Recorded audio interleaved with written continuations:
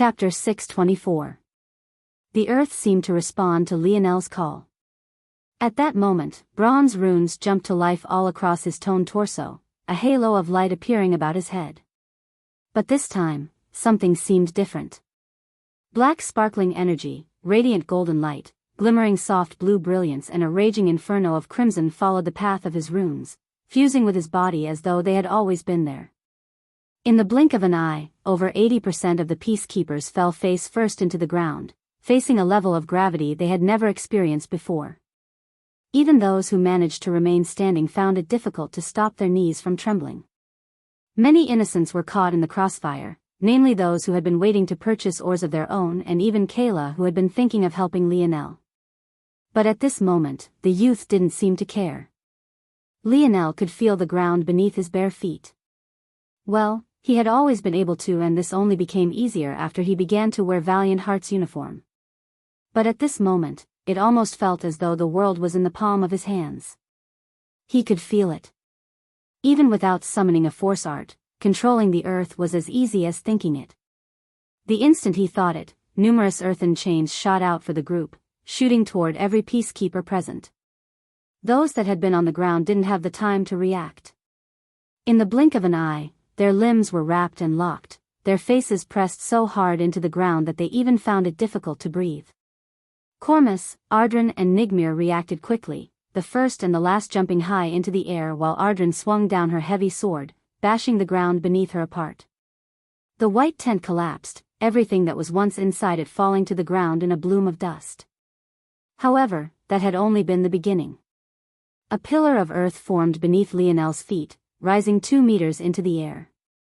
As though it was an artillery unit with a mind of its own, a rain of earth and arrows began to fly out from within it, aiming toward Cormus and Nigmir who had both jumped into the air. Unable to dodge, Cormus growled, baring his sharp teeth as a tough, leathery gray skin instantly spread across his body. The bones in his knuckles grew out, piercing through his skin and forming gloves of white that shimmered with a glossy finish. He rained a hail of fists forward, displaying much more power than he should have been able to mid-flight. Nigmir's reaction wasn't slow either. An illusory pair of greenish wings appeared to his back, his body becoming wrapped in a typhoon of wind. With a single flap, a violent, surging tornado tore the earthen arrows apart. Bang! Bang! Bang! Cormus landed on the ground and instantly shot for Lionel. By that point, Ardren had done so as well. Her speed was much slower than Cormus, but their teamwork was impeccable.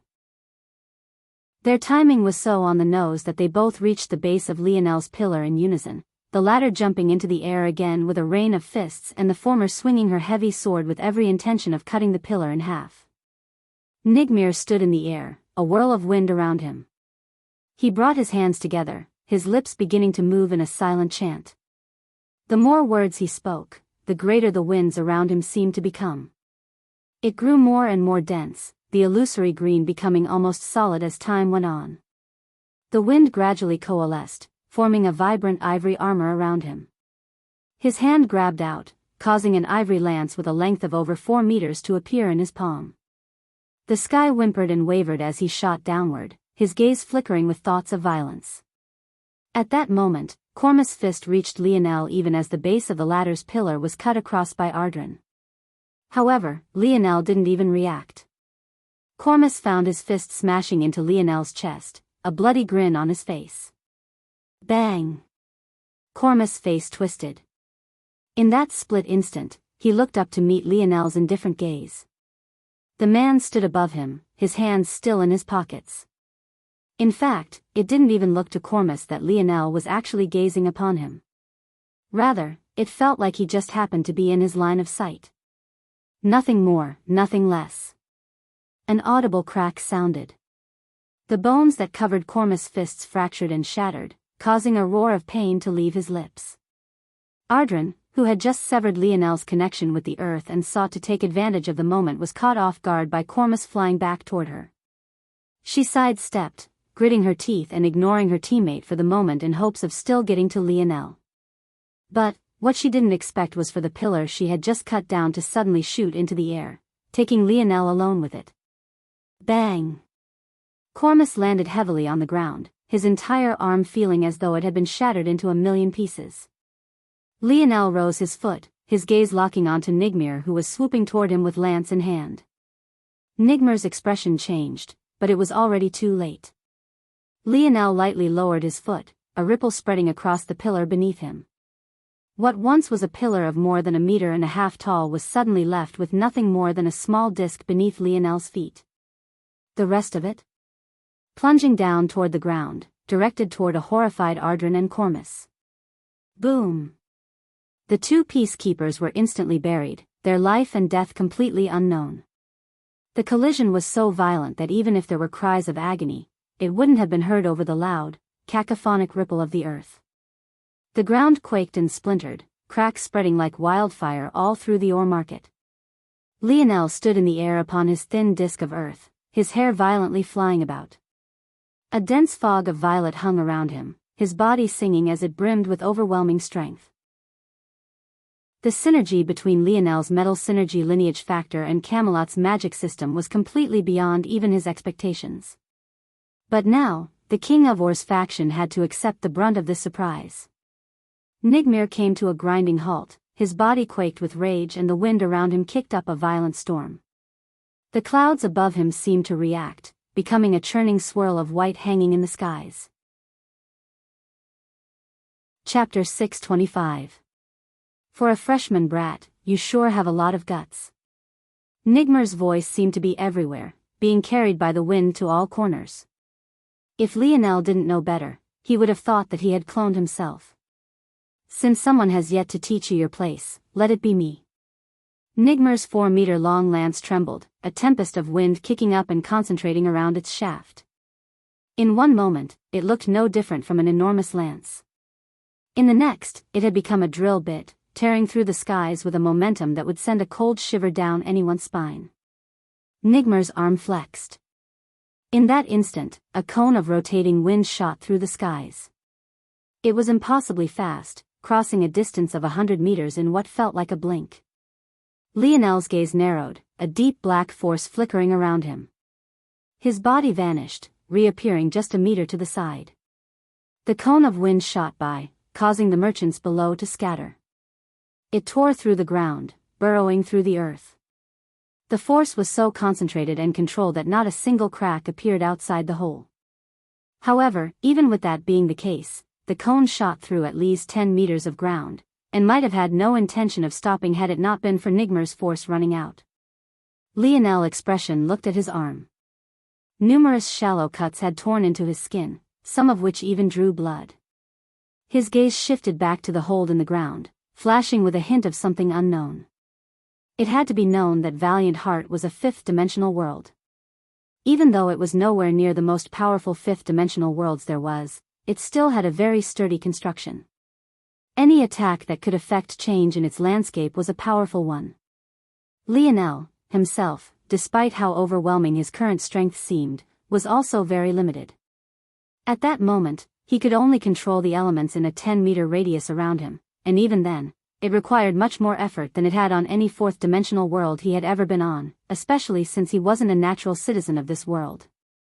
For Nigmir to be able to display such prowess. Nigmir's arm flexed once again.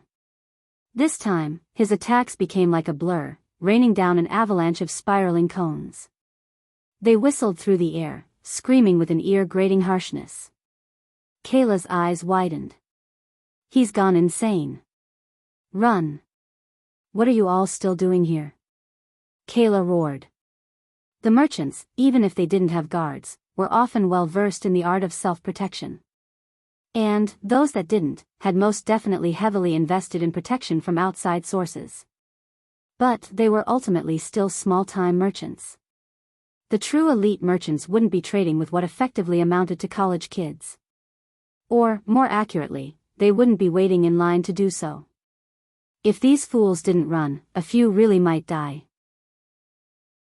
Lionel seemed to have had a sense of propriety in his actions outside of what he had done with his gravity field, but Nigmir didn't seem to care even the slightest bit. Lionel drifted through the skies. Every time he appeared again, he would only shift a single meter in any direction, but with his calculative abilities, He was able to make use of this single meter as though it was an endless lifeline, shifting through Nigmir's barrage with an almost practiced ease. However, Nigmir didn't seem to care in the slightest, a savage expression lighting his face. The wind and the surroundings seemed to only grow more and more volatile. With each spiraling cone of death, the situation only grew worse. Outside the scope of the battlefield, a violent tempest was being kicked up. If a normal human had been in such a situation, even just walking around would have been impossible. Tents went flying, dust clouds kicked up, and even keeping one's eyes open became an impossible task. Wind style. Hurricane paradise. Nigmir's voice covered the skies. Kayla's expression changed. This madman is using a style on a freshman? However, what Kayla felt next made her close her mouth. If using a style on a freshman was shameless, then what could this be called? Nigmir peered down from above as though a god. He watched Lionel continue to dodge, his lip curling with disdain. Four Seasons Realm. Spring storm. At that instant, what once were violent, uncontrollable winds became even more so. The entirety of the ore market seemed to have become Nigmir's domain. Do you think that what you saw before was the extent of a senior's prowess? We went easy on you before, but it seemed that you didn't take our kindness to heart. So, today I'll show you the difference between a brat like you and the elites of the King of Or's faction. Nigmir was truly an elite amongst elites. Not only had he mastered a style, but he had also comprehended a season of the Four Seasons realm even to the point of perfectly fusing it with his style. This wasn't a simply additive change to his strength. The combination of his style and his spring realm was no weaker than if he had comprehended the entirety of the Four Seasons realm through second-hand means. If he mastered a second season realm that perfectly fused with his style, he would even be able to match up to someone who had self-comprehended 1 or 2 seasons. The clouds above reacted to Nigmir's call.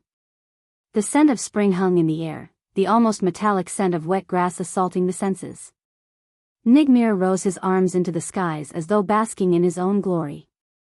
The tempest of wind seemed to only grow more and more powerful, the strands of green, illusory air becoming like whips lashing through the skies. Nigmir opened his eyes once more, his body brimming with strength.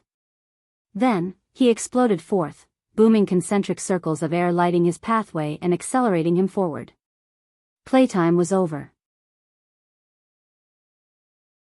Chapter 626. Lionel watched as Nigmir shot forward. To everyone else, it looked as though it was effectively teleportation.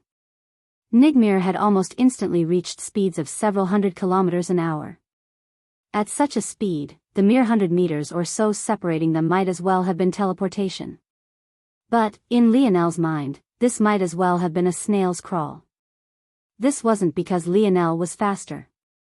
In fact, Nigmir, in raw speed, was likely faster than him unless he used his Four Seasons realm to fuel his speed branch lineage factor. Rather, it was because Lionel's mind simply processed things too quickly. This combination of style and the Four Seasons realm fascinated Lionel. If Nigmir was right about anything, it was that he had indeed underestimated the so-called seniors of Valiant Heart. He definitely had to re-evaluate how easily he would be able to defeat them. If this combination was possible, it wouldn't be surprising if other combinations were likewise in existence. Lionel was too ignorant of the ways of the dimensional verse, who knew how many unique things he had missed on. In fact, now that he thought about it, that weird chant Nigmir had used to solidify his wind force into armor and weapon. Lionel had never seen something like that before either. Of course, it could just be Nigmir's ability, but it was fascinating nonetheless. I guess there is value in learning things from this place. Well, if they let me stay here after this, that is. Nigmir still had half the distance to travel when Lionel flipped his palm, causing a long, flexible spear to appear. The spear itself seemed hollow, several deep etchings across its surface showcasing its empty insides. However, it was a truly beautiful sight to behold. The spear was almost 4 meters long. Its blade was long, thin and sharp. Just a small flick of Lionel's wrist caused the spear to bend and sway, waving about like a rigid whip. Nigmir crossed the 50-meter distance between them, blazed through the 40 and erupted past the 30. His speed only seemed to grow. The wind pressure from his movements alone blew against Lionel's body, seemingly ready to send him tumbling back and press him into the ground. However, it was only after Nigmir reached the 5-meter distance between them, just a meter or two from thrusting his lance through Lionel's heart, that the latter finally reacted. Wind domain. Lionel's body flickered. Nigmir's gaze sharpened. All this time, Lionel had been using a space teleportation art. Though Nigmir had been surprised about this at first, after a while, he calmed, realizing that Lionel could only move a single meter in any direction. This made sense. After all, this was a 5th-dimensional world. Space was far sturdier here. Nigmir concluded that Lionel likely had a treasure on him of some sort that had lost most of its effectiveness after entering a higher-level world. This was a common matter. With this conclusion, he realized that there was no way Lionel was faster than he was, so he confidently shot forward, ready to end this battle in a single sweep. But at that moment, Lionel displayed speed no slower than his own. No, it was even faster. Before Nigmir could react, he found a spear at his throat. For the first time, he didn't have the weapon length advantage in battle, making his eyes widen. Still, he reacted quickly, his body shifting slightly. Just this slight movement required all the speed he could muster. It likely would have been impossible for anyone else, but he was able to time it perfectly. The spear should graze off my pauldrons. I can use this opportunity to attack. Nigmir was confident in the defense of his armor. Lionel had been right, this was indeed his ability and it synergized perfectly with his lineage factor. As for which was which and how they were related, that was something Nigmir would never tell. However, what Nigmir didn't expect was for the blade of Lionel's spear to shear through his armor entirely, nicking his shoulder and shattering a part of his wind armor. What? Nigmir reeled, countering with his lance as he had planned. However, somehow, despite having attacked already, Lionel was faster once again. Lionel's spear jetted out like a venomous viper. His 2 arms controlled its polearm with a deft accuracy and mind-numbing speed. Nigmir began to panic and soon found himself continuously blocking. He didn't even realize that Lionel was no longer rising in the air with the help of a piece of earth. Lionel's speed only grew faster and faster. Every exchange seemed to cause another piece of Nigmir's armor to chip and another slice of his lance to be taken. Lionel's indifferent gaze was grating on the soul. Nigmir couldn't understand what was happening, his mind simply couldn't wrap itself around the current events. He wanted to retreat, but Lionel's pursuit was endless. Shallow cuts began appearing all over his body. It wasn't long before there was nothing left of his armor, yet Lionel's speed seemed to only be growing. Nigmir's lance began to feel heavy as though it wanted to fly out of his hand and return to the skies. It was only then that Nigmir realized what was happening. The wind. His hurricane paradise. It was no longer under his control. Nigmir's gaze landed on Lionel's spear. But now, it was swirling with the very same green force Nigmir had been relying on from the very beginning. Lionel's wrists flicked, causing the spiraling tip of the lance to finally be cut off. He turned his blade toward Nigmir, tearing a deep cut through the latter's chest. His gaze flashed, the tip of his spear beginning to spiral just as Nigmir's had. This time, he wasn't sweeping across. He had every intention of skewering Nigmir through just as he had planned to do to him. At that moment, the commotion of such a large-scale battle could no longer be ignored. Stop. Chapter 627.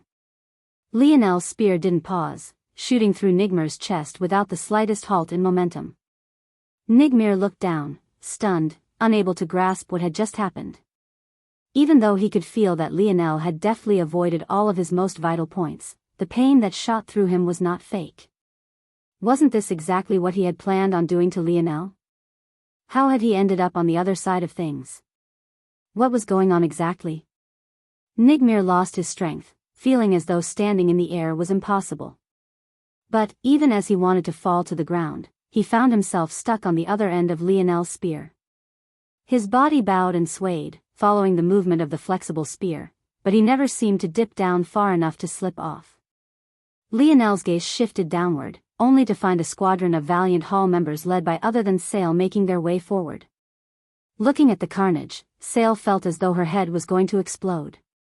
But, seeing the state Nigmir was in and even worse how Lionel seemed completely unaffected, she couldn't help but feel that this world was truly too unreal. Unfortunately for Sale's mental health and Nigmir, for that matter, the latter was simply asking to be directly countered. Nigmir relied on a combination of his style and Four Seasons realm comprehension to form a pseudo-domain for himself. Lionel had to admit that he was quite innovative and had definitely shown a level of ingenuity Lionel had yet to. Lionel still felt that his ability had a lot of room to grow, but ever since it reached the quasi-silver grade, he hadn't come up with any new groundbreaking abilities. He still felt that he hadn't unlocked the full potential of his ability, something he couldn't really say for Nigmir, who had very clearly squeezed out a lot of potential in his. This aside, Nigmir's goal was always to raise the concentration of wind force and make the area as volatile as possible. The more torrential wind there was, the faster and stronger his attacks would be. Unfortunately for Nigmir, though, Lionel's flexible spear was the perfect counter. So perfect, in fact, that Lionel almost instantly ended the battle. At the end of the day, the wind domain spear was created to gather momentum through wind force and continuously increase the speed of attack of the user. Yet, Lionel was able to skip all of those steps and ignore the fact he had a poor affinity, all because Nigmir set the perfect stage for him. This was all to say that the moment Nigmir began to take Lionel seriously, he was destined to lose.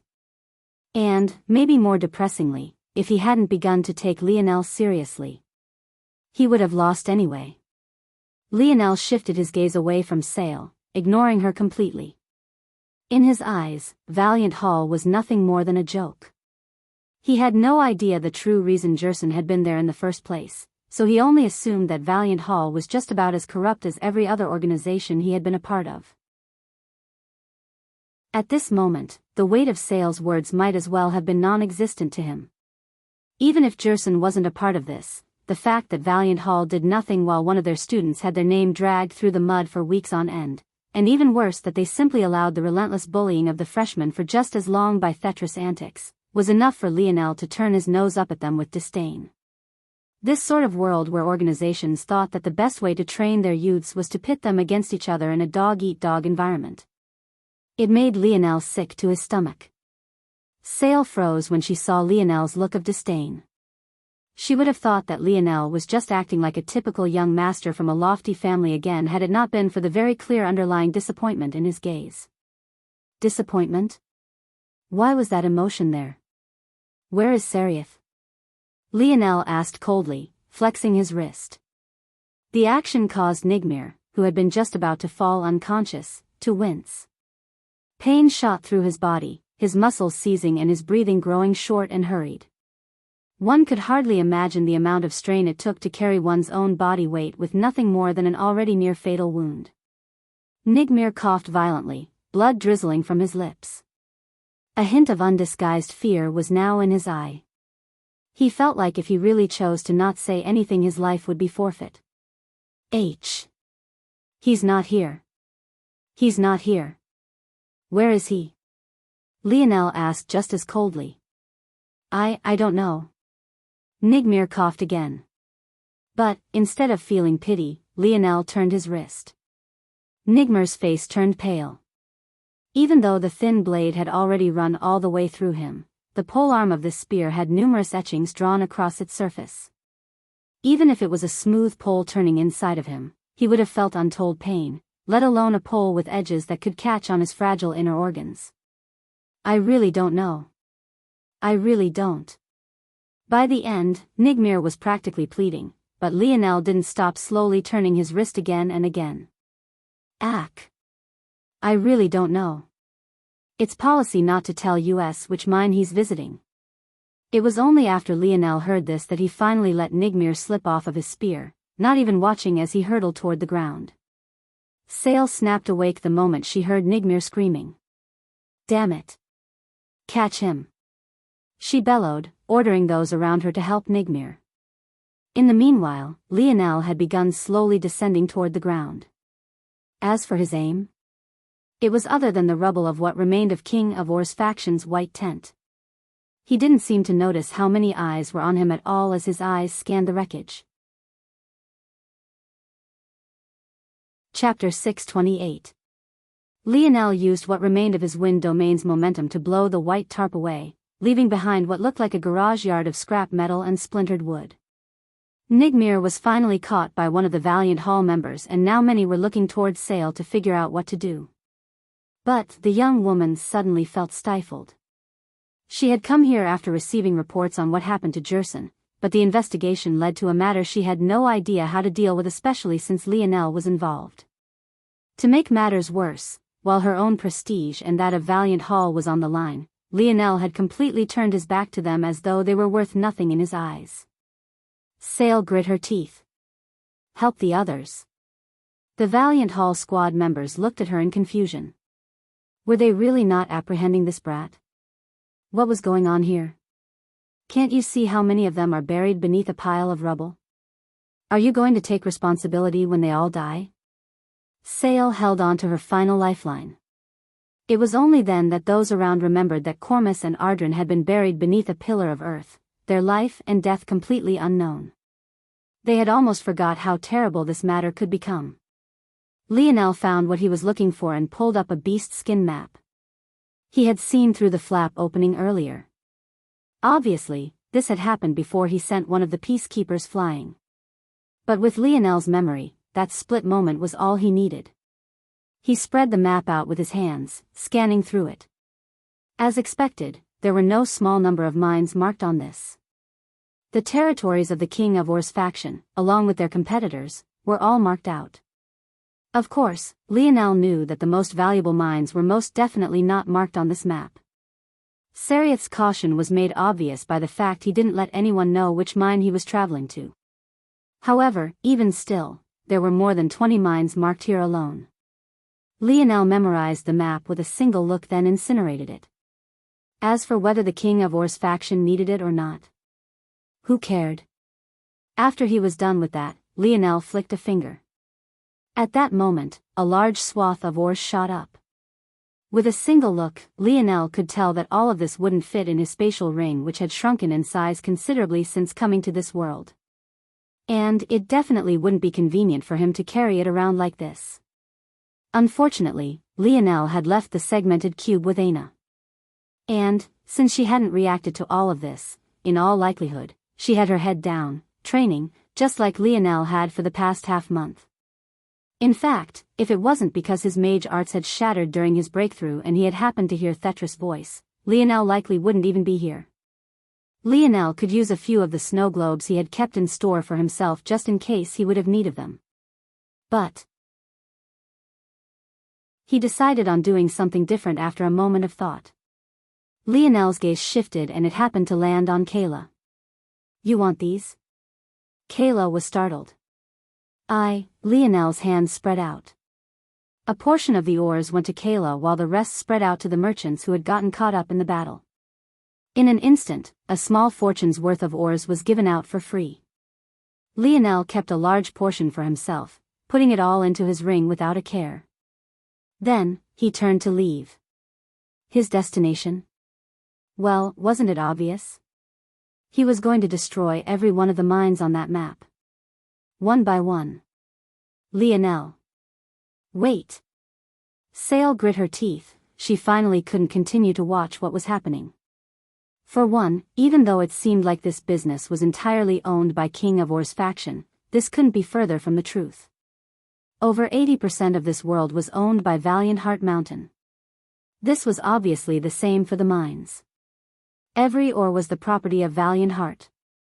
King of Or's faction was only selling them on behalf of the organization and taking a cut. They would then need to pay taxes to Valiant Heart depending on their sales, and this amounted to upwards of 70%. Beyond this, there was a reason that of the ores Lionel had picked out were of the 5th dimension. In fact, there wasn't a single tier 7 or and above either. All of these were exclusively sent to Valiant Heart's founding peak. In fact, students weren't even given jurisdiction over or mines that could produce such high-level ores to begin with. And, in the rare cases they stumbled upon such treasures, they were obligated to report to the organization in exchange for some compensation. This was all to say that while it looked like Lionel was stealing from Seraph, he was, in fact, stealing from Valiant Heart Mountain. Everyone else seemed to be aware of this with the exception of him, which was why the reaction of the merchants hadn't been too excited. However, that didn't stop a few of them from taking advantage of the chaos to embezzle a few for themselves. You. Sale's words were caught in her throat, especially since Lionel didn't even stop to listen to her. Those ores. They're the property of Valiant Heart Mountain, not the King of Or's faction. Lionel continued to walk as though he hadn't heard a single thing. Damn it. You aren't allowed to leave Valiant City unless you've joined a peak. Sale might have been grasping at straws, but she wasn't lying. After seeing the map, it was too obvious what Lionel planned to do. She really couldn't allow this. Those mines represented 30% of Valiant Heart Mountain's ore resources. At least when it came to Tier 6 ores and below. Then I quit. Lionel said plainly, continuing to walk away. Sale clenched her jaw so hard that she almost drew blood. Think of your girlfriend. Are you really going to leave her alone? Lionel suddenly came to a grinding halt. A heavy air descended, the slow beating of a heart sounding in everyone's ears. It would be a long while before they realized this heart was their own. Lionel cocked his head backward, his irises beginning to flicker with red-violet once again. Are you threatening me? Chapter 629. Sale froze. That wasn't what she had meant at all. All she was trying to say was that if Lionel left now, it wasn't exactly easy for those not of Valiant Heart Mountain to see peak students. Unless Aina left on her own accord to go and see him, it would likely be a long time before they could see one another. But, after several weeks of observation, it was clear that they often got lost in their own worlds. In fact, part of the reason Sale hadn't intervened with the Leo the Cuck posters was firstly because she was busy with her own matters and hadn't even been aware of it until recently, and secondly because so much time had passed since the initial action versus when she found out that she thought Lionel simply didn't care about any of it. Sale couldn't figure out where everything went wrong. She thought that she had been as accommodating as she possibly could be. Was it her fault that the higher-ups had chosen to keep his identity under wraps? Was it her fault that Hephaestus felt his authority had been subverted? Was it her fault that Lionel offended Hero Peak so severely that even those of the peak that hadn't been involved previously, like Seraph, had chosen to get involved? None of these matters were her fault. She was trying to make do with a situation that only seemed to become more volatile with every passing day. Seeing the expression on Sale's face, Lionel finally frowned. He knew Sale's strength. He had experienced it personally. If she wasn't already in the fifth dimension, then she was very close. One only needed to look at the violet belt around her waist to understand this. Lionel had seen it too many times.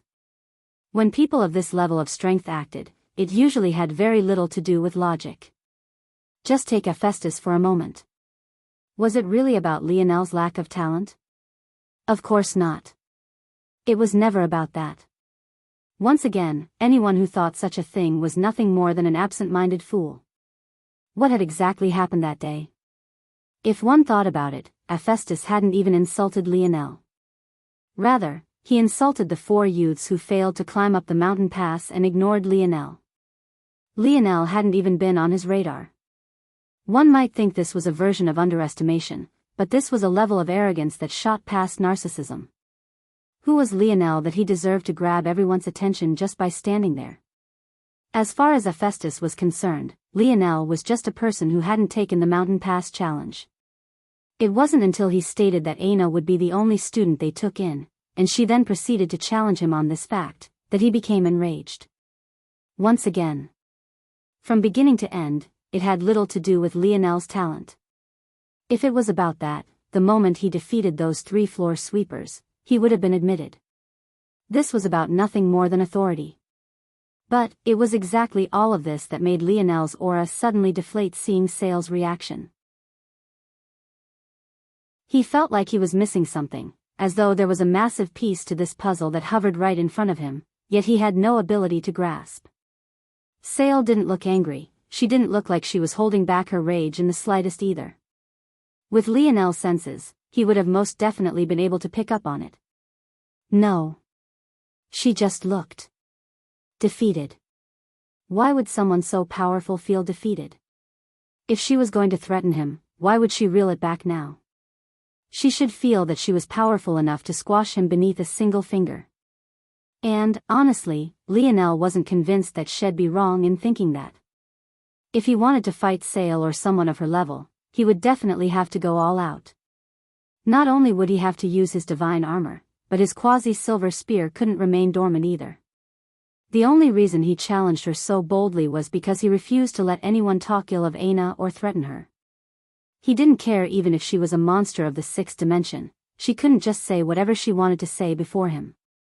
But, at that moment, Lionel was just as confused as Sale had been previously when she read disappointment on his face. Neither of them could understand the other. And, as fate would have it, Lionel had picked up on Sale's previous confusion as well. It was just that he was in the middle of a battle and didn't have the time to spare her, so he had ignored it. Lionel's frown furrowed tighter and tighter. A misunderstanding? But a misunderstanding where? And why? Arcs of lightning flashed throughout Lionel's mind and his memories continued to spin. Maybe someone else would have continued to allow this misunderstanding to go unchecked. In fact, maybe the only reason Lionel had realized this disconnect earlier was because he had let his emotions cloud his judgment. If he hadn't allowed his anger to get the best of him, Sale's actions after he put those 3 hero peak experts up in the tree would have been enough to tip him off. The root of this. My talent assessment? Lionel's gaze flashed. That was right. Sale began treating him oddly the moment his talent was assessed. But, he was so happy about seeing Aina again for the first time in months, more than a year if he counted what he experienced in Camelot, that he didn't have the mind to care about anything else. However, of this changed the fact his memory was impeccable. He could practically rewind all of Sale's mannerisms from that day in his mind. All of this might have taken a while to explain, but in the real world, only a blink of an eye had passed since Lionel's rage-fueled sentence was spoken. And in that moment, the other Valiant Hall members who had been holding back for the sake of Sale's orders couldn't do so any longer. Once they got over the shock of Lionel's aura, they felt nothing but fury. Chapter 630. I can't take it anymore, Sale. This brat needs to be taught a lesson. Not a small number of those who had followed Sale to this place took a step forward. First, their junior had been beaten half dead to the point his eyes rolled to the back of his head. Second, even after they appeared, Lionel dared to strike a near-fatal blow on a senior of his. And third, he was now blatantly threatening their captain. Wait. Sale tried to step forward to stop things again, making another effort. That's enough, Captain. I know you have your reasons for acting like this, but I don't give a damn what special background this brat has. Well, take the heat for you. Growling, several members of Sale's squad stepped forward, glaring at Lionel as though they were a pack of wounded animals. They wanted nothing more than to tear him limb from limb. Lionel had been absent-minded, still trying to put the pieces together when he heard those words. Background. What do? Lionel's eyes flashed with a bright arc of lightning. It almost seemed to manifest itself into a spiraling whip, beating against his mind for taking so long to come to the proper conclusion. Is this about Earth?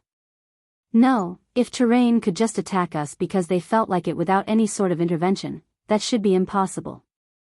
If anything, since Sale had alluded to troubles Valiant Heart had been having, they would be salivating at the prospect of Earth entering the 5th dimension so they could send an attack force of their own.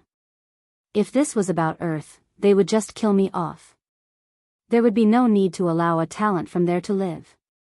That means this either has something to do with my maternal grandmother's snowy owl lineage factor and the family it came from. Or, Dad's metal synergy lineage factor. Lionel didn't know which one it was. Technically, both could have been exposed during his talent assessment. Now that he thought about it, Sale didn't read his results aloud back then either. It wasn't that Lionel didn't know how powerful his background was. He did. Well. Sort of.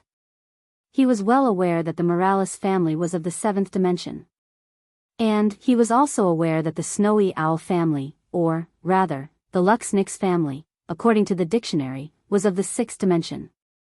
The issue was, he didn't really know what this meant and what weight it carried. He was like a baby carrying around a shotgun, having no idea where the trigger was or what kind of backlash pulling it would have. What Lionel was lacking was context.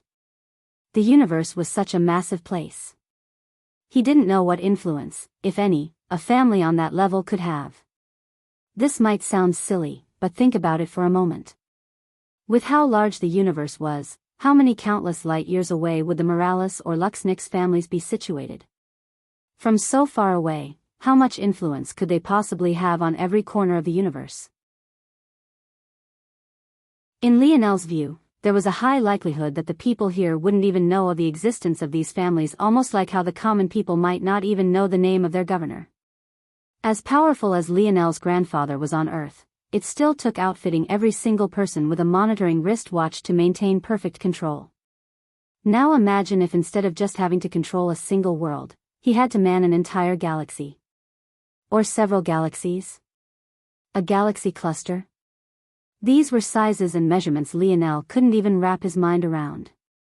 Even if Lionel ignored all of this, he wasn't even sure how to prove that he was from these families.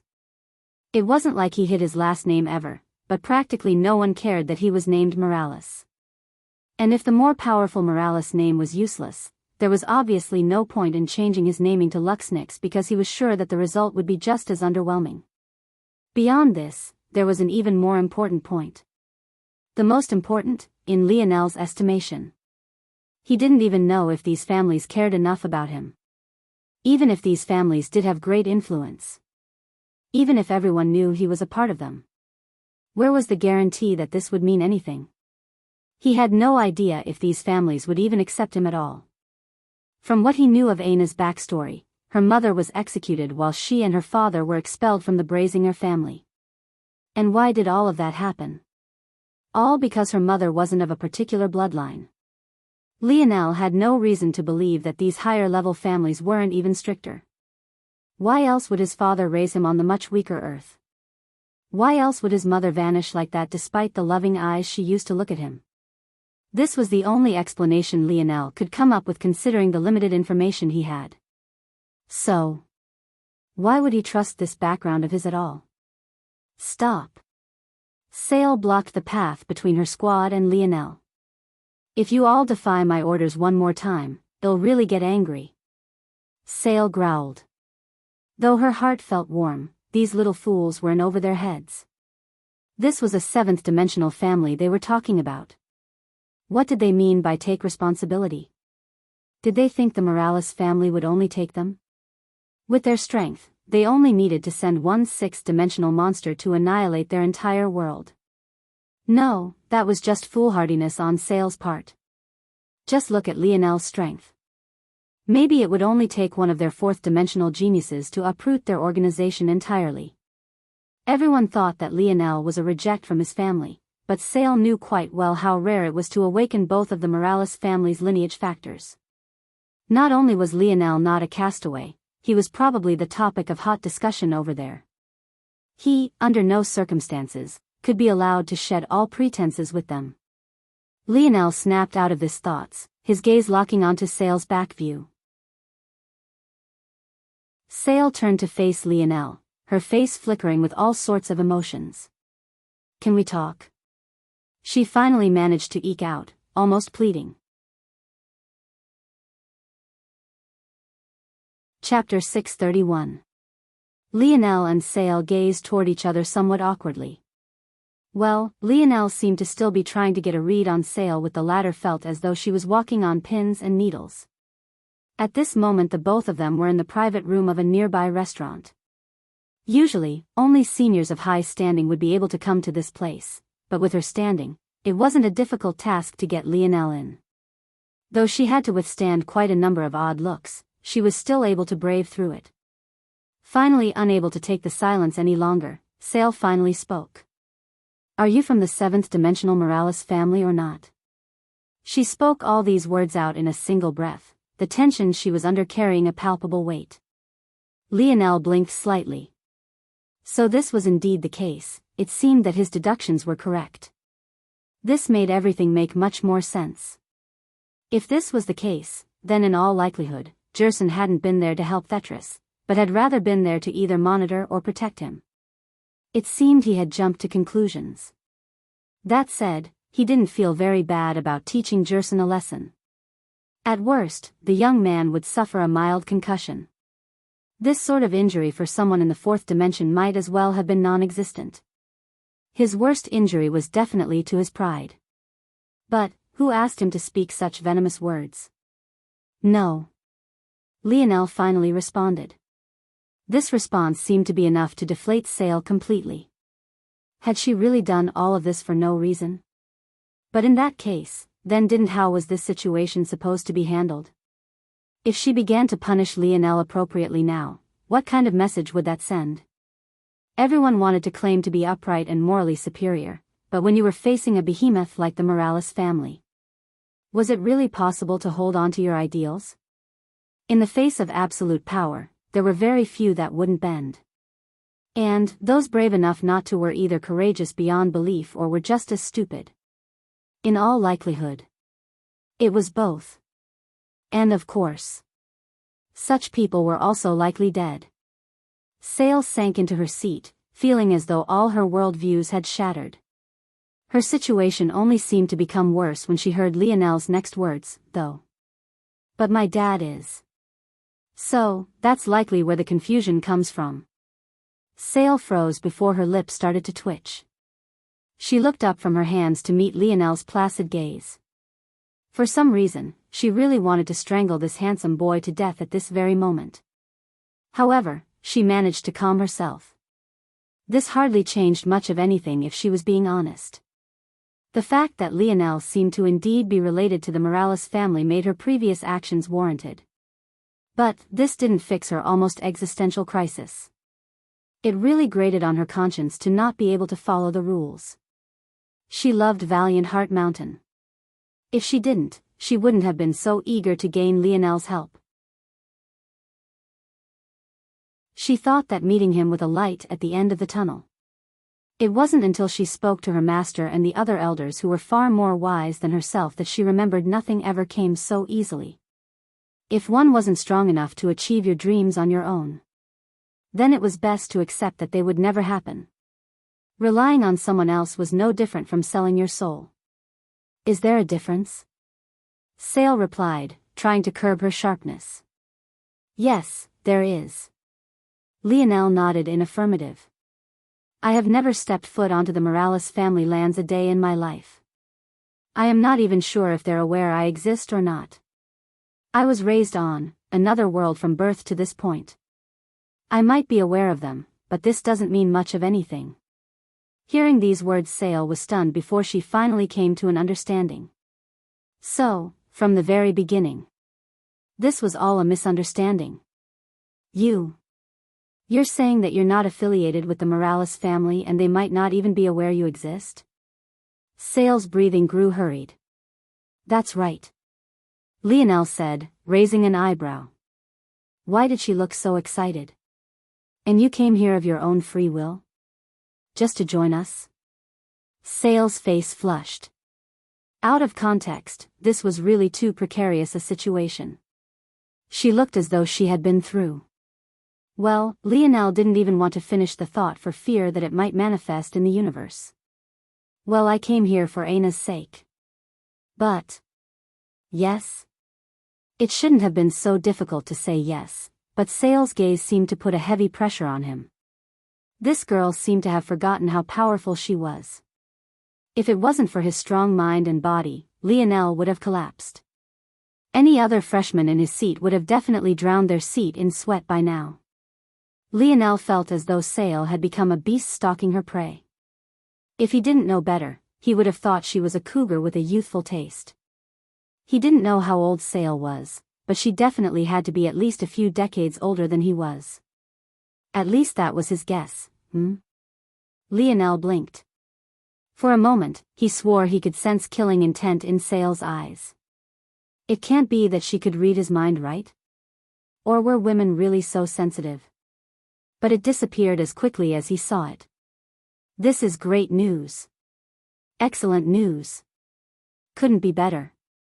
Haha. Lionel was taken aback by the sudden outburst. He could only watch on in a daze, certain that if Sale jumped around any harder, her chest band definitely wouldn't be able to hold up anymore. Wait. Sale stopped dancing and turned back toward Lionel. So you really have no idea about the air trials? Be honest with me.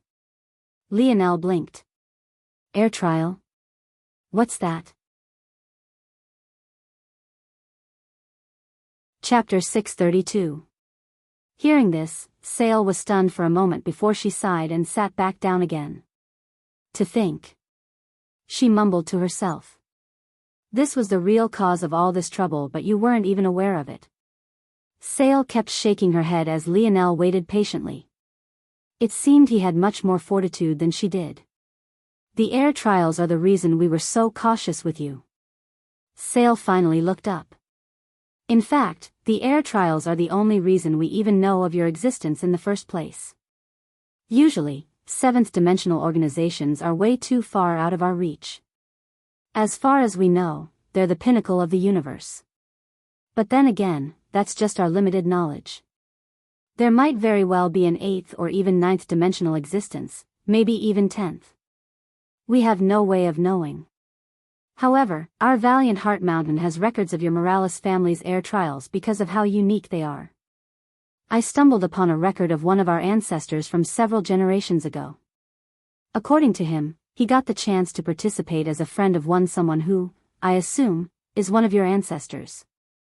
He speaks of this experience as being one of his fortuitous encounters, and it's even because of this that we were able to lay claim to 70% of the Valiant Heart world. In the past, we barely had control of even 20%. Lionel continued to listen quietly. That said, while the ancestors said this had been a great opportunity, it was simultaneously a terrible thing as well.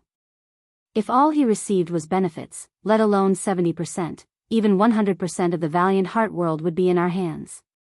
Don't look down on this. Valiant Heart has the potential to enter the 6th dimension. In fact, if it wasn't for particular struggles we face, we might have cleared enough zones to do so already. Having full control of this world would be a great boon for us. Unfortunately, we couldn't. Do you know why? Lionel didn't respond. Obviously, he didn't. Participating in the air trials might have given us great benefits, but we were ultimately just cannon fodder, too weak to make a large difference. The memoir made it sound like our ancestor participated alone, but in the end, he explained the whole truth. It wasn't just him but tens of thousands of our fellow Valiant Heart disciples. And yet, he was the only one who came back alive. Lionel's gaze sharpened. Such a high death total. In truth, our ancestor almost died as well. He was lucky to come back alone. Sale sighed. That year, there had only been 2 candidates for the air trials, and the one our ancestors sided with lost. Despite the fact there were just 2, the carnage was unimaginable. Of course, the air themselves always survived to the end, but what about the people under them? Sale looked up to meet Lionel's gaze. My Valiant Heart Mountain is too small to get involved in such conflicts. Lionel paused. So the reason you've stayed at arm's length is because you don't want to owe me any favors. Nothing in the dimensional verse comes free. Sale replied. If we used your help to solve our problems, it would be impossible to refuse your help in the future. The rage of a 7th dimensional existence isn't something that we can afford to bear, I see. Lionel nodded. But now that you know I'm not affiliated with the Morales family, at least not in any important capacity, you're hopeful that I will be able to help you now without asking for anything in return later? Sale bit her lip hard, but eventually nodded. Lionel nodded, looking out the window of the restaurant. Down below, the streets were quite clean and orderly, a far cry from the freshman quarters. Everything seemed prim and proper. There was just a single thing out of place. A picture stapled to a pole light that carried the face of someone easily recognizable, having the words Leo the Cuck written across the top. Lionel didn't react much to seeing this caricature of himself. Why would he? By now, he had already seen hundreds of them plastered everywhere. So what you mean is that you expect me to help as a student of Valiant Heart Mountain and for nothing more, is that right? Lionel didn't look back towards Sale, but he could tell that she had nodded. And I assume that, as a student, the reason I would want to do this is because I should feel a sense of camaraderie and hominess from this place, is that also right? Sale nodded, biting her lip harder.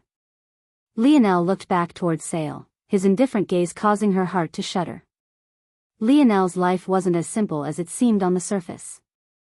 After all, he had spent most of his childhood going to school with those he thought had far higher standing than himself. Back then, he had no idea he was a prince. So, all he saw was himself, a commoner, facing an entire class of nobles, each one with a nose arched higher than the other. One might wonder, then, how it was that Lionel had managed to go from that reality to suddenly becoming a celebrity everyone greeted on campus. Let alone being bullied, everyone seemed to love him. Obviously, this wasn't because everyone at Royal Blue Academy happened to have kind hearts.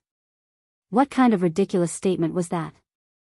There was no such thing as pure goodness or pure evil. This was why Lionel always found the notion of light versus darkness to be so asinine.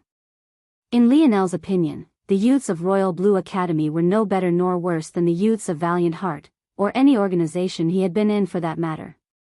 In fact, in Lionel's mind, the only difference between that organization and these ones was that he hadn't spent very long in any of the latter. So what was the answer? Obviously, he beat them into submission. He defeated them one after another, so harshly and so resoundingly that they could only smile when they saw him, fearing that he would turn around and crush them again. In the past, Lionel had used academics, sports, and a sharp tongue to achieve this effect. But in this world, the only thing he could use was his fist. Then why is it, exactly, that I don't feel that way at all? Chapter 633. Lionel's words made Sale feel as though she was sitting on pins and needles. She never thought that there'd be a day where she felt so uncomfortable in the face of a junior. The worst part was that Lionel didn't even seem to be trying to pressure her. He simply sat there, asking a simple question. It was only at this moment that Sale understood that even though Lionel had no real connections with the Morales family, that didn't necessarily mean that he would make some with Valiant Heart Mountain. He had already made his stance clear multiple times already. He wasn't here for the sake of this organization. He was here for Aina and no one else. He didn't give a damn about anything other than her well-being. As for using Aina to pressure Lionel into doing something, sure, that might work. In fact, Sale was slightly worried that some fool would try to do exactly this. But ultimately, the action would be akin to shooting themselves in the foot all in an attempt to take just one step forward. An organization was built on an expectation of mutual benefit. If they showed that they were willing to sacrifice talent so easily for the sake of their own goals, it wouldn't be long before they no longer had an organization to speak of at all. Lionel's meaning was as clear as crystal. What right did they have to ask anything of him when he had received nothing but disrespect since the moment he stepped foot into this place? On top of that, they were actually trying to stop him from getting revenge too. There was something else that Lionel had said that made Sale realize that just because Lionel wasn't associated with the Morales family, it didn't also follow that he had no backing to speak of. Namely, that father he mentioned. Even if Lionel's family was from the lowest rung of the Morales family, it would still be more than enough to ride atop their heads with impunity. Sale felt stifled. She really couldn't allow Lionel to do as he pleased. If she did, there would be no law and order left in the organization. After a long while, she managed to organize her thoughts. I will make sure that all the posters are removed within the half hour. That's not enough, Lionel said plainly. Was that a joke? Did Sale think that she was doing him a favor by undoing something that shouldn't have been done in the first place? Then what then? He was supposed to graciously help her now. Let me finish, Sale said with an exasperated sigh. I can't allow you to rampage about as you please. But there are plenty of ways to get revenge that are above board and don't require breaking any rules, don't you think? You could join a peak and make your own or faction. That way any battles that happen outside of the mountain range would be sanctioned, for example. Lionel's gaze remained placid as Sale tried to make an unappetizing suggestion seem palatable. He was supposed to patiently bide his time and wait? Why? All to deal with Valiant Heart's red tape. No matter what it might seem like, Lionel wasn't a patient man when it came to certain things. If there was one character trait that he would always have, it was an unwillingness to lose. If this wasn't losing, then he didn't know what was. Seeing that Lionel was completely unimpressed by her suggestion, Sale bit the sides of her cheek, really not knowing what to say. Damn it, how had things gone this far? She really shouldn't have allowed Jerson to handle matters, but she had things to do. She couldn't very well sit idly by for weeks watching Lionel's every move. In a lot of ways, her combat strength was far more linked to Valiant Heart's survival than even Lionel's help might be. She couldn't afford to fall behind in strength. No matter what. Seeing Sale struggle so much, Lionel shook his head and sighed. Feed me. Huh. Sale looked up in confusion. Feed me. Lionel repeated, picking up a menu from the table. Under Sale's stunned gaze, Lionel called in a waiter and ordered a feast that would easily feed 20 men. He didn't say a word even up until the point the food was prepared and brought over, and also didn't say anything as he began to gouge it all down. Sale's lip twitched. How much would this meal cost exactly? It was then she remembered what Lionel said before he ordered all of this. And that was exactly when the heartache set in. Lionel devoured the meal in what felt like a few minutes. Sale had no idea how he managed to do so without her being disgusted, but she didn't even consider this thought until Lionel was getting ready to leave. This wasn't as good as Ana's food. Lionel shook his head as he stood. It seemed that he had been spoiled. He had thought that such a high-end restaurant would be able to at least be close, but it seemed that girlfriend of his was more amazing than he knew. Lionel. Please wait. Sale began to panic again. Even after watching Lionel eat all this time, she still didn't have any good answers. She bordered on shedding real tears at this point. She knew that if Lionel did as he pleased, the upper echelon wouldn't be able to stand by for long. At that point, to save space, they would at the very least expel him. If that happened, it would all be over. Just. Please at least join a peak first. Lionel looked back towards Sale and raised an eyebrow. He looked her up and down as though he was observing a new species of animal he was fascinated by. And in truth, he was. He found Sale to be quite curious indeed. You're too naive, don't you think? What peak do you think would accept me now? Sale froze. Chapter 634. Lionel continued to observe Sale. She knew well how the peaks operated. There was no small number of internal conflicts. The question was which peak would be willing to be enemies with Hero Peak. And the answer was. It was that simple. From the very beginning, the idea of joining a peak to get the right to leave the mountain was asinine. It would never happen. As for joining Valiant Hall, that was even more ridiculous. Compared to the peaks, the restrictions they had on their members was even fiercer. They weren't even allowed to become involved in such struggles to begin with. After all, their main purpose for existing was to remain neutral. From the very beginning, Sale's ask of him was ridiculous. There was no other way to put it. You want to save your organization, but you aren't willing to risk owing any favors. You want my help, but you don't want me to seek revenge for the slights levied against me. You want me to lower my head, not to rock the boat, follow all your rules, and still care enough to help you in the end. You take everything and sacrifice nothing. Don't you think this is a little too naive? Sale opened her mouth to say something, but she really couldn't find a response.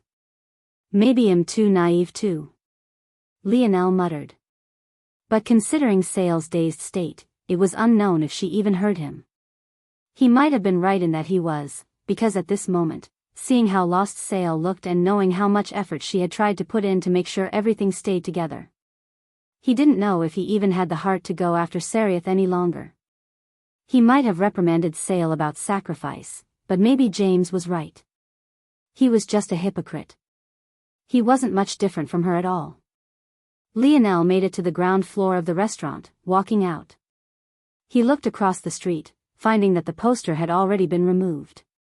It seemed that while he was eating, Sail had kept her promise. But this only made him sigh again. I want to see Aina. Lionel took out a talisman and poured force into it. But there was no response. It seemed that Aina was still neck-deep in whatever training she had thrown herself into. Since that was the case, he'd leave her be for now. Remembering Aina, though, Lionel's gaze flashed with rage. He never cared much about what other people called him. It was only because they had dragged his parents and Aina into this that he was so furious. If not for this, would his reaction have been so violent? Definitely not. Lionel shook his head and took a step forward, only to find a figure blocking his path. Lionel's gaze traveled up from the well-paved roads, up a pair of slender, long legs, only to land on a familiar face. This woman. He had seen this beauty at the ore market. In fact, he had given her a large amount of ores as well. He distinctly remembered that unlike everyone else who was cautious with accepting their piece of the pie, she wholeheartedly swallowed up everything, leaving nothing behind.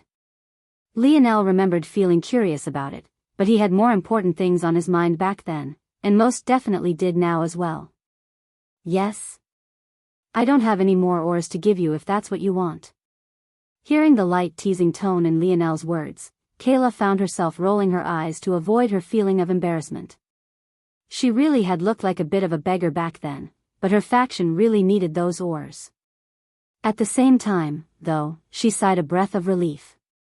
After seeing Lionel battle, she had thought that he was some hardened brute. At least he was easy to talk to.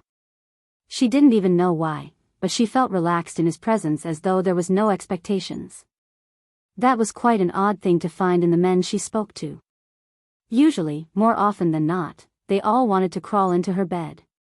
Truthfully, with all the stress she was always under, sometimes she wanted to accept such an offer just to blow some steam. But with how this world treated women who weren't picky enough. Well, let's just say she didn't want to add any more stress to her plate, so she avoided such things as well. Kayla was the type of woman who would curse the unfairness of it all, but secretly also couldn't be bothered to deal with the backlash that came from stepping outside the status quo. I'm not here for ores, but your help would be nice. My help? Lionel raised his brows. Emicham. My faction happens to need a bodyguard like you. Word of me accepting all of those ores will definitely reach Sarith's ears, and I just need you to help us bide some time. Oh. How much time? And why are you so certain that you only need a small amount of it? Lionel was intrigued by this. He quite liked Kayla's boldness. The Valiant Heart Zone is opening up soon, so there's going to be a lot of preparations for it. I'm confident that with these ores, we'll be able to complete a project we've been working on for years now.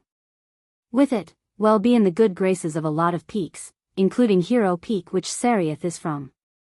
As long as we succeed, Sarith won't dare to target us so blatantly.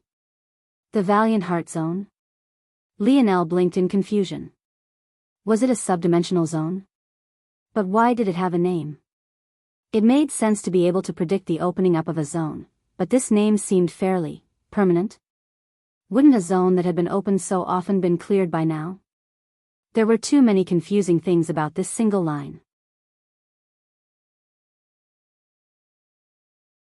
Chapter 635. What's this Valiant Heart Zone? Lionel asked. Oh, I keep forgetting you're a freshman. Kayla looked Lionel up and down as though observing some kind of extraterrestrial creature. The Valiant Heart Zone is the world the Valiant Pillar's Gate. It's a zone? Well, yes and no. There are 4 types of zones: normal types, mythological types, variant types, and unique zones. Valiant Heart Zone is a unique zone. Aren't unique zones? Lionel was confused. He was certain that unique zones were zones where outside interference caused their difficulty to multiply several times over. It was only after he heard Kayla's explanation that he understood the definition of unique zone was far broader than he thought it was. The strict definition of a unique zone was any zone that was influenced by outside forces. In this case, it encompassed both the zone which had to deal with Shield Cross Star's interference and apparently this Valiant Heart Zone. According to Kayla, organizations of a certain level kept and refined certain zones for different levels of benefits.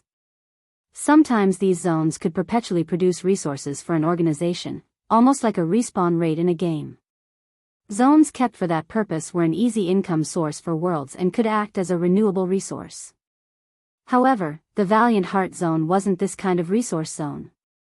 Rather, it was a training ground. Yes, the Valiant Heart Zone when it first appeared was a variant zone. In the past, Valiant Heart Mountain was on the brink of destruction, and it was because of one of our ancestors and the appearance of this zone that we were able to survive. According to legends, our ancestor brought back a treasure that allowed us to monopolize this variant zone for continuous use. Those treasures are the pillars that guard the mountain pass. Lionel's eyes widened. If he was a betting man, he would certainly put no small amount of money on the fact this ancestor was the very same one that Sale had mentioned. He didn't know what level of treasure it would take to claim a zone for yourself, let alone a variant zone which was known to have the greatest treasures. Kayla spoke of the treasures so simply, but wasn't she a crafter? Shouldn't she know how difficult it was to construct such a treasure? Lionel might not understand much about the dimensional verse, but what he did know about was force crafting. Any treasure on this level couldn't be from the fourth dimension. It was a surprise that Valiant Heart Mountain had lasted for so long, letting such a secret become common knowledge amongst its disciples. Or maybe that was exactly the point. Are they using the prestige of the Morales family as a protective covering? Thinking to this point, Lionel almost wanted to laugh. He couldn't blame them. They gave up tens of thousands of their members for the right to use this shield of protection. But that only made things more ironic. It was because of this sacrifice that they were able to enjoy such spoils. And now what? They suddenly weren't willing anymore? Lionel felt that this was a matter that started at the head, this all-pervading cowardice. Valiant Heart Mountain was quite literally rotting from the inside out. The worst of them were so worried about holding on to their authority that they made enemies of freshmen for perceived slights despite supposedly being holy seniors. The best of them were too cowardly, trying to hold on to a meaningless status quo that held no weight whatever. And what were the heads doing? Weren't they the exact same? In the blink of an eye, Lionel felt that he had completely grasped the weakness of Valiant Heart Mountain in an instant. All of this only confirmed the first of his thoughts. He had no intention of tying himself to this place. As for the so-called air trial, he had not a single intention in participating to begin with. But, even if for some reason he changed his mind, this sort of weak, backboneless organization wouldn't even be on the list of allies he chose from. They thought too much of themselves. Of them all, this Kayla was the first one he had run across that was slightly better to look at. Obviously, this wasn't because of her looks, but rather because she didn't carry the same hypocrisy. Are you sure you want me to join? There's likely not a single peak that would take me in right now. And, from what I can see, you're a part of Brave Peak. You sure your seniors would be okay with this? Kayla snorted. If they kick you out, they'll be kicking me out anyway. Plus, whether I'm part of a peak or not, my polished glass faction will exist no matter what. There are members from plenty of peaks in my faction. Crafters are too rare, so I couldn't afford to be stingy. I mean, I'm very open-minded, so it was never a problem. Kayla rubbed her nose slightly beneath Lionel's smiling gaze. All right. That's enough, follow this senior of yours. It'll take you to see a world you never have before. Lionel had his wrist grabbed by an oddly firm and sturdy hand, especially since it was from a woman. Seems she's quite a decent force crafter. As Kayla was dragging Lionel around, another uproar was sweeping across Valiant Heart Mountain. News of a freshman defeating several sophomore-level white belts spread like wildfire, especially when it was learned that one of King of Or's captains, Nigmir, wasn't spared in the slightest. In fact, according to reports, he was defeated without even a chance to fight back. This news might as well have been like a ton of bricks slamming against the minds of seniors. However, this had only been the beginning. News of Valiant Hall removing all the Leo the Cuck posters posted around the city caused another uproar. Rumors that Lionel had joined Valiant Hall began to spread. It was then that the landscape completely shifted. Someone had spotted King of Wars, Seraph, returning to the organization. Everyone sat patiently, waiting for what they thought might be an eruption to explode forth.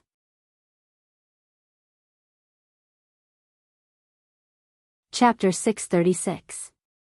Kayla quickly led Lionel to a small house near the base of Brave Peak. It was so close to the peak, in fact, that the back of the house was no more than 10 meters from a rock face. Luckily, the home wasn't very close to the main path of the peak, or else it would be too loud and bustling to get anything done. The space was under the perpetual shadow of a floating island as a result of this, though. So, it was give and take. But, it seemed that Kayla quite liked the darkness they were cast under. Luckily, Kayla had had the sense to let go of Lionel's wrist long ago, or else who knew what kind of new rumors would be spreading through the city. She kicked down the door as though she wasn't its owner, her excitement almost being too great. Lionel couldn't help but shake his head and laugh. "Everyone. I come bearing gifts. Beautiful big sis." Hearing a familiar voice, Lionel's lip twitched. How did Radley's get here, exactly? Did he just follow all the beauties of the organization like a dog without a home? Radley stormed up from what looked like the basement with every intention of throwing himself into Kayla's arms. But, all he received was a kick in return. Kayla's elegant leg hung in the air. Unfortunately, she wore the customary uniform of Valiant Heart, so there was no soft skin or slenderness to enjoy. Radley's crashed against the wall beside the opening to the basement, sliding down with a hurt look on his face. "Damn useless mutt. You're lucky I didn't kick you out of here after learning you can't craft anything yet you still want to take advantage of me. Here." Kayla threw over a spatial brace to Radley's. "Organize all the ores in here. You probably don't know their functions, so just do it by feel like you usually do. After you're done, you can get Lisha to take inventory of them." "Ah, yes ma'am." Radley stood up quickly as though he had never been hurt. It was only after he finished leering at Kayla that he finally realized that there had been someone by her side all this time. In fact, it was also at this moment that the others came from the basement. Aside from Radley's, there were 5 others, all wearing a lab coat similar to Kayla. It seemed that this lab coat was their marker as a faction. It wasn't a bad look, though it did seem a bit out of place. "Ah. Bro, it's you. You actually have the confidence to show your face. Respect, respect." Radley's laughed for a moment before looking wearily between Lionel and Kayla. After a moment, his eyes sparkled. "How's your girlfriend doing? Is everything all right at home?" You have a girlfriend?" Kayla looked at Lionel curiously. Radley's grinned as though a devious plan of his had succeeded. "Don't blame me, bro. You can't keep hogging all the women. Us ugly men need to live too." "I do." Lionel nodded with a smile. "I see." Kayla nodded. Then, as though it was nothing more than a brief interlude, she looked toward the 5 who had come up the stairs. The giant who can barely stand to his full height is Rum. The twin sisters are Madia and Lisha. As for the final 2, the girl with the spectacles is Thilly and the boy who's even lankier than Radley's is Vagler. Radley's opened his mouth to say something, but in the end he just closed it. Are all women so shameless? First Balthorn and now Kayla. None of them care that he has a girlfriend? Where is the justice in this world? Nice to meet you all.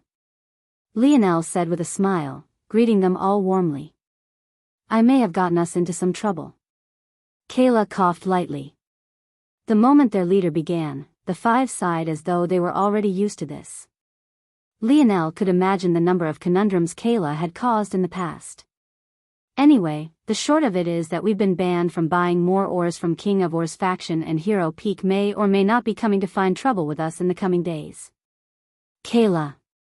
Lisha looked exasperated. What did you do? Nothing. Honest. Those bastards wanted to double the prices. How was I supposed to take that laying down? Lisha wanted to facepalm. She already knew her leader was exaggerating, but there was nothing more she could say. It's all okay, though. I've found us a bodyguard. Everyone looked toward Lionel. But, when they saw his black belt, they felt as though black was all they could see. Their legs swayed and they almost fell over. They were supposed to entrust their safety to a freshman? Even Radleys, who had seen Lionel in action, was one part speechless. He definitely did something to beautiful big sis. Radleys wanted to shed real tears. Just because he's good in bed, big sis, doesn't mean he's good at fighting. Those are two completely different battles. Radleys felt as though his world was crumbling. It seems he would have to find a new big sis to fawn over. This was too depressing. His dreams of sleeping on a bowtie slap were going up in smoke just because of Lionel. Ah, you're all thinking too much about it. Lionel is even stronger than I am, by a good margin. Stop worrying so much. Come on, let's go work. Lisha shook her head. Seeing that Radleys was trying to escape, she grabbed him by the ear and pulled him down into the basement. Everyone followed, even Lionel.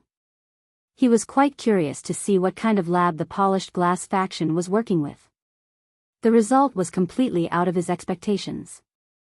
I'll show you around so you can think of some security measures. I haven't really thought of your payment, but... Bah, I'll think of something. How about free room and board? This place might be shabby, but it's still far better than the freshman quarters. Oh. Don't touch anything and try not to breathe too hard. The experiments we're working on are very sensitive to outside stimuli, especially impurities. Better indeed, Lionel looked around. The basement was filled with endless walls of white and steel tables. It looked more like a biology lab than a crafting station. But they were dealing with a very precious ore that Lionel immediately recognized. They're working with something so sensitive. What are they trying to do here exactly?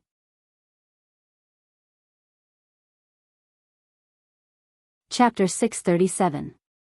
The ore Lionel immediately recognized was quite a unique metal that manifested like glass. It had all the texture, feel and pliability of metal, but also happened to be see-through.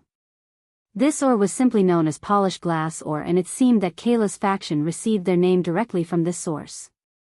The only difference between it and normal glass was that it had a slight black hue to it, as though in warning of its danger. The issue with polished glass, though, was that it was incredibly volatile. And as Kayla mentioned, it was best not to leave it with any impurities unless one wanted a face of what would amount to a stack of TNT. However, as it seemed with most things, the more difficult they were to deal with, the better the reward for dealing with them. The problem, though, was that polished glass had a very specific use case that would benefit it the greatest, and it was difficult to reach this balance.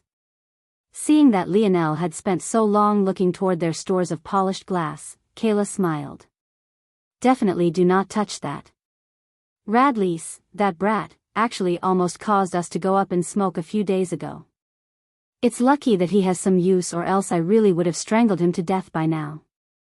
Though Kayla seemed casual with her words, the lab itself was in great order. Even at this moment, the polished glass was locked away safely and securely. The 5 members of the faction, excluding Radleys, had all gone off to work. Rum held 2 massive hammers, pounding away at something with his head hidden under a hood. Lisha and Madia seemed to be taking whatever product he finished and purifying it what looked like flames. Philly inspect their products, while it was the lanky Vagler who took the most volatile product and placed it within the protective covering. To give Radleys some credit, though, it seemed that he had also gotten started on the task Kayla had for him. But, for whatever reason, he kept looking back toward Lionel and Kayla with tears streaking down his cheeks. One would have thought that he was cutting onions. The last station was completely empty. Lionel was certain that whatever processing was left would be left to Kayla herself. "You want to watch?" Kayla asked, seeing that Lionel was still curious. "Sure." Kayla made her way to the last lab table, her expression turning serious. Everyone seemed to take a pause on what they were doing to look over. The hair scrunchie that kept Kayla's ponytail in place began to flicker to life, dancing with a golden red. Taking a deep breath, she slipped her hands into the two openings within the transparent container, her gaze growing focused. Her flames licking across her hair danced down her neck, along her shoulders and arms, through the slots and onto the tips of her fingers. Very delicately, she began to handle the piece of transparent polished glass. At this moment, it already looked like a finished product. There was no amount of polishing that could make it any clearer. But, as force crafters, they all knew that this was an illusion. Handling such a piece of polished glass felt no different from standing in a nuclear war zone. Even if your eyes couldn't see it. You didn't have to for you to already be considered dead. The most dangerous part of handling polished glass didn't come from purifying it to this extent. This shouldn't be taken out of context, because it was indeed dangerous to reach this step. Rather, because the impurities were so obvious during the first steps, they were easier to deal with and manage. But right now, they were like hidden assassins ready and waiting to take your life. This was the most dangerous step. Not the purification, but the molding of polished glass into your weapon of choice. It took Kayla several hours of careful, step-by-step processes to finally mold the final product. She gently pulled her hands out and grinned triumphantly, sweat matting her brow. Despite how happy she was with her work, she didn't take it out of the container. Rather, after pressing a button, the container collapsed inside very gently and formed a small box of metal that Kayla then put to the side, ready to receive the next. "So you're making grenades?" Kayla gave Lionel a surprised look. "How did you know that?" The final product looked no different from a Christmas tree ornament. It had a small round body, so small, in fact, that one could fit 3 into the palm comfortably. Combining with its transparent appearance, and it was quite a beautiful ornament, indeed. The slight black light it radiated only made it more intriguing. The only other oddity about the design was the small hole at the top. It was barely 1.5 centimeters across and was hard to pick out amidst all the transparent glass. This was all to say that, other than a vague similarity in shape, it should be impossible to tell what the purpose of the vessel was. Especially since it wasn't truly the final product. There was still one more step Kayla had to complete in secret before it could be deemed to be finished. Lionel shrugged and spoke casually. "Just a guess." Kayla's mouth opened to answer but couldn't come up with anything. Was it really just a guess? It's definitely an innovative idea. Usually, polished glass is used as the edge of blades due to its extraordinary sharpness. But, your design is innovative. Since you can't purify the polished glass completely, you're taking advantage of this to finish a completely novel craft. It's quite genius. Lionel's casual remarks filled Kayla with pride in the beginning before she was left more stunned than anything else. "You? How? What?" This wasn't analysis a layman could complete no matter how learned they were. Just telling that the polished glass wasn't completely purified required a deep level of knowledge. "How?" Lionel blinked. "Oh, that's what you mean. I'm a force crafter too, I guess."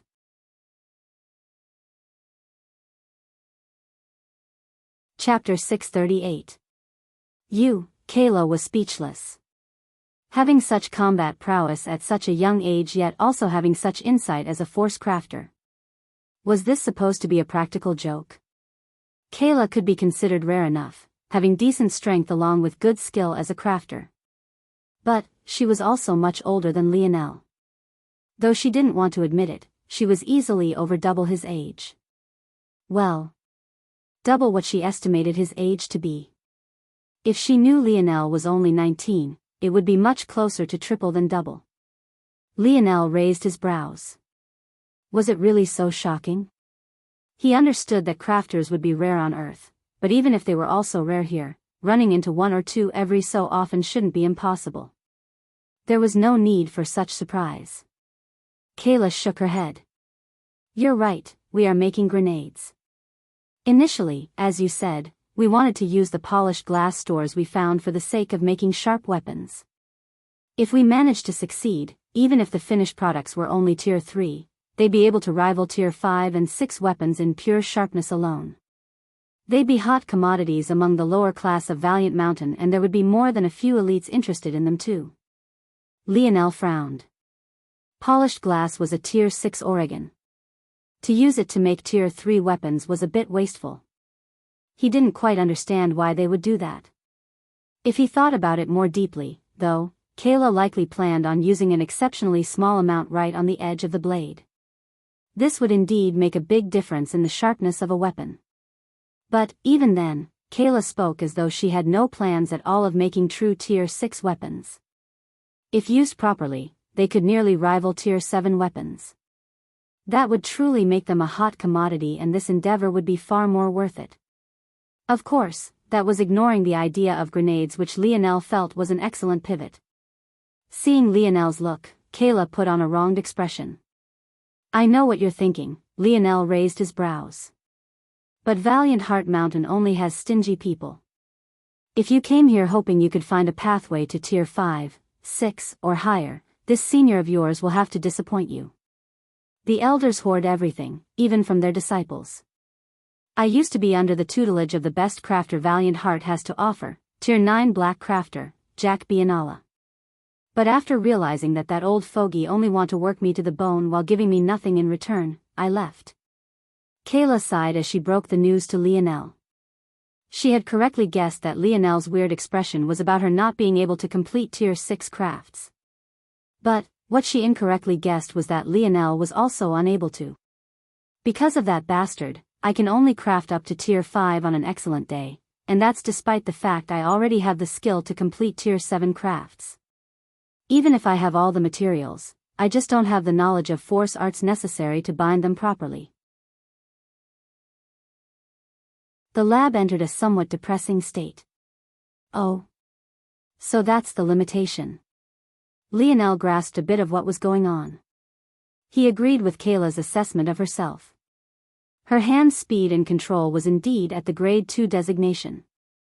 Though it was a far cry from Lionel's own superior Grade 1 designation, it was still good enough. Speaking of which, Lionel had long since begun on his bronze hand exercises, so he had actually already entered the Grade 3 designation and was approaching Advanced Grade 3 designation. So, technically, he was already beyond his previous superior Grade 1 designation for the Black Grade and could begin to work on 5th dimension crafts. Still, to put this matter into perspective, not all bronze crafters even reached Grade 1 designation first. So, Kayla was indeed not wrong when she said she had the skill to complete Tier 7 crafts. What did all this mean? It meant that Kayla's only real limitation was her lack of understanding in high-level force arts. Lionel sighed. This was his first time finally understanding the scope of what he had in his hands. Even a bronze organization like this one was hoarding knowledge Lionel might not even deem important enough to write on a piece of tissue paper. The words of his grandfather couldn't help but come back to his ears. Should he be handing over his things to those who were less privileged than he was? Lionel could only sigh again. At that moment, he felt a light pat on his shoulder. There's no need to feel so down, Kayla said with a smile, trying to comfort Lionel. Those old bastards are just jealous of our youth. Once they croak, it's not like they can take their knowledge with them. By then, we can just rob their graves. Hearing such words, Lionel could only burst into a fit of laughter. This Kayla was indeed quite an interesting character. She somewhat reminded him of Mordred. I wonder how Camelot is doing now. Lionel thought somewhat absent-mindedly before shaking his head. Clearing his mind, Lionel suddenly clapped, startling everyone in the lab. By now, even a casual clap from Lionel seemed to send swirling winds in every direction. Whoa, whoa, whoa. Are you trying to kill us all? Kayla panicked. Lionel grinned. Hey Kayla, I have some ideas. I wonder if you're willing to take another gamble on me? Kayla blinked, her beautiful eyes sparkling somewhat. For some reason, whenever Lionel entered such a state, just his aura alone seemed to make everyone gravitate toward him. The confidence he exuded bordered on intoxicating. Kayla looked around at the others, only to find that they were curiously observing Lionel too. It seemed that they had been caught up in it all as well. In the blink of an eye, the depressing atmosphere had vanished with the wind, the entire room orbiting around Lionel's bright smile. "All right, freshman, what ideas do you have?" Lionel's eyes sparkled. Since Valiant Heart wanted to hoard high-level force arts, he would just have to show them how powerful low-level force arts could be.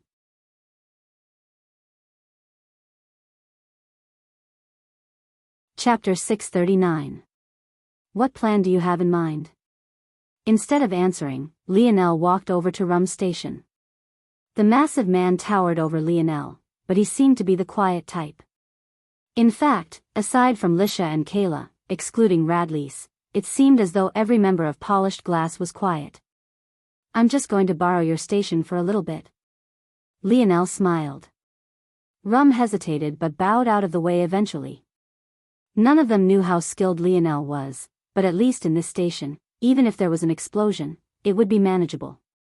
If Lionel insisted on starting at Kayla's station, then maybe even Kayla herself wouldn't have been able to allow it. However, what stunned Rum was that instead of going under the hood like he had, Lionel removed the coverings entirely, revealing the existence of a special violet light and numerous unprocessed ores.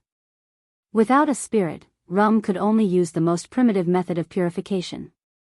But that didn't necessarily mean that it was an inferior method. There were many force crafters who swore by their blacksmithing methods. Lionel had even read about a famous crafter who wielded 16 hammers at once during all his crafts. Though, he obviously used a special telekinetic ability, or else it would be too ridiculous. Rum, however, used just 2 hammers. But in his hunched position, one could imagine the limited range and control he had. It took a lot of discipline to work at his station, for sure. Unfortunately, he had no choice but to do so.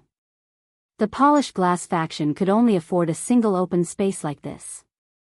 So, in order to maximize the special light he used to pick out impurities, he had to use such a posture. Lionel picked up a piece of ore under the horrified gazes of everyone present. Rum couldn't help but take a few steps back. Even Radley scrambled away, pressing his hands together in prayer. But what happened next left them all stunned. A regular wristband that had been wrapped around Lionel's arm with not a single hint of movement suddenly made its presence known, enveloping the ores completely. Metal spirit. Kayla screamed out, her breathing hurried. Her face flushed red, her body trembling as though it couldn't grasp what it was seeing. A familiar, of any kind, was rare beyond compare. Kayla's hair scrunchie seemed to be a fire spirit, but this couldn't have been further from the truth. It was nothing more than a manifestation of her ability. Kayla's ability was somewhat like Monet's, except it emphasized control over both flames and their heat. She could make flames as fluid as gas in one instant and as solid as iron in the next. She could also make her flames as flexible and soft as a scrunchie. The only downside of her ability was that her output of flames wasn't very powerful. So, usually, she went out of her way to find sources of good flames, then stored them on her body in various ways. Her scrunchie was just one aspect. This was all to say that Kayla had never even seen a spirit in her life before, let alone the metal spirit. The metal spirit was widely accepted as one of, if not the best familiar for crafters to have. But they were notoriously impossible to control, and there were very few with the ability to do so. Yet, even those people would never casually leave a metal spirit on their wrist as though it was any other accessory. That was ridiculous and asking for death. But that was exactly what was happening before her. Lionel overturned the piece of ore in his hands, his eyes flashing. His aura became stifling, a heavy air hanging over the lab. Dream sculpt. In the blink of an eye, the ore, its every imperfection, its every crevice and peak, was perfectly reflected in Lionel's mind. Under the astonished gazes of everyone present, what took Rum hours of hammering to accomplish was completed by Lionel in just 10 minutes. No. This couldn't be said. Compared to Rum's unfinished product, Lionel's was perfect. Bloop bloop, little Tolly hopped around Lionel's palms happily. In one of Lionel's palms, there was a rock that looked no different from any other. It had a plain grayish appearance and sat silently. On his other palm, there was a perfect glass ball. Not a single imperfection could be picked out of it. Kayla didn't need to ask Lionel to understand. That perfect ball. It was exactly the product she slaved over continuously. But this was the first time she was actually seeing it. This, Kayla's eyes brightened. With this, we could actually make those Tier 3 weapons. Lionel smiled. We could. Or we could make a better version of your grenades. But in that state, the polished glass is completely inert. Kayla could tell this easily. In fact, anyone could. The way was simple. The black light the polished glass usually gave off had vanished, leaving behind nothing but a shallow, barely perceptible gray light. This was how one knew you had reached perfection.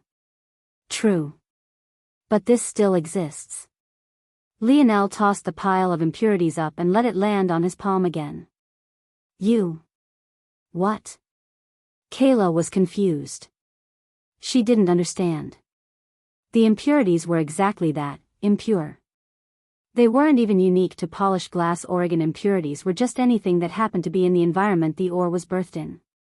Ore veins had to grow around a lot of rock and sediment, and oftentimes these impurities would seep in and disrupt its growth. These would have to be taken out during the refinement process. Though some ores could only be grown in special environments and thus usually had impurities in common across their ores, polished glass ore had too many potential growing spots to have anything so convenient attached to its lure. This was all to say that the impurities in Lionel's hand could be from anywhere. In fact, it was no different from a rock one could pick up on the roadside. If one tried to sell it, you'd get beaten to death for being a fraudulent merchant. Lionel's actions were simply too baffling. However, he only smiled and his hands began to move again.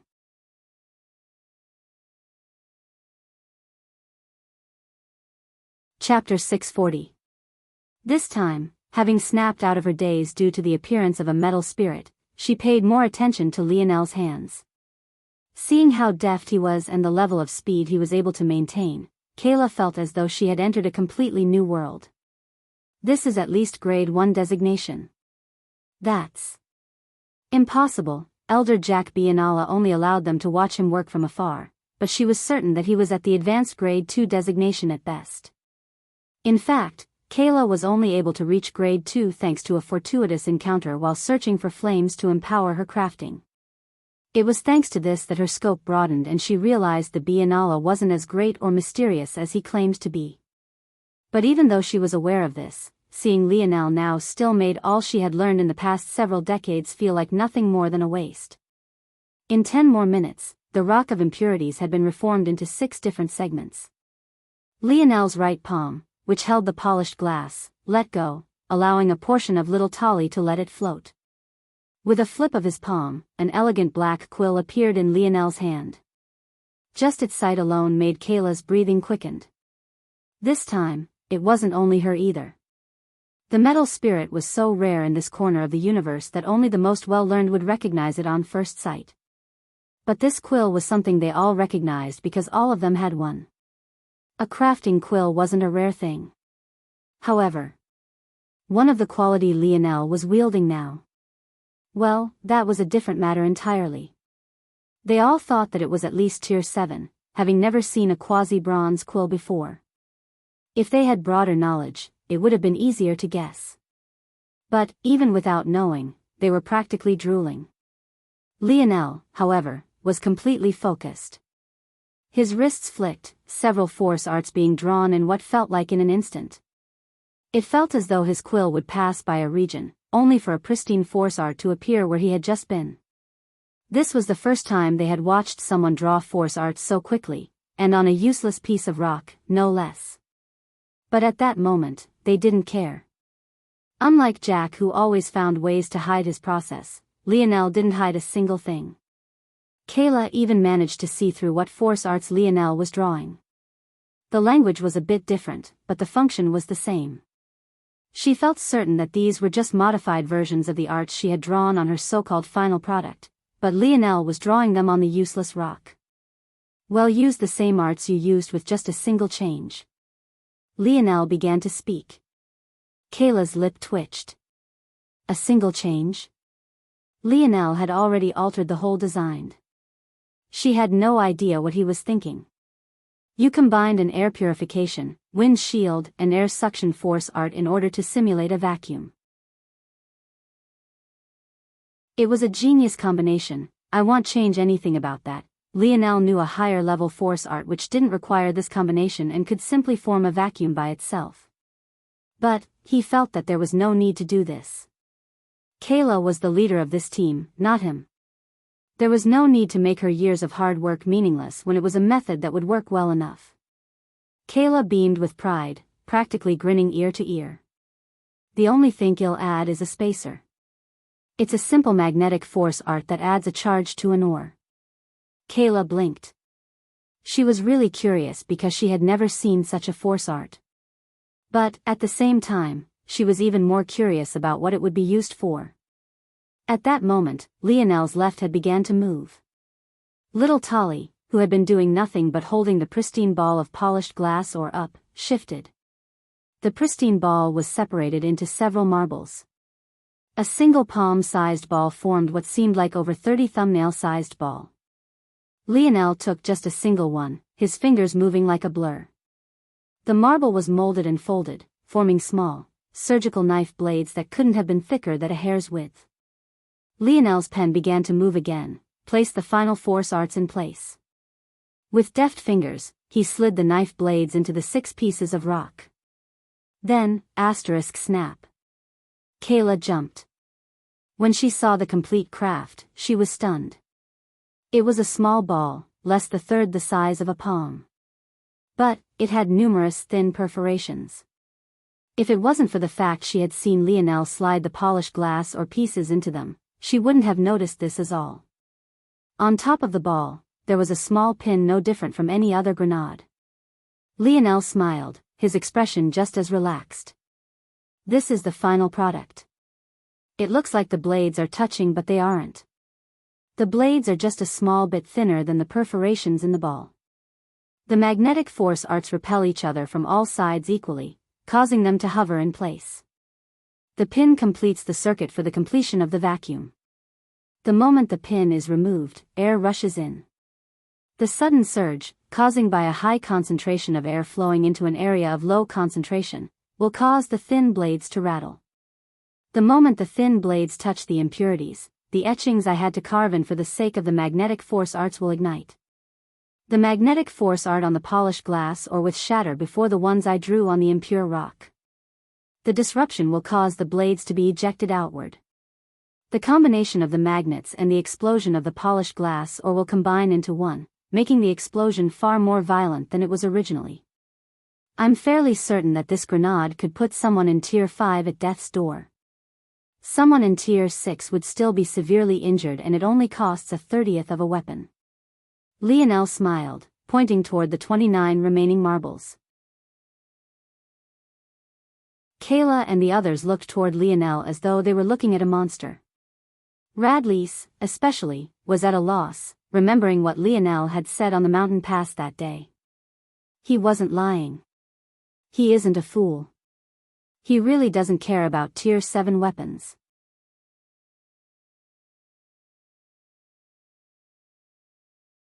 Chapter 641. Radley's felt his intestines overturning. Was this the mysterious gold mine of legends? Was his luck finally turning for the better? Bro, no, big bro, no, Senior Lionel. Radley's flashed and appeared in front of Lionel, a wide smile spreading across his pale face. If Lionel didn't know better, he would have thought that Radley's was a ghost doing its best to scare him half to death. However, before he could say more, he found himself being kicked away by Kayla again. You idiot. That's a ticking time bomb in his hands. What would you do if it accidentally fell because of you? After she was done, Kayla immediately looked toward Lionel with sparkling eyes. Radley saw a gold mine, but she saw an endless store of information. Even if she was beaten to death, she wouldn't believe that Lionel had gained all this skill on his own. He most definitely had a teacher. And, with a teacher came all sorts of information. Kayla knew that all the force arts Lionel had used to form this grenade were tier 4 at best. But, she didn't believe that this was the extent of Lionel's knowledge. It had taken her months of research and experimentation to complete the sequence of force arts she needed to form the vacuum that kept the grenade stable. But, in the blink of an eye, Lionel saw through its purpose and even adapted her design to suit his changes. Her breathing quickened. The only way he'd be able to do this was if his knowledge of force arts was so far beyond hers that there was no comparison whatsoever. She didn't even believe her former master could see through her intentions without at least a few days of observation and tests.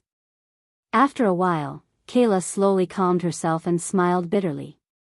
If even a hack like Jack was so close to the vest with his knowledge, how much more so would a true master like Lionel's teacher be in this regard?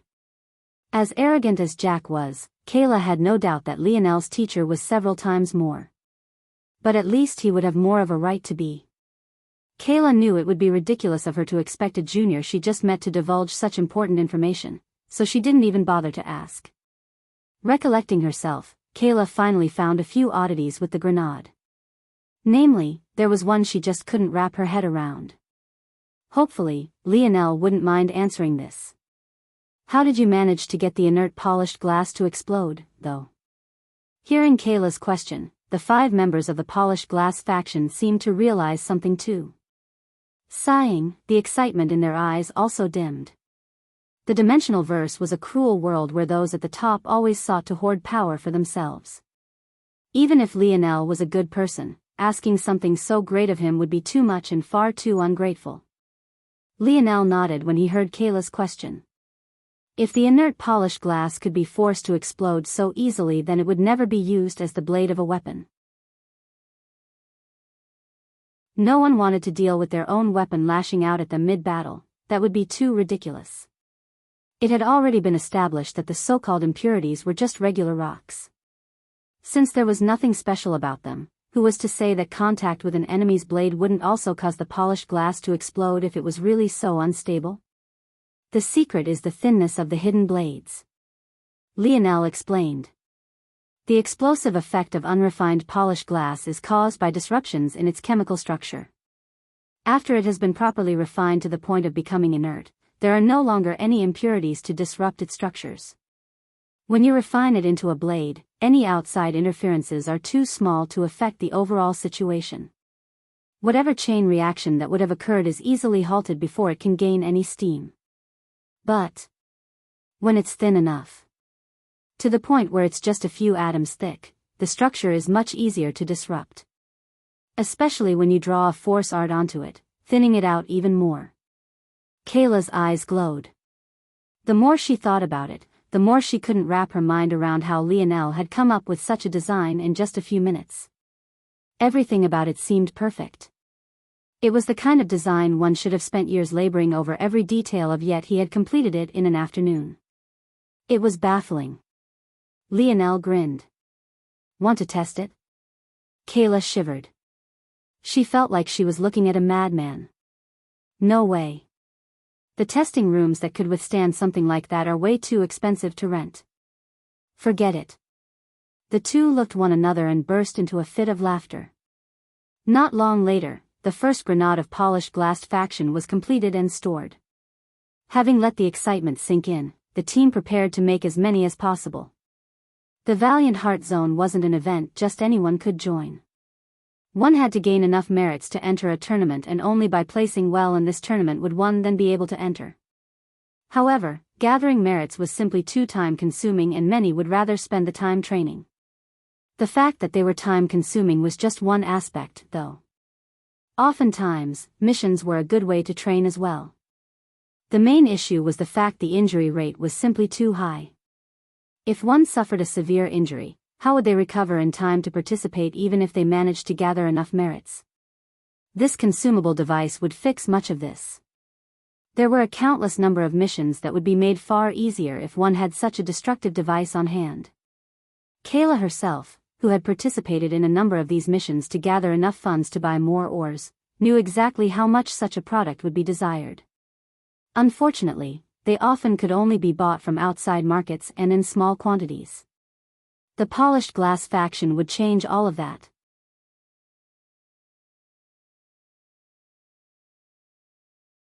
Chapter 642. The next month passed by in an odd silence. Lionel didn't appear again, but neither did Sereth seem intent on doing anything. For those who had been waiting for sparks to fly, this was an exceptionally odd lull that left many feeling disappointed.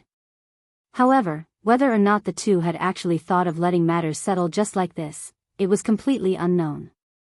That should do it. Lionel raised his head for the first time in a long time. He seemed to have sat in the same place endlessly, completely focused on his task. Before him, there were two finished products. One was the grenade they were all familiar with, while the other was most definitely not. However, considering the nonchalant responses the others had to this phenomenon, it was clearly not the first time in this last month that they had seen this design. Lionel ended up having to simplify the two designs he created, effectively forming a stream of 4 different products, 2 of which could only be crafted by him, while the latter 2 were made easier for the other members of Polished Glass to complete themselves.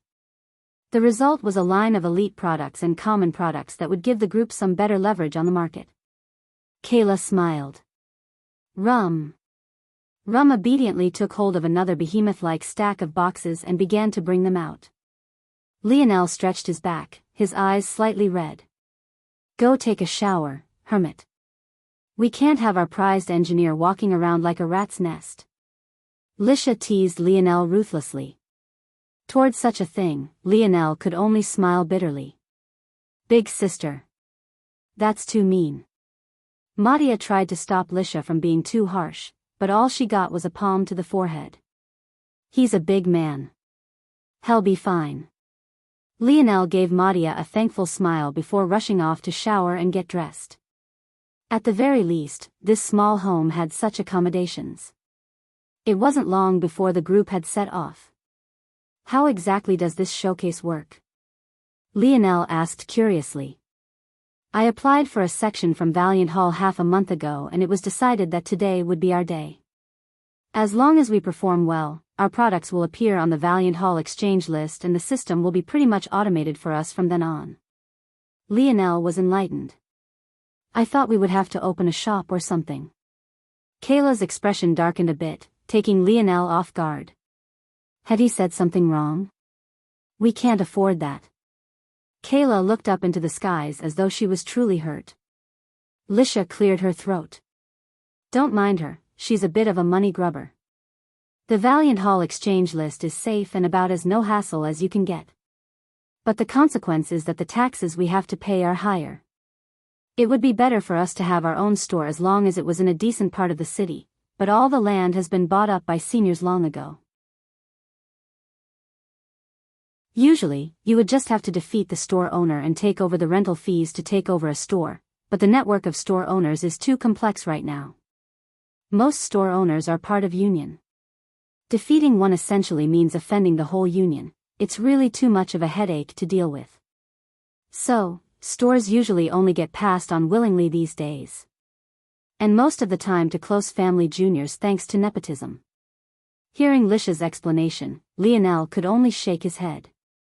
The more he learned about Valiant Heart's system of competition, the more he realized just how little real competition there was. Not long later, the group made their way to Valiant Hall, Rum's heavy steps causing the cities to quake. You sure you don't need any help, Rum? Lionel asked for the 3rd time already. No, I'm okay. Rum smiled almost too gently for a man his size. He was practically an enormous teddy bear.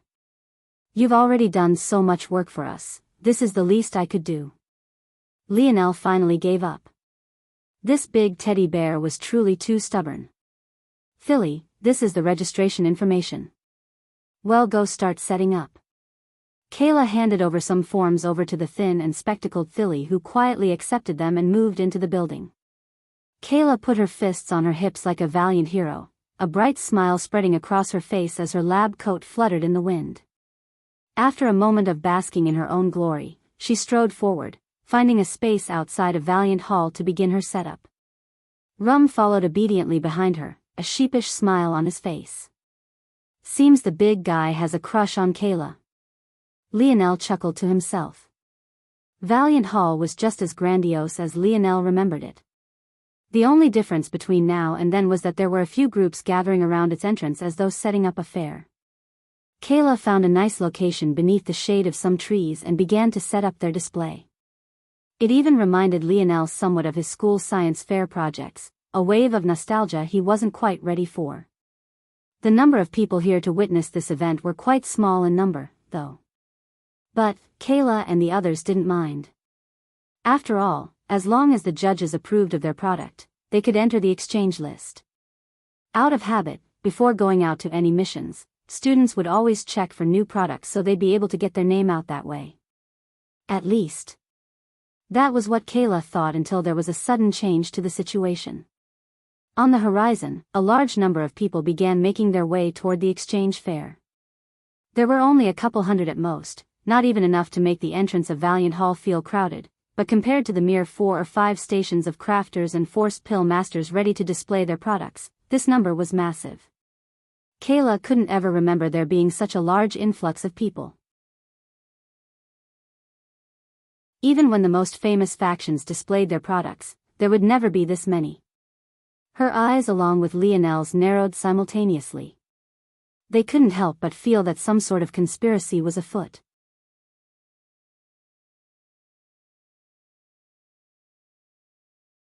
Chapter 643.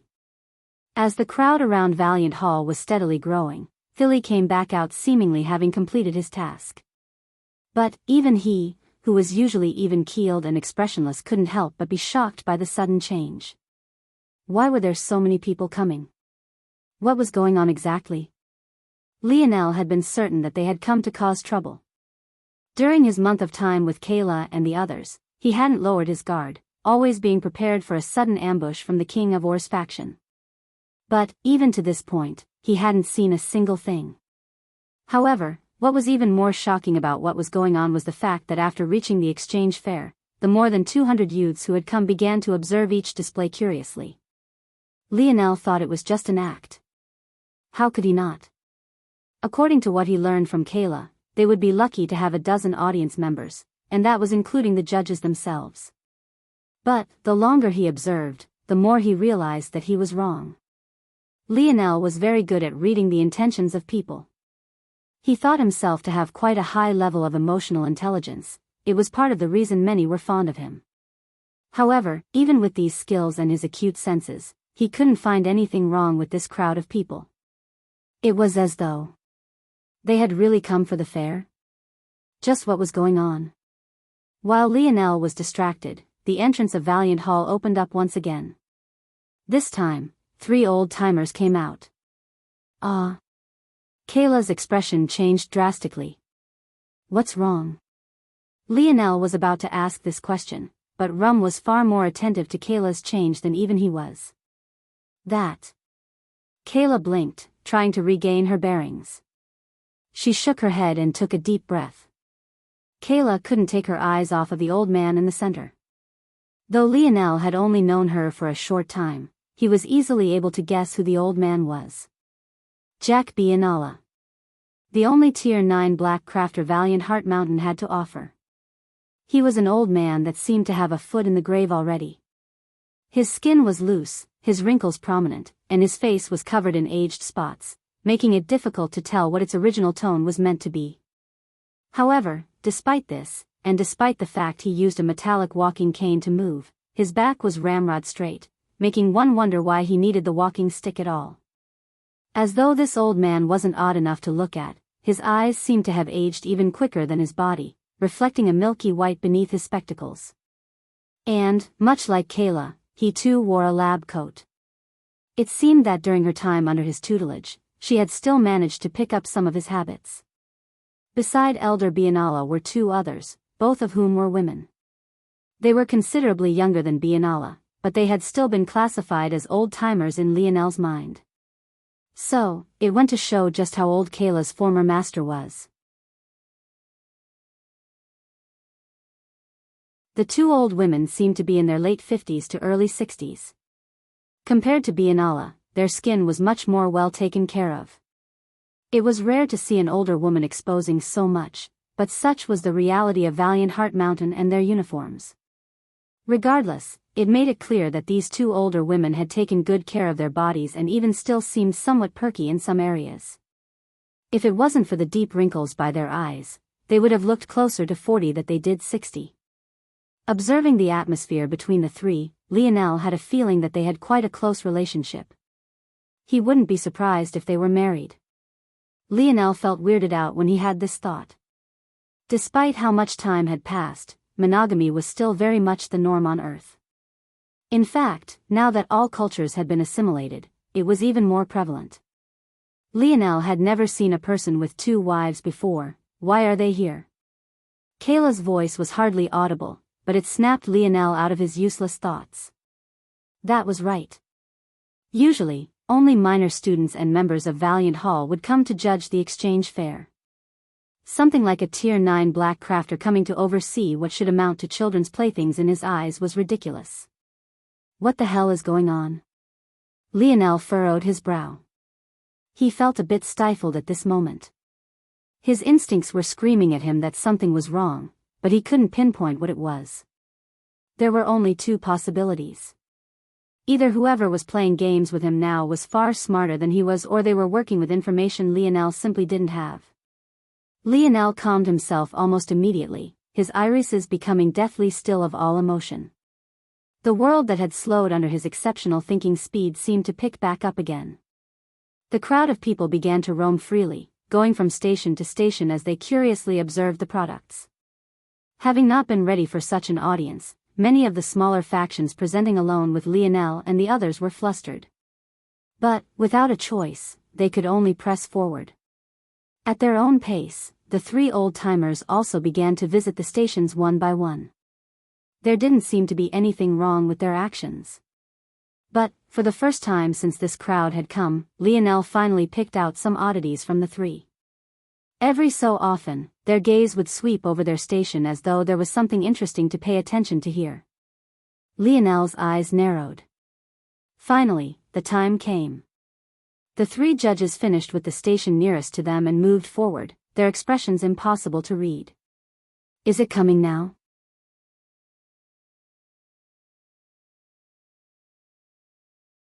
Chapter 644.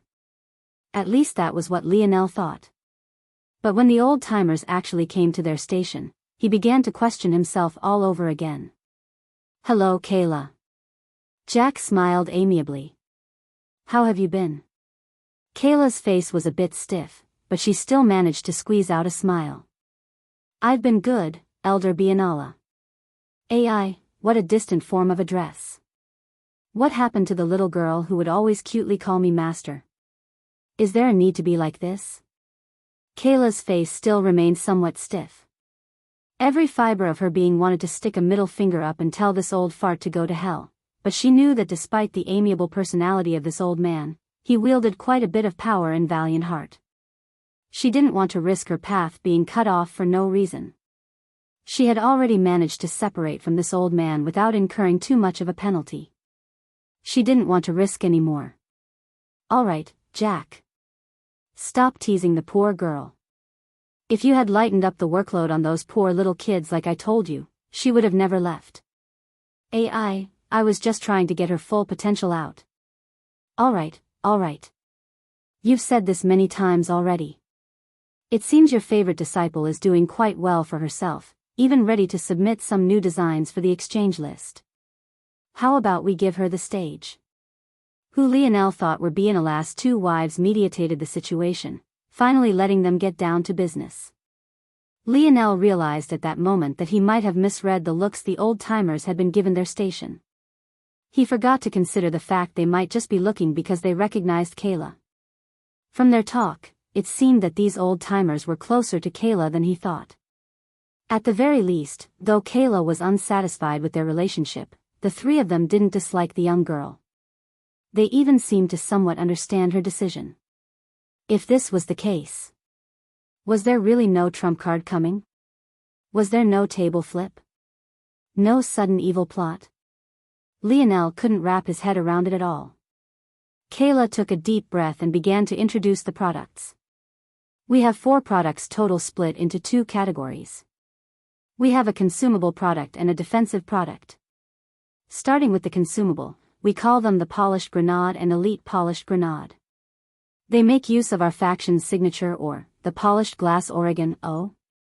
One of Biyao wives perked up. She was a great crafter in her own right, being tier 8. So, she was obviously aware of the difficulty there was in handling polished glass.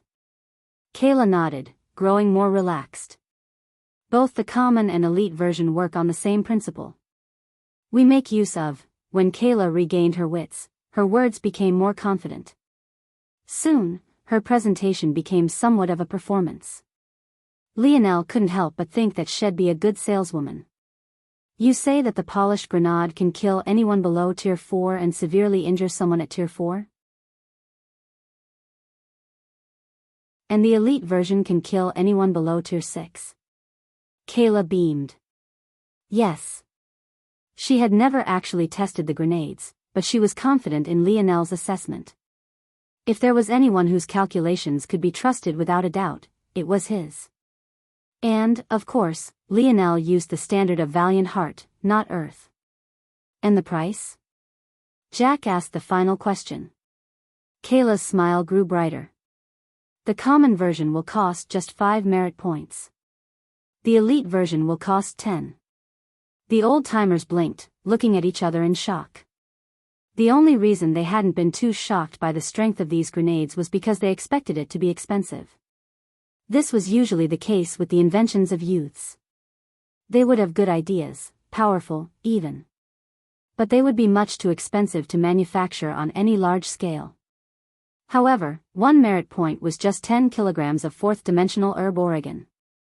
To buy something that could kill a tier 6 existence with just 100 kilograms of herb. That was cheaper than even the price of a tier 3 weapon. Even money grubbers might jump at this chance. Are you sure that this is the price you want to sell it at? Biyao looked toward the youths deeply. Certain. Kayla said confidently. Biyao's wizened eyes narrowed, but he eventually turned his gaze toward the defensive product they had brought forward. And this? Kayla smiled. This is our mending armor and elite mending armor. As you might guess from the name, the main function of this armor is in stitching and cauterizing wounds. The mending armor has the ability to defend against weapons at and below tier 4. The elite mending armor has the ability to defend against weapons at and below tier 6. However, in the case that their durability fails or a location is overloaded and pierced through, its main function will kick in. The armor will not only self-mend, but it will do the same for the skin beneath, constricting any wounds below until medical attention can be sought. It's the perfect flexible armor for many. Biyao took a deep breath. Even if this armor was too expensive, it would still be worth the buy for many if it worked as advertised. And the price? Kayla sent a glance toward Lionel, grinning. The mending armor will be sold for 50 merit points. The elite mending armor for 100. The old-timers were stunned once again. If everything is as you say and the final tests show the accuracy of your words and sustainability of the designs, I can take responsibility to place your 4 products on the Golden Exchange list. Jack said with an amiable smile. Kayla was stunned before her expression became ecstatic. This was more than she ever even dreamed of.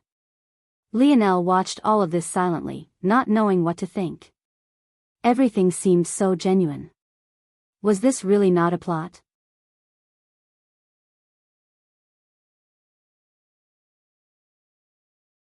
Chapter 645. Earning a place on the Golden Exchange list was indeed a marvelous turn of events. Usually, only the most well-established factions with years of experience earned the right to be placed on such a list. The Golden Exchange List wasn't just a small honor, it also came with many tangible benefits.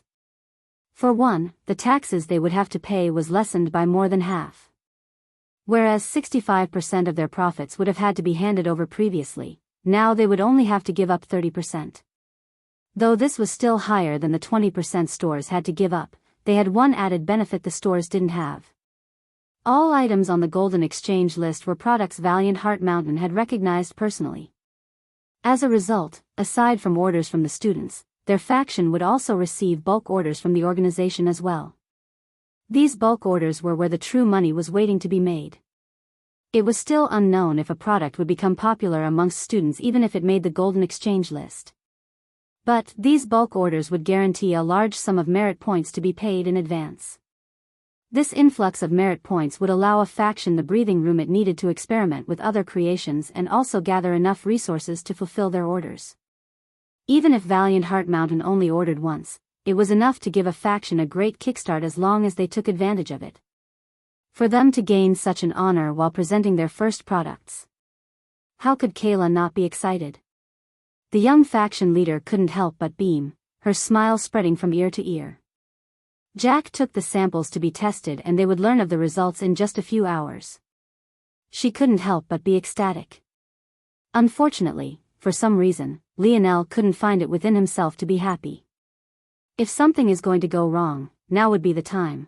Their samples had been taken away to be tested by the old-timers. If nothing went wrong, maybe Lionel would really have to admit that he was just being paranoid. But what happened next left him stunned. Barely half an hour later, Elder Bianala came back with a smiling face and officially announced the matters. The team could no longer hold back their excitement. Even Philly, who was always expressionless, had his lip curl ever so slightly. In fact, Radlease, who had been running around getting them refreshments, also beamed. Though, whether he was smiling because he was happy about their success, or the bounciness of Kayla's chest as she celebrated. Well, maybe only he knew the answer to that. Jack chuckled. Don't celebrate too early, this is where the Real Challenge begins. The organization has ordered 500 polished grenades and elite polished grenades. On top of that, we also want 100 of each type of mending armor. Can you do it? Kayla's eyes brightened. Of course, of course. Though she didn't say this, in the past month, they had already made more than 10 times this number. Handing over such an amount was child's play, mostly due to Lionel. She could only say that that young man was a monster. She remembered the first time she watched Lionel craft 20 elite polished grenades at once. She had only recently been able to pick her jaw up from the floor. Plus, the organization never set deadlines for their bulk orders. Even if they took half a year, it wouldn't be a problem. This could only be considered to be a medium-sized order. Good, good. Your merits will be transferred over immediately. You've done well, I hope to see more in the future. With those final words, Bianala and his wives left to Valiant Hall. And, true to their words, someone soon came to take the massive crates Rum had been holding away. Kayla almost squealed with delight when she saw the merit points flood her identification ring. She felt as though she was floating on a cloud. Lionel. She turned toward the man with a hint of moistness in her eyes. Lionel hid his worry and smiled back. Don't look at me that way or else your fan club would think I did you wrong. Kayla sputtered with laughter. What fan club? Stop teasing me. Here. Kayla touched her ring to Lionel's, causing over 80% of the merit points to flood over. I don't know why you insisted on handing over all the credit to our faction, but as promised, here are your merits. Lionel blinked. This seems to be more than we agreed upon, no? They had made 15,750 merit points after their bulk sale, but Kayla had given Lionel more than 12,000 in one sweep when they had only agreed to a 40-60th split with Lionel receiving 40. This wasn't only because Lionel was kind-hearted, but rather because he was providing of the materials. Plus, there was just one of him and 6 other members excluding Radlease and including Kayla. He thought that taking 40% was already asking for a lot. However, he had no choice but to ask for this. As soft as he was, he couldn't forget the reason he came here in the first place. And that was for the sake of Aina.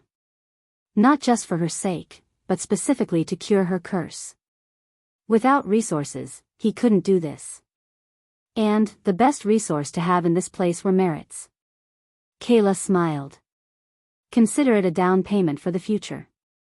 I can tell that you probably won't be here for long, but I hope that during the time you are here, that you'll stay with us. Lionel raised his brows before grinning. That, you don't have to worry about. Who would want a castaway like me anyway? The team looked toward one another and burst into a fit of laughter. Let's go celebrate. Kayla happily shouted. Dinner's on the newly minted Rich Tycoon. Lionel coughed. It seemed that Kayla hadn't reformed from her money grubber ways just yet despite her generosity. However, he didn't fight it. He might as well. Just as Lionel was about to accept, his eyes flashed. He pulled out a talisman from his spatial ring, a happy light shining in his eye. Aina had contacted him.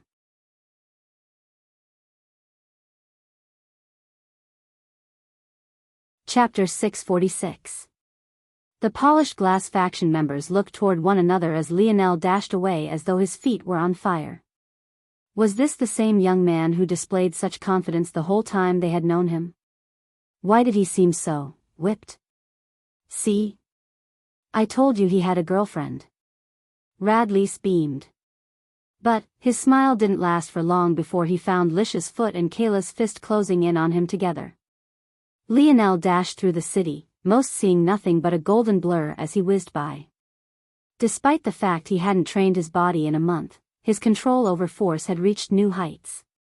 Lionel's purpose in spending a month crafting went beyond just accumulating merit points, it also allowed him to train his mind. He hadn't just been showing off when he began to craft 20 elite polished grenades at once, he had actually been focused on honing his split minds. The same way Lionel found that he could dull his senses by splitting his experiences of them between different streams of consciousness, he also found that he could sharpen these same senses by doing the reverse. By focusing on the same task with many different minds, he could also heighten his senses. But, what Lionel ultimately found was that this approach was much less effective than the dulling of his senses. If one thought about it, it made sense. Ultimately, Lionel's split minds would lose some computational ability in comparison to if he focused his entire mind on one thing. What was the solution to this? It was obviously to strengthen his individual streams of consciousness. Lionel found that there were two ways to do this. The first was to improve his control of dream force. It was ultimately dream force that allowed him to do all these fanciful things. The second method was more crude, and that was simply to practice. So, Lionel did both simultaneously and continuously for the last month, only resting rarely. As a result, his control had reached new levels in just this month alone. The use of his mage core and its connection with his body especially had become far easier. During his battle with Nigmir, Lionel mostly relied on his earth element because he still found that he was most comfortable using it despite the fact his fire element affinity should be higher. But now, he believed he could be far more versatile in battle. Lionel was happy with his progress. Soon, he'd feel confident enough to break into the fifth dimension with his soul force. Once he did this, he would finally have enough capital to look for the latter portions of dimensional cleanse. When he reached that step, curing Aina would become much easier. Of course, there was also the chance that he wouldn't have to go so far to help her at all. Who knows, maybe the Valiant Hall zone would have a solution. Lionel blazed a trail to the freshman quarters, a place he hadn't been in a long time. He couldn't help his smile from blooming when he saw a familiar silhouette standing near the community meditation grounds. Before she could react, Lionel had dashed over, sweeping her petite figure into his arms. Ah! Aina, caught off guard, couldn't even react before she found herself practically enveloped. If it wasn't for the fact she was currently wearing her mask, even her lips might have been assaulted at that moment. Lionel hugged her tightly, taking a deep breath. A familiar smell of apple tickled his nose, making him feel at peace. For a moment, he forgot about all his worries and basked in her softness. Aina wiggled around in his embrace, her face flushed completely red. She seemed keenly aware that she was being looked at by all sorts of people. And how could they not be? After all, they were in what was effectively a community square. Finally, Aina managed to wiggle her way out. But, she simultaneously wanted to hide her face away from everyone, leading her to the point of resting her forehead against Lionel's chest in defeat. Lionel grinned.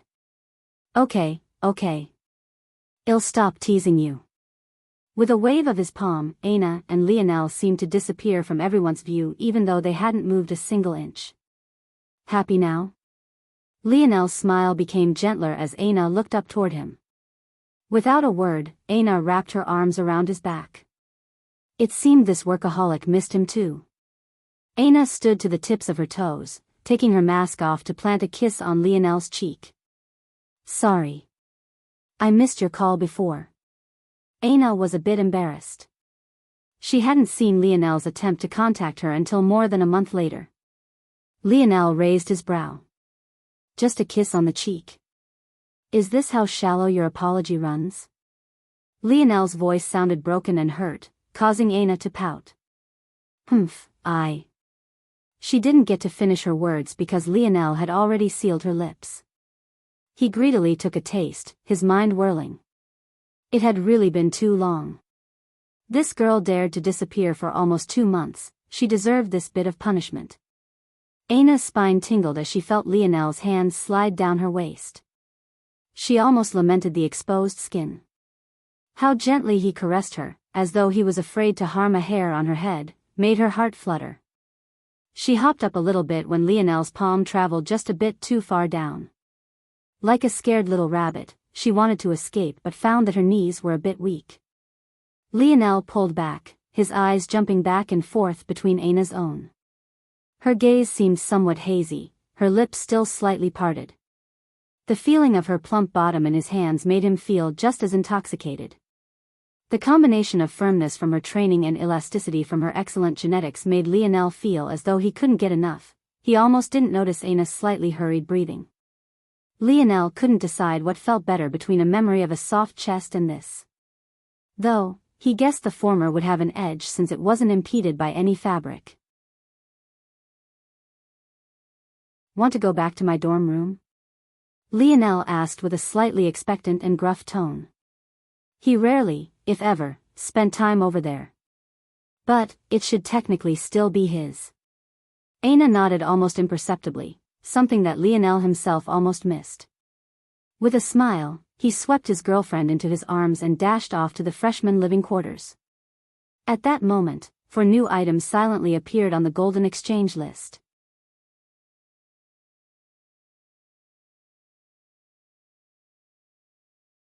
Chapter 647. Lionel slammed the door of his room closed, his lips sealed over Aina's. His hands clasped beneath her thighs, holding her small frame up. He found himself completely lost in the feeling of her touch, though still not forgetting to blanket the room in protective and silencing arrays. The room wasn't anywhere near big enough to accommodate the segmented cube Aina had surely brought with her, so Lionel gently laid her onto the small bed. Aina's body coiled around Lionel's, immersed in her own hazy feeling. She allowed Lionel to toss away the heavy neckwear that hung around their shoulders, not caring the slightest bit when they clanged to the floor. The feeling was intoxicating. Their tongues intertwined in their own sort of dance, but that alone was enough for Aina to flush completely red, her breathing somewhat labored. She felt something hard pressing against her from below. It was the sort of sensation that filled her with one part fear and another part ambiguous excitement. Memories of the last time she had seen that beast below ran through her mind. She could still remember the throbbing heat in her hand. Something about it made her heart quicken with a faint anticipation. Lost in her own haze, she hardly realized when Lionel had taken off his pants. Even though he still had a pair of undergarments below, the steely rod only seemed to become more prominent and more difficult to ignore. Her hand reached out as though with a mind of its own, gently following the outline. This is just an apology for disappearing for so long. Lionel sucked in a cold breath, feeling the sudden touch. Even he didn't realize when Aina's hand had disappeared from the side of his face to appear where it was. But he had no intention of stopping her either. He pulled away from their kiss, his eyes opening to meet Aina's. He could see a partial absent-mindedness behind her gaze, but there was also a sparkling hint of excitement. Lionel held himself up with a hand, using the other to outline Aina's silhouette, her hands still proceeding below. He felt the curve of her breast through her chest band, the toned softness of her belly, and traced down to her belt before tugging at it. Lionel's breath quickened, feeling a slight squeeze below. Seeing his reaction, Aina's lip curled, the happiness in her eyes growing as she felt her belt slip off. As Lionel continued to look in her eyes, he realized something. At that moment, all of Aina's pleasure was being derived from making him happy. She seemed to enjoy this very much, but for some reason, this wasn't the kind of look Lionel wanted to see her wear right now. He had never been with a woman before, but whenever he imagined the woman, a part of him wanted to see his every touch make her melt, his every kiss cause her body to convulse. Maybe these were just the idealized dreams of a teenage boy who didn't know the faintest thing about a woman's body, but a man could hope, right? On one hand, Lionel felt a sweetness in his chest that Aina looked so happy right now. But on the other, he didn't just want to see happiness. He wanted to see pleasure, he wanted to see intoxication, he wanted to hear sounds and see sights that could make his legs weak. But how would he do that? Lionel's thumb traced along Aina's hip. Just beneath the waist of her pants, he could feel 2 layers of fabric. His heart couldn't help but quicken again when he realized what was just below. Hooking his thumb between the 2 fabrics, he slowly pulled Aina's pants down. Aina's flushed appearance deepened, but she didn't stop Lionel's hands. She pulled her hands away from Lionel's crotch, still feeling that faint heat on her palm. Lionel took a deep breath, his eyes unable to come off Aina's body. He had expected to find Aina's usual boxer briefs, but for whatever reason on this day, she had instead worn a pair of black panties. It wasn't anything fancy, nor was it the lingerie one might see a model wear, but it was so tight that it was practically like a second skin. It clung tightly to Aina's hips, curling around the precious lips below in a way that almost gave Lionel a perfect outline of what was beneath. The sight was so tempting and enticing that Lionel simply wanted to rip them away at that very moment. And he could tell by the look in Aina's eye that she wouldn't stop him. In fact, she would be happy as long as he was happy. "Do you want to see?" Aina's soft voice caused him to gulp. He looked down again. But this time, Aina's arm partially obstructed his view, having found its way to his heated shaft once again. Every fiber of Lionel's being screamed yes. Not only did he want to see what was below, but he also wanted to rip that damned chest band away. He wanted to drown in the pleasure that was his girlfriend's body, lose himself in her fragrance and fall into her soft touch. But there was that look in her eye again. There was a slight haziness and her breathing was somewhat shallow, but ultimately there was of the look Lionel wanted to see. He wanted her to feel what he was feeling, to be enraptured by such a feeling of pleasure that she almost lost control just like he almost did. He wanted her to have shyly nodded when he asked if she wanted to come here not because she wanted to please him, but because she wanted to please herself. But Lionel was at a loss. As easy to understand as the male body was, he had no clue about a woman's. He didn't even know where to begin. Lionel looked up to meet Aina's eyes again, his breathing haggard. In his eyes, she was the most beautiful woman in the world. He just wanted to make her happy. At that moment, Lionel's mind suddenly flashed with thoughts of Mordred. What would she do? Mordred's laughter sounded in Lionel's mind, her words teasing him about not knowing how to treat women resounding. Lionel's gaze cleared somewhat. He looked toward Aina from above and lowered his head for another kiss.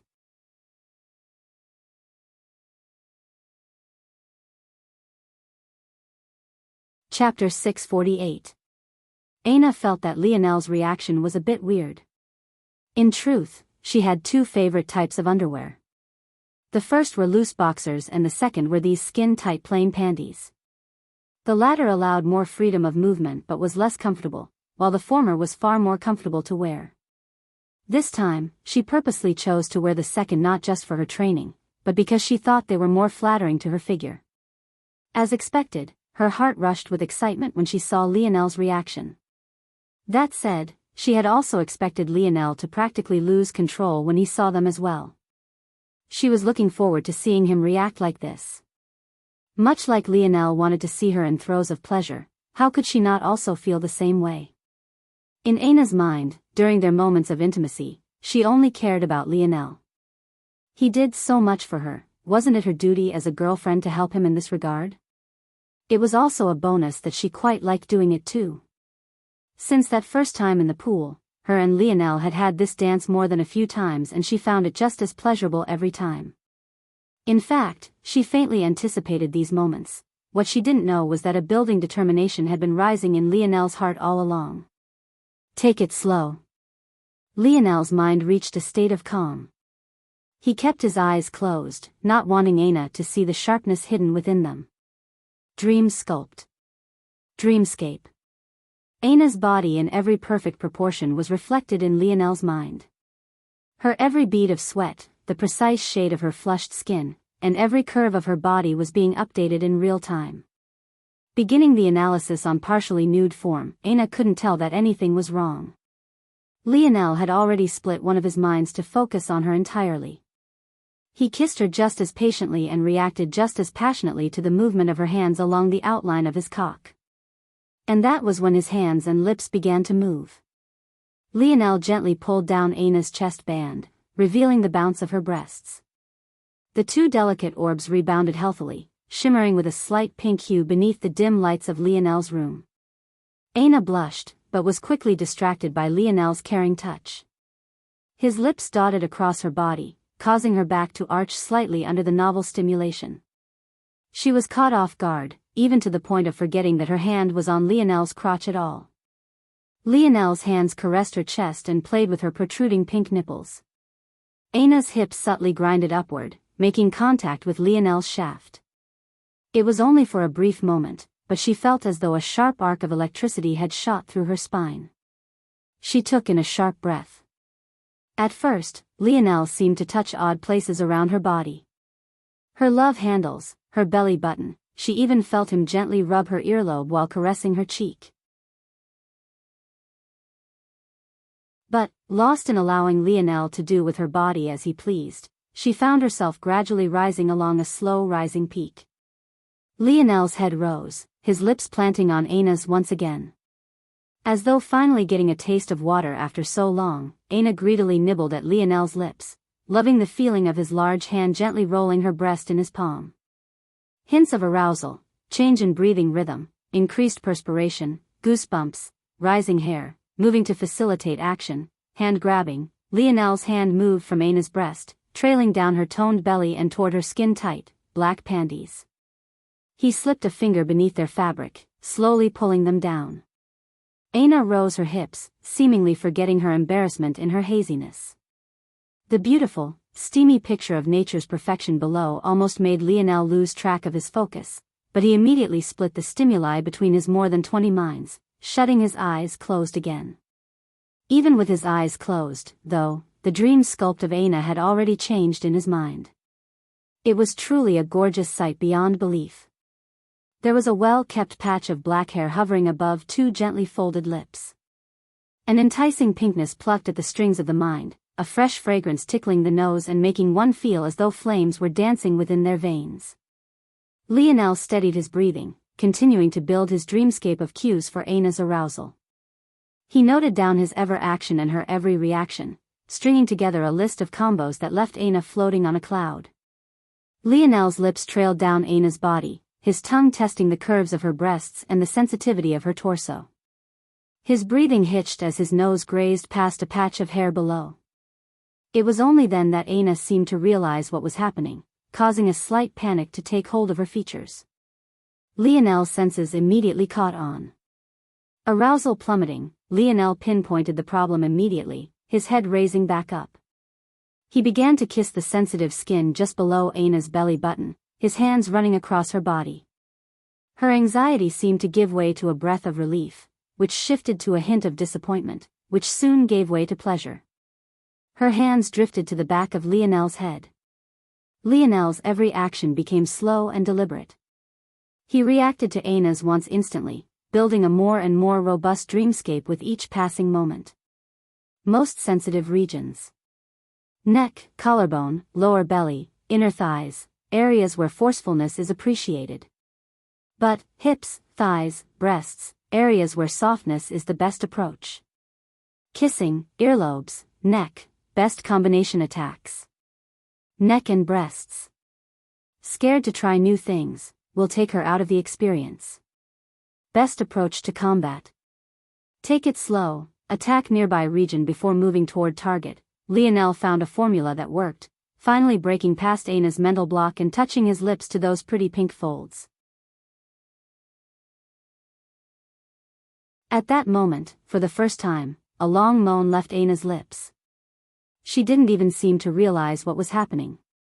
In fact, all her panic about Lionel's mouth being down there was completely forgotten.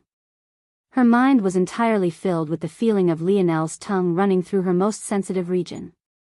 The experience was so electric that she found it difficult to control her legs, her toes curling along the bed sheets. Hints of arousal, add leg trembling, toe curling, cunnilingus files, prefers soft to medium sucking over just tongue. Arousal increases when hands are in motion as opposed to staying stagnant. Exposing the clitoris makes her reel back, too sensitive. Keeping clitoris hood on is best sides of both worlds. She tends to run away from feelings of pleasure, keep her clamped in place. Oh. Anna's breathing hitched, her hands gripping onto Lionel's head tightly. Lionel. Anna's moan came out in a low groan, her legs snapping shut as her body curled. Within his dream world, one of Lionel's minds expressionlessly observed her form writhing with pleasure before its face gave way to a smile. At that moment, Lionel realized that he had always been taking the wrong approach to battle. He expected his main dreamscape to grow enough such that he would be able to guess the movements of any enemy even without battle. But such a goal was far too lofty and far too far away to ever achieve. It was also exactly because of this flaw that his dreamscape battle sense took so much stamina to use. However, if he built a separate dreamscape for every battle, not unlike how he had just done to bring his precious girlfriend to the best feeling she had ever experienced, how much more potent would his battle sense become? Lionel gazed at the pure ecstasy on Anna's face.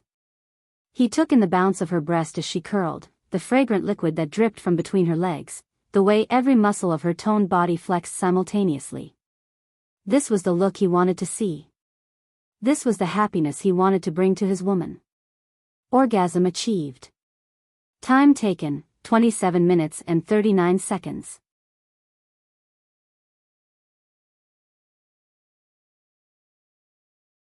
Chapter 649. Lionel gently nuzzled his nose between Anna's pretty pink folds, feeling a faint wetness and soaking in a sweet scent that took over his mind. Anna's body trembled, her fingers tensing at odd angles. Her mouth opened and closed, seemingly wanting to say something but not having the strength to do so. It was only after Lionel's tongue still didn't seem satisfied that she could only use what remained of her stamina to pull his head up. Her body was weak and feeble. The astonishing power she usually had fading into near nothingness. Things might have been fine if Lionel stopped after the first time, but he hadn't. Anna's body was like a small rowboat swaying to Lionel's whims. By now, she had already lost count of the number of times that strong electricity had coursed through her body. At this point, she couldn't even see or think straight. Lionel felt Anna struggling to pull his head up. He knew that he could easily fight against it. Compared to her usual strength, the current Anna was practically a toddler now. But, he didn't. Anna faintly felt Lionel over her again. Her lips puckered gently, searching for Lionel's touch. But, she didn't seem to have the strength to do even that. Luckily, Lionel completed it for her. Anna faintly caught Lionel's lower lip, sucking on it slightly before letting go. A gentle smile spread across her face, her eyes half open and half closed. At that moment Lionel's eyes opened, a cold sharpness still within them. Though it slowly faded, Anna was still able to catch a glimpse of it. One would have thought that seeing such a thing would have completely ruined her mood, but her reaction was almost the exact opposite. Seeing Lionel's cold gaze woke up an excitement within her. As though she forgot her fatigue, there was a flame that lit within her heart, fueling a growing want for Lionel to ravage her. The feeling slowly faded, overwhelmed by Aina's heavy limbs and tired eyes. Lionel blinked, realizing that he had made a mistake. "Sorry," he said softly. He began to explain himself, somewhat afraid that Aina wouldn't like what he had done. Though he had acted for her sake, he could also understand a reality where she wouldn't like it very much. Breaking down such an intimate moment into raw numbers and calculations was something that Lionel could see not many people liking, which was why he had closed his eyes to begin with. If he wasn't worried about it, he would have never tried to hide it. "It's all right though, in the future I won't have to because," just as Lionel was about to finish his explanation, he found Aina's small hand over his mouth. Her gaze was still somewhat absent-minded, but now had a bit of focus to it as she looked up at Lionel.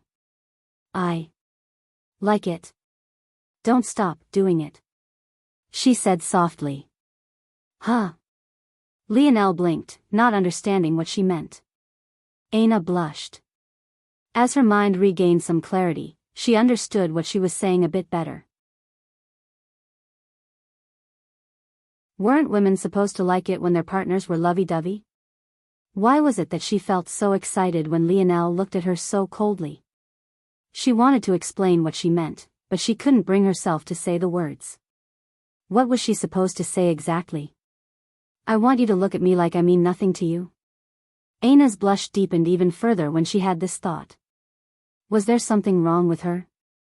Of course, she was only thinking about the worst possible way her desire could be taken. It wasn't that she wanted Lionel to treat her like she was worthless. Rather, she just liked the cold look in his eyes.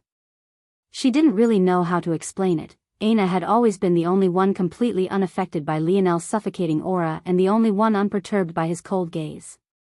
Well, at least that was what it seemed like. But the truth was that it wasn't that she was unaffected, but rather that she wasn't impacted by it like everyone else was. While others feared it and were filled with thoughts of anxiousness, Aina found it to be like a magnet that drew her closer and closer to Lionel.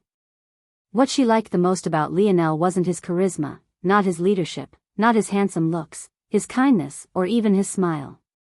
Of course, she liked those things about him too. Without them, he wouldn't be Lionel. But, what she liked the most was his coldness, his detached logic and his emotionless control. It was his ability to act as though nothing could faze him, as though the world were a meaningless ant to be squashed beneath his feet. That was what filled her with the most infatuation. Aina regained her bearings, the blush on her face receding. The thought of Lionel's cold eyes staring down at her as he broke past her final line of defense was most definitely a fantasy she hadn't thought would come bubbling up like this, but she also knew that this was probably the only chance she'd have at not having to explain it all in so many words. If there ever came a day she had to, she might very well die of embarrassment. So instead, she was thankful she now had a way of making Lionel continue without having to say why. Aina smiled lightly. "You're a smart boy, you can figure out what I mean. Just don't close your eyes next time." Aina already felt a faint anticipation for this next time. If her loins weren't screaming no, she might want it to be right now. Lionel continued to blink in confusion.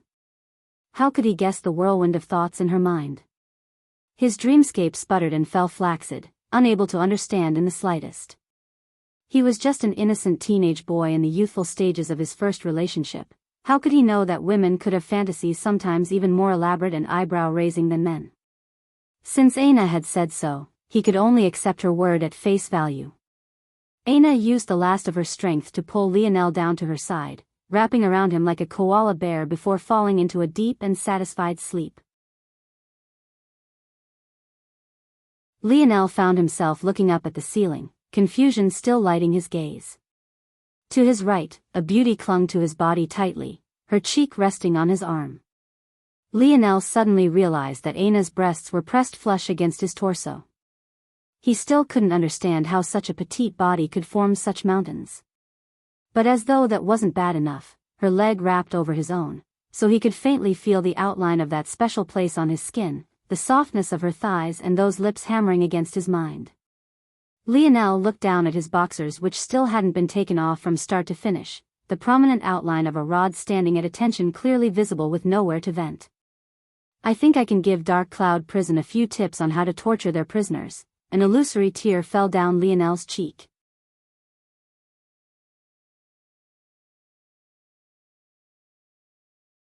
Chapter 650. Lionel slowly woke up to the feeling of something soft in his palms.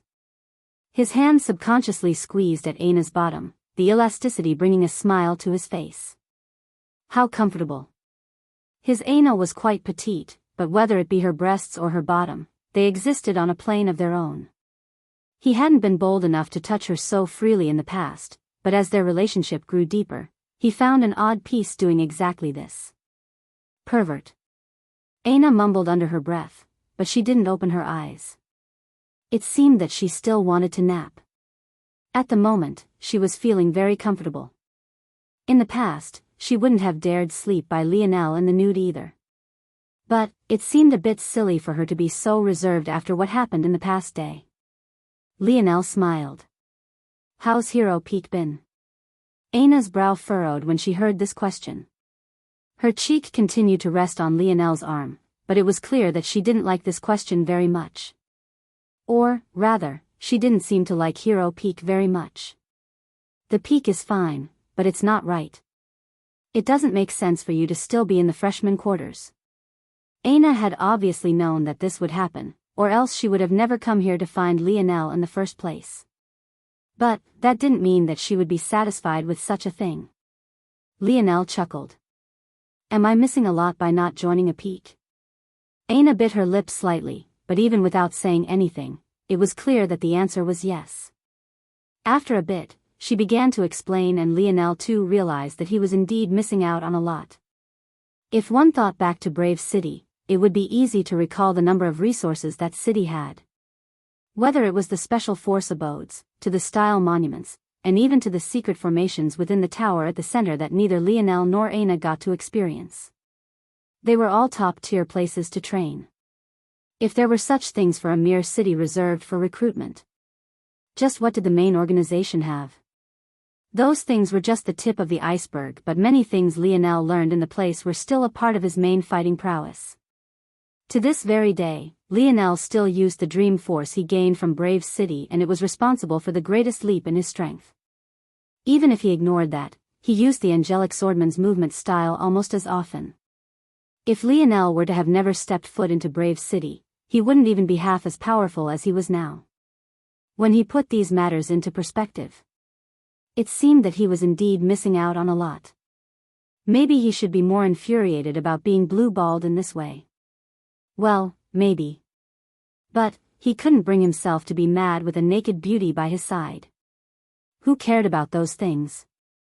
Lionel smiled stupidly, gazing down on Aina's face. At that moment, she happened to be itching her cheek, causing a small pang to ripple through his chest. He didn't care about Aina's scars. Even if they never disappeared, he would still choose her over everyone else. But, watching her suffer through such discomfort left him feeling more rage than any mere vice leader of Hero Peak could cause. Noticing how stuffy the room was, Lionel felt a bit guilty. The dorm rooms left for the freshmen were indeed terrible. The room only had a small window nearing the ceiling, the room itself being barely 5 meters long and 3 meters wide. As expected, there was hardly any ventilation in here. To Lionel, though he hadn't realized before, but humidity and heat had little to no effect on him. So, he hadn't even realized that the room was getting so uncomfortable. Lionel had never even thought of resources before, but at that moment, the thought of never allowing Aina to suffer bloomed in his heart again. She was his girlfriend, his future wife, the woman he wanted nothing more than to spend his life with. Lionel's gaze flashed with a cold light. Anyone who wanted to make her experience such discomfort deserved to pay a severe price. It seemed he would have to move out of this place. Lionel reached out a hand. With a thought, the concentration of fire elemental force in the room dispersed. It was just a simple principle. There was no such thing as cold. Fundamentally, cold was just the absence of heat. If he wanted to help Aina feel more comfortable, it was just as easy as if he had some sort of ice ability. The itchiness Aina felt plummeted instantly, a sweet smile spreading across her lips. Don't worry about the peaks. Even if I don't join one, I'd like to see if they'd really stop me from using their facilities. Lionel's lip curled. You're going to cause trouble again? Me? Trouble? Does this look like the face of someone who causes trouble? Lionel grinned. Aina opened her eyes just to give Lionel an unimpressed look.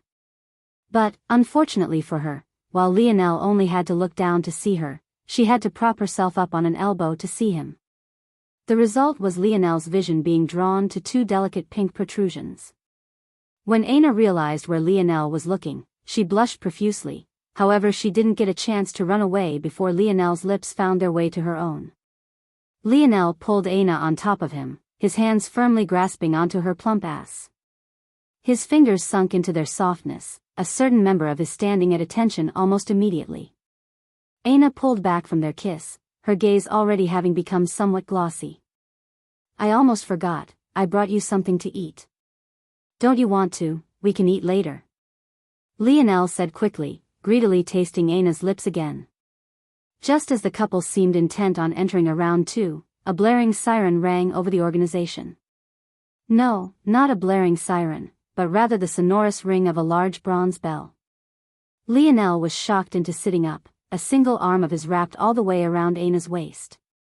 It shouldn't have been possible for such a sound to reach them through all his protections. It was then he realized that the sound hadn't reached the room. Rather, it was touching upon his senses that hovered outside of it. This was his first line of defense. He had decided to put it up after what happened last time with Tetris. As for what reached the room itself, it was a strong vibration that shook the whole building. The direction of the sound. Lionel was sure that it was Valiant Hall. But why? For some reason, Lionel got a sinking feeling. Sparks sputtered in his dreamscape, unable to connect.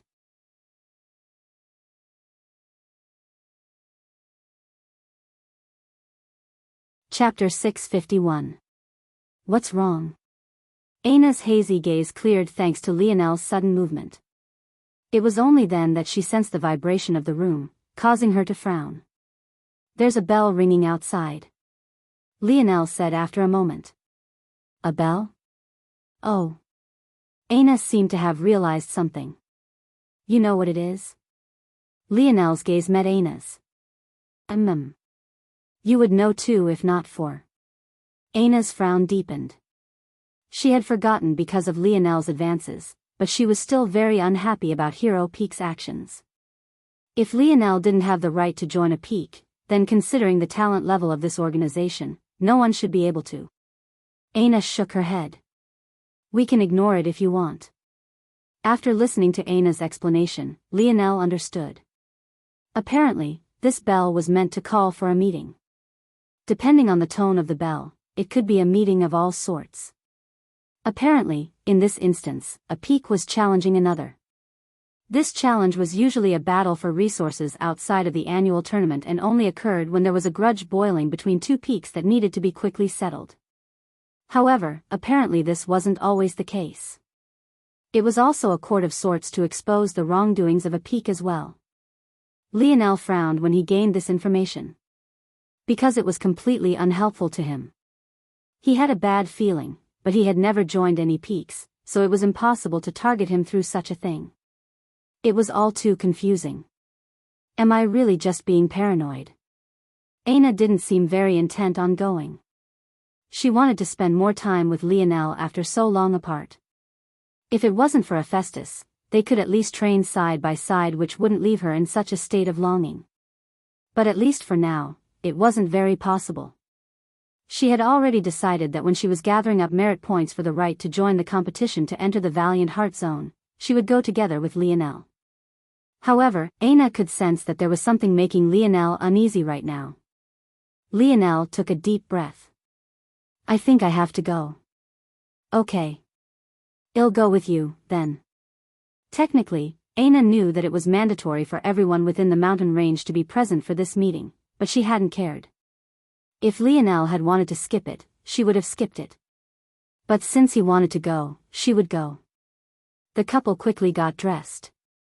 "Do I look okay?"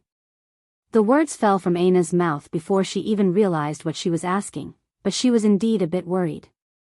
The two had been tangled up for the better part of a day and weren't exactly the neatest and cleanest at the moment. Luckily, both of their bodies were within the fourth dimension, so it took more than just a day for them to start smelling terrible. But that didn't change the fact Aina's hair was a mess at the moment. Lionel chuckled. He knew that Aina would prefer to have short hair. He really had no idea why she insisted on keeping it so long. As for Lionel's own hair, its form retention was exceptionally high due to the odd material it was made out of. It was flexible, but snapped back into place just as easily. Even he was surprised by how straight it was right now. "Stop laughing." Aina all but pouted. "I can't go out like this." Okay. Lionel chuckled. Taking the segmented cube from Aina, he caused a stream of cleansing water to douse her completely just like he had done when he found her on the White City battlefield. Now that he thought about it, he definitely should have used this during the freshman trials. Before Aina could panic about being wet now, Lionel touched her shoulder, a controlled stream of fire elemental force drying her completely. With the abilities of cleansing waters, just a drizzle was hundreds of times more potent than taking a normal shower. Perfect. Lionel smiled. "Let's go." Grabbing Aina's hand as she slipped on her mask, Lionel's expression turned serious. The location was Valiant Hall. As the symbol of justice for Valiant Heart Mountain, it was obvious that any grudges would be chosen to be settled in this very place. In the back of the hall, there was a large open space that would look somewhat like a football field by Lionel's estimation. But, rather than having a large grass field, there were instead massive stone platforms, each with a tall pillar on its four corners.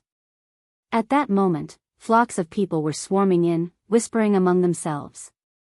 For some odd reason, no one seemed intent on making a lot of noise. It had been many years since the last challenge between peaks was instituted. Although it wouldn't be a massive event every time, there was no doubt that most massive events were centered around it. This alone wouldn't be enough to cause such a hushed atmosphere.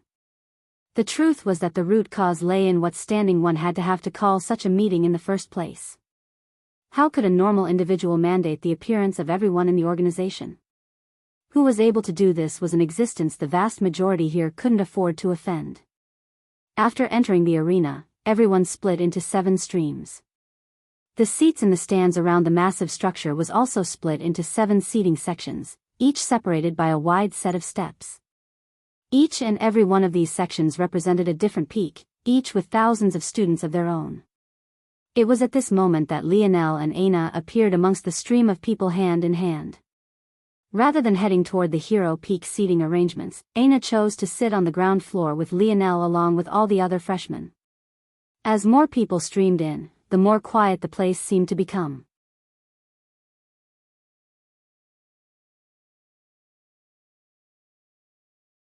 Chapter 652. The freshmen' seating arrangements were not very well thought out. Since freshmen like Lionel hadn't even been informed of the importance of the bell, it was obvious that not many were expected to appear in the first place. Usually, at sporting events, the closer one was to the ground floor, the better. But, in this place, it wasn't quite the same. With the strength of vision those in the fourth dimension had, the viewing experience would hardly be any different whether they were near the bottom or near the top. Regardless, it was only a difference of a few hundred meters.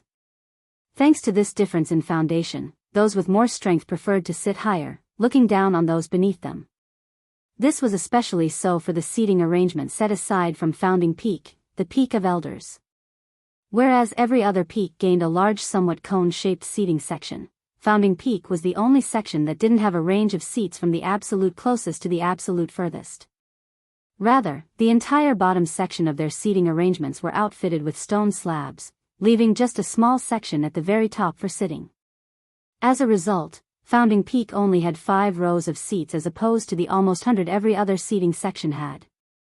With such a grandiose display, not many paid attention to Lionel and Aina to begin with. Even those that recognized Lionel from the posters or saw the Hero Peak emblem on the masked girl beside him, didn't say a word.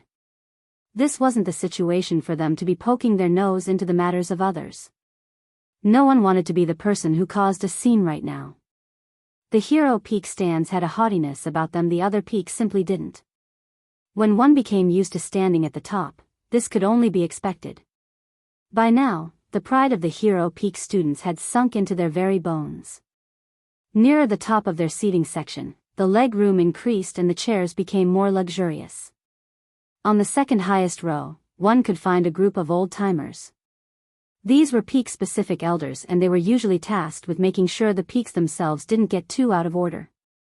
But it was in this row that a middle-aged woman scrunched her brows. She kept scanning the Hero Peak section and had taken note of every student that had come, but she hadn't caught the faintest glimpse of the person she was looking for. Could it be that they had really gone off on a mission? "What are you frowning about so much, Magneral?" Magneral gazed toward the elder who had spoken to her, her frown not lessening. "Aina hasn't appeared in more than a day now, but she hadn't said anything to me before disappearing. Now I can't find her. I already told that girl to not go off and do any missions. What good is that brutish battle axe to such a petite young woman? She should be spending more time in the lab." The elder who had spoken, just for the sake of idle chatter, gave Magneral a weird look. This was Valiant Heart Mountain.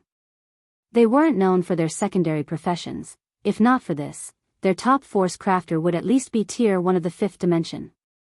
Students came here to learn to fight, not craft or concoct. If this Aina had enough talent to make this Magneral pull her hair out just looking for her, then if she had really wanted to pursue force pill crafting, she would have gone to any number of force pill guilds rather than being here. This was to say that for anyone sane. It was obvious that Aina would want to keep swinging her brutish battle axe, right? Plus, from what he had heard, this Aina was quite well known on Hero Peak already. And it was most definitely not for her force pill crafting. But this old man knew better than to say such words to Magneral. Everyone knew how crazy this woman was. Plus, she controlled the highest class food Hero Peak had to offer. No one wanted to get on the bad side of their chef unless they really wanted to die. Of course, Magneral was still aware of all of these things, but Aina was simply too talented. She had practically picked up everything she had to teach in just a month. From a novice, she could already rival a tier 7 or 8 force pill crafter in technique. It was just that her foundational knowledge was abysmal. Whenever that girl did something crazy that Magneral thought no sane force pill crafter would ever do, not only would it seemingly always work out, when Magneral pressed for an explanation, Aina would always say that it was just a feeling. This kind of ability. How could it be wasted on battle? Exasperated by her own rant, Magneral scanned the crowd again only to happen to land upon a mask she found too familiar. The issue was that this mask wasn't anywhere near the Hero Peak seats at all. Finally finding her precious Aina, Magneral sighed a breath of relief. But, seeing that she was also holding the hand of a boy, she froze. Magneral felt her heart shatter into a million pieces as though she was watching her daughter fly off to another home. Don't tell me that she disappeared all this time for a boy? And a freshman who hasn't entered a peak yet after 2 months? Magneral felt as though she was having an aneurysm.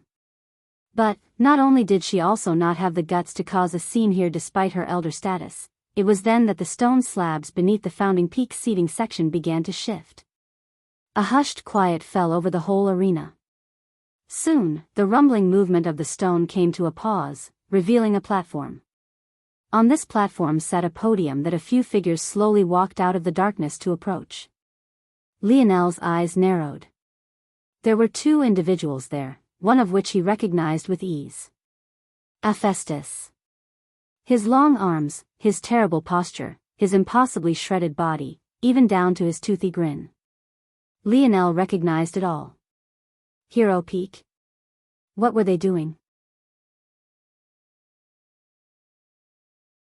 The young man Lionel didn't recognize stepped forward. His height was head shorter than Hephaestus and his looks were just ordinary. He didn't look very special in the slightest, yet Hephaestus gave way to him. The young man stepped to the podium, his gaze without a hint of emotion. Without even an introduction, his monotonous voice began to speak. "We of Hero Peak are here to issue a challenge," he said plainly and without any hurry. The seating sections tensed. Everyone looked around, trying to find the target. No one had heard about any big conflicts occurring recently, so they hoped to tell by the reaction of the individual peaks who might be the likely victim. But what no one noticed at that moment was that the reaction was the same for every peak.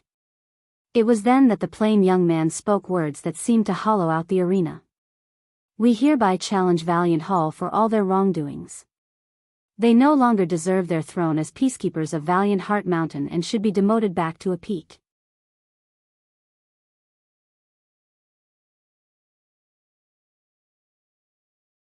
Chapter 653. Lionel's pupils constricted. Had he heard wrong? His hand couldn't help but tighten slightly against Anna's. He still hadn't gotten an answer for his worries, but he felt as though he was inching closer to it.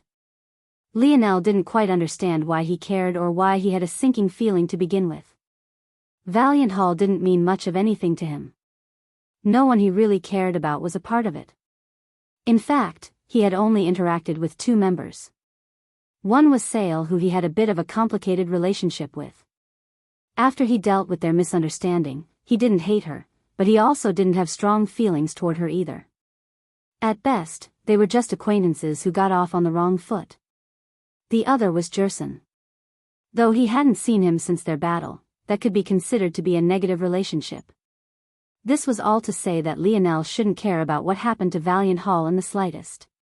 In fact, he should care so little that if things made sense, he'd be eager enough to get back to his and Anna's alone time that he might very well leave this very second. As for whatever backlash that came with that, why would he care?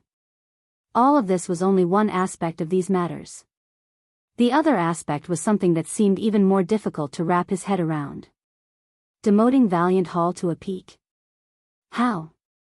If the organization was structured such that Valiant Hall was the only neutral party, the only party that could settle disputes, the only party that could maintain order, then what Hero Peak was essentially demanding was a complete restructuring of Valiant Heart Mountain. Was that even possible? Was it allowed? The only answer could be yes. Lionel didn't believe that Hero Peak would actually be stupid enough to propose something that wasn't feasible. Lionel was faintly aware that there was some competition between Hero Peak and Valiant Hall. But as a new member of their organization, he hadn't paid much attention, if any at all. It seemed that those matters hadn't been as small as he once thought. The young man continued to speak unperturbed as though he couldn't sense the shock of the crowd. In recent years, Valiant Hall has had an unprecedented strength in controlling the outcome of matters in our organization. Despite supposedly being neutral, they seem to very clearly have their own biases and have grown corrupt to the point of believing themselves to be infallible. 2 years ago, my Hero Peak proposed a plan to bring our Valiant Heart Mountain out from the brink of despair and back toward a brighter future. But, instead of calmly analyzing this plan as they should, Valiant Hall ignored our pleas. In the past, I thought that maybe we were in the wrong. The plan we set forth was indeed ambitious. And, though our hearts were in the right place, the truth was that changing the status quo after so long would be jarring for all. However, the actions of Valiant have made my heart run cold. By now, the members of Valiant Hall had been aware of all the commotion. In order to enforce their neutral stance, usually, only a few members of Valiant Hall came to organize this event. However, they wouldn't show their faces. Rather, the individuals who opened this platform for the young man to speak were the only members of the Valiant Hall present. When they heard to the words the young man was speaking, how could they not panic? They had thought, much like everyone else, that this would be targeting another peak. The likely guess was Brave Peak or maybe Honor Peak, but they had never thought that it wasn't a peak at all. This may sound odd. If Valiant Hall wasn't here in some substantial capacity, then how would these things be settled upon? The answer came in 2 layers. First, the crowd, with the only exception of freshmen who had yet to join a peak, would vote on the validity of the arguments presented. As long as there was a majority acceptance for the claims levied, the final outcome would be decided by combat. Whatever battles that occurred would be restricted to the youth as a way of maintaining the majority of the peace in the organization. But, with this came a massive issue. By now, if everyone didn't know who this young man was, they'd be too foolish. This young man was a legend in his own right, the most powerful youth on Valiant Hall Mountain, a young man who would soon grow into a man that could overshadow even Valiant Hall Mountain's head. Despite his plain appearance, despite his unhurried words or his monotone delivery, even despite his relatively short stature, he was the most respected student of Valiant Heart Mountain. The hero. Raylian. Finding another member of the younger generation to defeat him? Was that a joke? The moment Hero Peak stepped forward, this matter was as good as over. As long as their evidence was strong enough, Valiant Hall didn't stand a single chance. But the question was their evidence strong enough? The fact that they dared to call this meeting seemed to signal that the answer to this question was yes. And the moment Raylian began to speak on these matters, was the exact moment they realized just how true this was. Raylian stretched out a hand.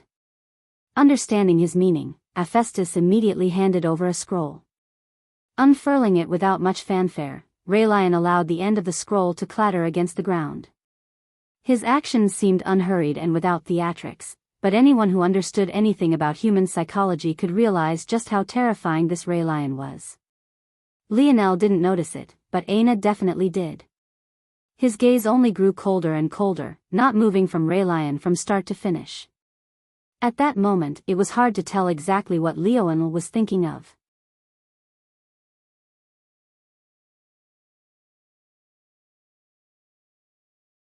Chapter 654. Valiant Hall uses 20% of resources allocated for students without ever participating in resource competitions.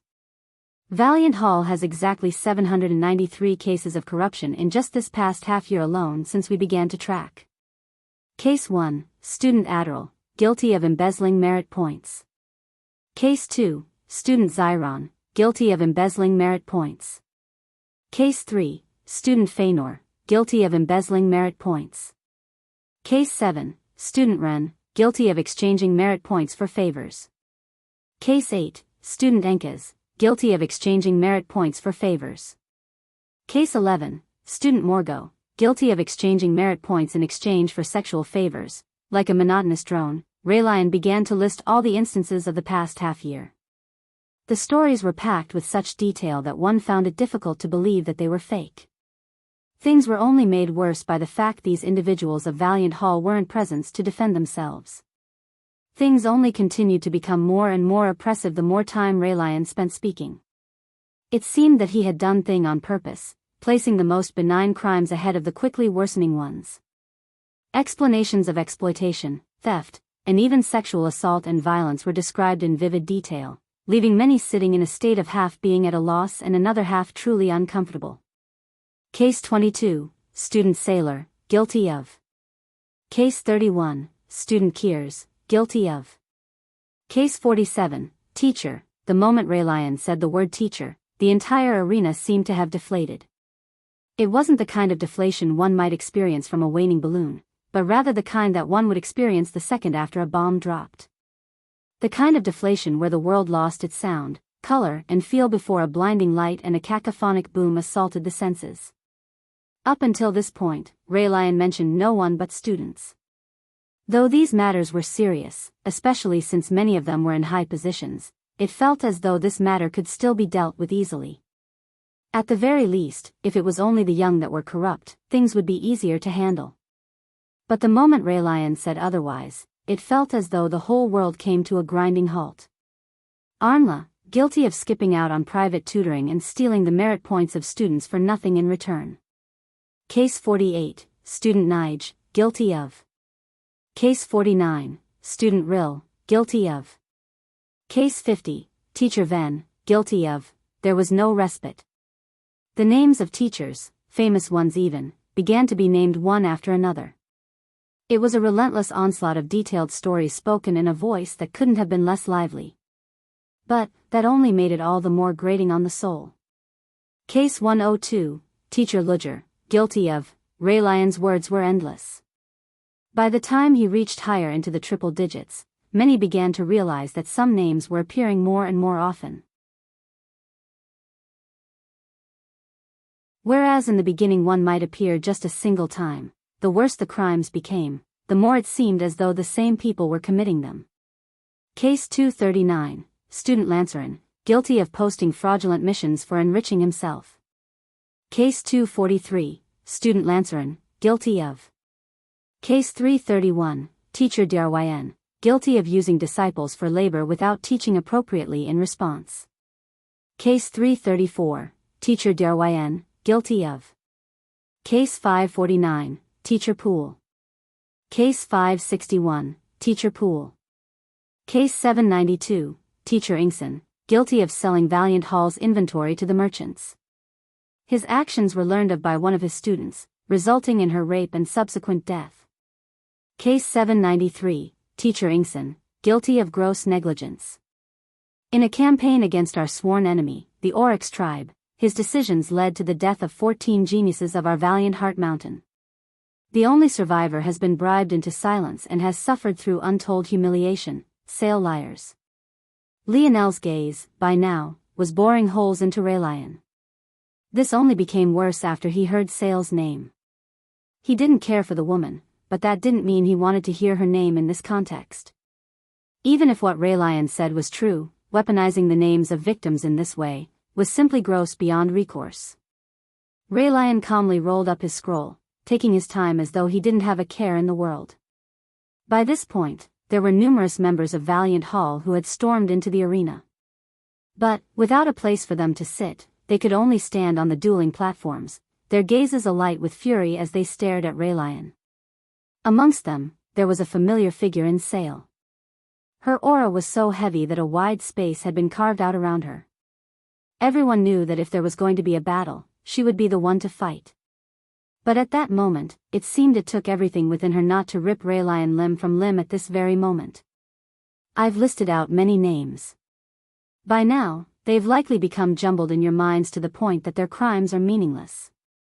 Honestly, I never wanted to reveal the trials and tribulations of victims in this way, but there was one matter that pushed me over the edge. It was this exact matter that made me understand that Valiant Hall had no right to be the arbiter of justice any longer. Raylion continued to speak, completely unperturbed. 6 months ago, a brave city on a small fourth-dimensional world known as Terrain accepted 3 disciples. This seems like a story we all have been through, however that isn't the case. There is nothing about this story to be respected or revered. Of these 3 disciples, only one actually went through the necessary trials and earned a right to stand by our sides. As for the other 2, they were let in through the back door. A murmur went through the crowd, but Raylion seemed to have not noticed. This was truly an unfortunate case. Whether out of jealousy or spite, this 3rd disciple, a man who should have become one of our brothers, was killed by one of these 2 disciples before ever getting the chance to step foot onto our mountain. The name of our lost brother is Anared Kiafur, may we mourn his loss. The crowd grew silent, a bubbling animosity brewing in their hearts. Unfortunately, this is only the beginning. The killer of our worthy brother appeared at our gates no more than 2 months ago. Intent on keeping his lofty status, he disregarded our customs and disrespected his seniors, even to the point of smearing our treasures and weapons as trash. The end result was 3 of your fellow brothers bleeding to death while hanging from a tree. And what did Valiant Hall do, you might ask? Out of fear for this person's background, the matter was swept under the rug and ignored. I wish this was the end of our story, but unfortunately it is not. In retaliation, our brothers did the only thing we could. Since we didn't dare to offend a man with such a powerful background, we could only try to smear his name. But no more than a week after our only path toward redemption was taken, Valiant Hall stepped in once again, not only allowing the destruction of King Avor's faction, but also removing our posters and smothering our hearts. Raylion swept his gaze over the crowd, his gaze just as expressionless. However, it was this final matter that broke my final hint of hope in Valiant Hall. Rather than fighting for those it should, Valiant Hall sought to appease this man. Despite not being a part of a reputable faction, and even without the slightest hint of understanding toward crafting, this was a man who had the audacity to say that a Tier 7 treasure was nothing but garbage, was allowed to enter the Golden Exchange list at the behest of Valiant Hall. Not only was this man appeased to the extreme, but his so-called crafts led to the deaths of 7 more of our brothers. The atmosphere was silent but seemed to simultaneously boil.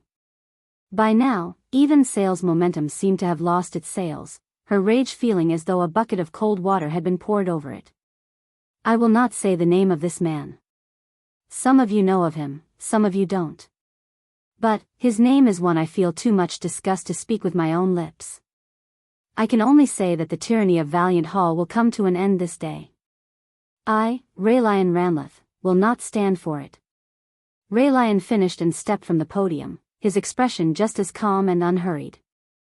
They say that the worst movements in all of history always had a common enemy. There may have never been a Nazi party had the Jewish never existed. It seemed that Raylion had decided to make Lionel exactly that.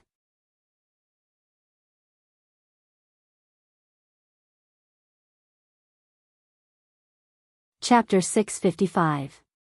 LMAO, I just keep waking up later and later, so chapters are coming out later and later. I wonder if my sleeping schedule will eventually go full circle. Second chapter coming soon. It was an intricately woven story, indeed. In fact, it was certain that there wasn't a hint of falsehood in his words as well. Though the truth behind its interpretation might be different, one had to hand it to Raylion.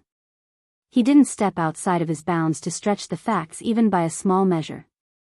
Yet, what these audience members didn't know was that Raylion had sacrificed 10 of his so-called brothers in order to allow his words to ring true. Those 3 floor sweeper Lionel hung from a tree.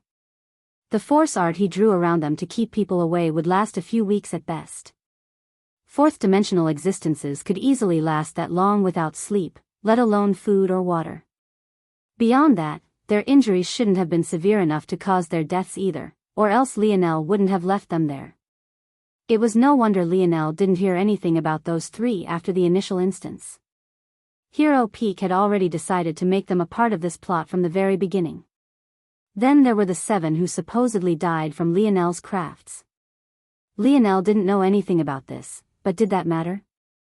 Since when did Raylion and Hero Peak care about whether he was in the know or not? The truth was that Kayla and the others had already been panicking about this for the past more than day. However, they weren't able to contact Lionel because he had spent his time with Aina all the while. And, unlike with his Aina, he hadn't given Kayla and the others a method of contacting him. It could be said that the polished glass faction had fallen from the greatest of highs to rock bottom in the blink of an eye. Who would dare to do business with them? They had been blacklisted from the Golden Exchange list. The 7 that had died were all from Hero Peak, so normal students didn't dare to risk offending such an existence. Even if they created a perfect product next time, who would care? It had to be admitted that this plot was sinister indeed.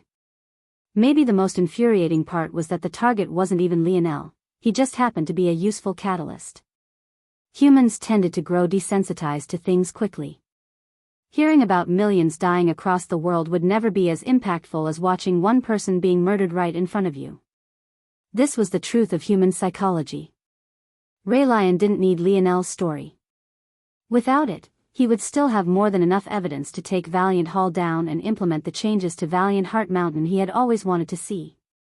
But the convenience of Lionel was too good to pass up. Without Lionel, there would likely still be some resistance to his plans.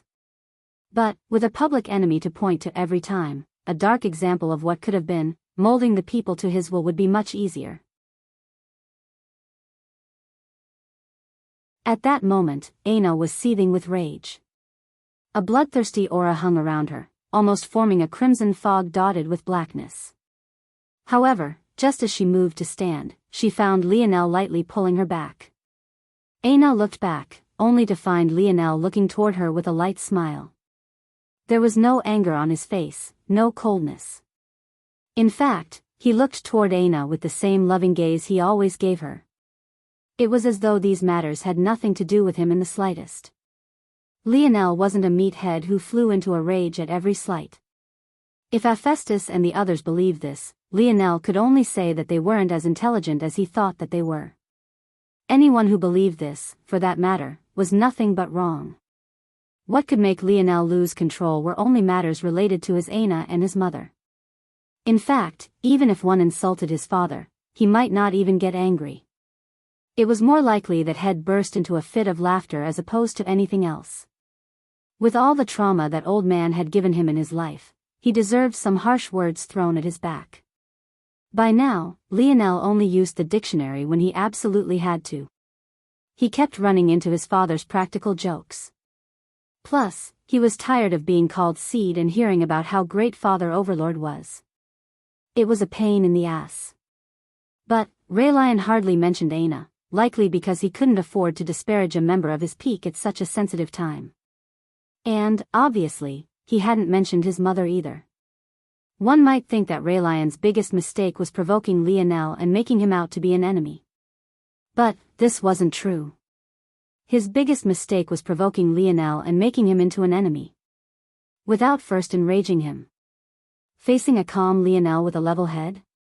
A Lionel with an amused expression in his eye rather than one of rage? It was clear that Hero Peak had no idea what they had gotten themselves into. Lionel pulled Aina down to his side, placing a palm on her thighs and squeezing gently to reassure her. "Don't worry about it," Lionel said lightly. Aina's chest heaved in her rage. Clearly, she hadn't been able to calm down just because Lionel said so. But, seeing the look in his eye, she could only sit obediently. The voting process went exactly as one would imagine. Even with attempts at refuting Raylion due to lack of evidence, Valiant Hall was still woefully unequipped to handle these matters, having never been challenged in this way before. With no suspense, Hero Peak won their suit by a landslide. As a freshman, Lionel didn't even have the right to vote and he could only watch as the members of Valiant Hall trembled with rage. Sail balled her fists, her shoulders trembling. It felt as though everything she was trying to protect was coming crumbling down. In fact, it was the action she took that brought everything to a head. She couldn't help but be racked with guilt, embarrassment, and anger. There was only one chance she had to fix all of this.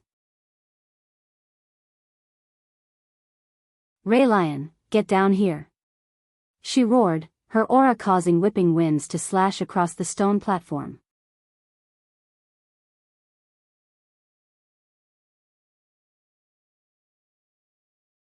Chapter 656. Big Sis. Jerson's face was filled with all sorts of complicated emotions. She could feel Sail's rage, but he also knew it was all futile. Defeating Raylion? It was impossible. Everyone knew how terrible his ability was. Even if he never trained an ounce of force in his life, he would be an undefeatable force. To ask Sail to carry this weight on her shoulders was no different from asking her to walk through a wall of fire. She might not even leave this place in one piece. Raylion looked down from the stone rising, his gaze just as expressionless. As though Sail's challenge didn't mean anything to him, he began to speak again. Now that the will of the people has been spoken, the context of the coming battle must be laid out. The crowd grew hushed once again, their emotions still boiling from the recent events. This was the most important part of every trial. After the majority agreed, the wager would be set. This wager would decide what changes would occur and what spoils would be given to the winner. Usually, this would just be a change in the percentage resource allocation. But, something was telling the crowd now that this would be a much larger change. Raylion brought out another scroll and handed it to Hephaestus. With a toothy grin, Hephaestus accepted the scroll and leapt down from on high. His stride was so long that he practically did the splits in the air, plummeting down more than 20 meters and landing with a soft thud on the toes of his feet as though it was nothing.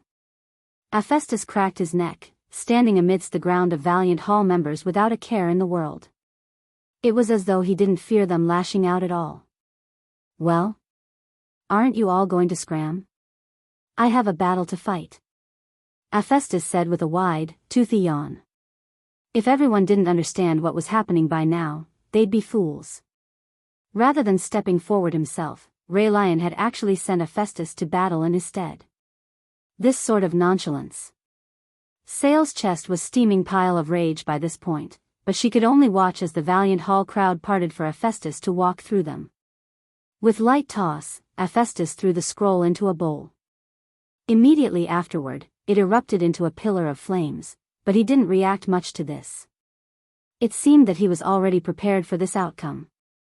"It's been set," Hephaestus said with a grin, beginning to exaggeratedly stretch out his body. "Are you idiots still not leaving yet? There only needs to be 2 people up here."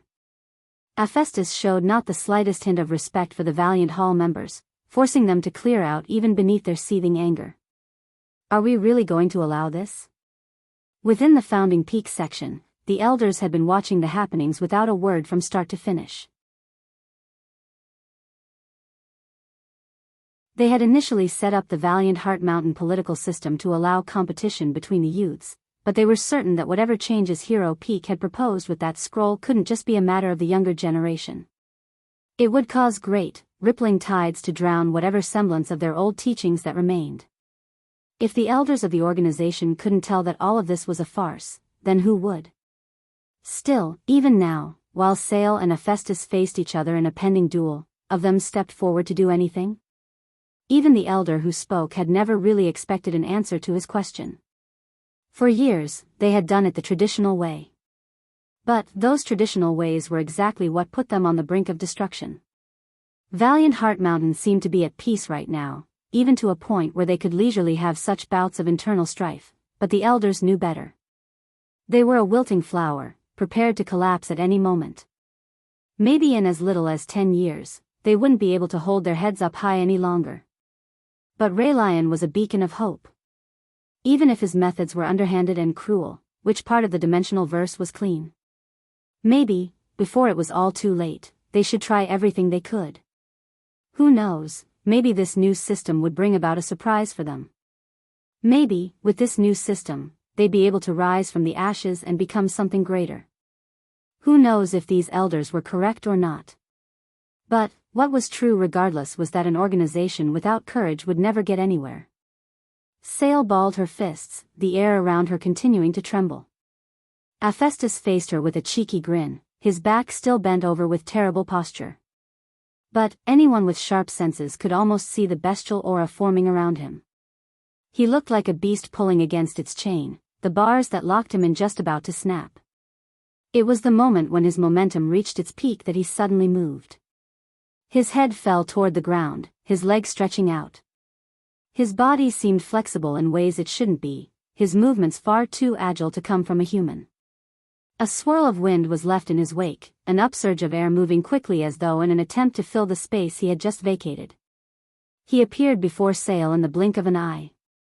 Her face was still seething, her fists still balled tightly to the point her nails were outlined in a coating of dripping blood. Hephaestus' long legs whipped forward, his lanky arms tightening around his body. The sudden shift made the torque of his hips reach astonishing levels. It felt as though a viper was snapping at her head rather than a foot. It didn't seem impossible for such a strike to decapitate her entirely. It was then that Sale finally moved, her rage bubbling forth. Bang! She crossed her arms in the path of Hephaestus' foot, the torrent of raging winds causing her hair to flutter and even her cheeks to deform slightly. It sounded like 2 steel plates had collided, neither willing to give in to the other.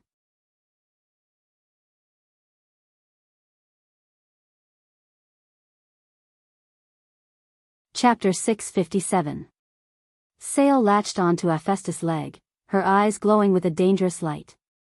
This battle was indeed an insult to her. She, the preeminent youth of Valiant Hall, was looked down upon to the point of fighting a mere vice leader of a peak. This kind of humiliation wasn't small. And the sinister plot behind it was even worse. She needed to win. She had to win. Sale's gaze grew bloodshot, her fury finally reaching a peak. She roared, blossoming blue tattoos of blooming flowers growing along her fair skin. Her wrists grew out with delicate blue lily petals and her hair lengthened, growing out into long, whipping vines. In what felt like an instant, the stage of the battle had been covered in these thick bluish-green vines, each blooming with large swaths of flowers. Sale's delicate exposed belly, her frail shoulders, even her lovely cheeks became covered in these tattoos. Yet, instead of ruining her appearance, it seemed to give her an exotic air. It was the kind of feeling one might have when gazing upon something alien. The feeling was only made more potent by the change in Sale's eyes.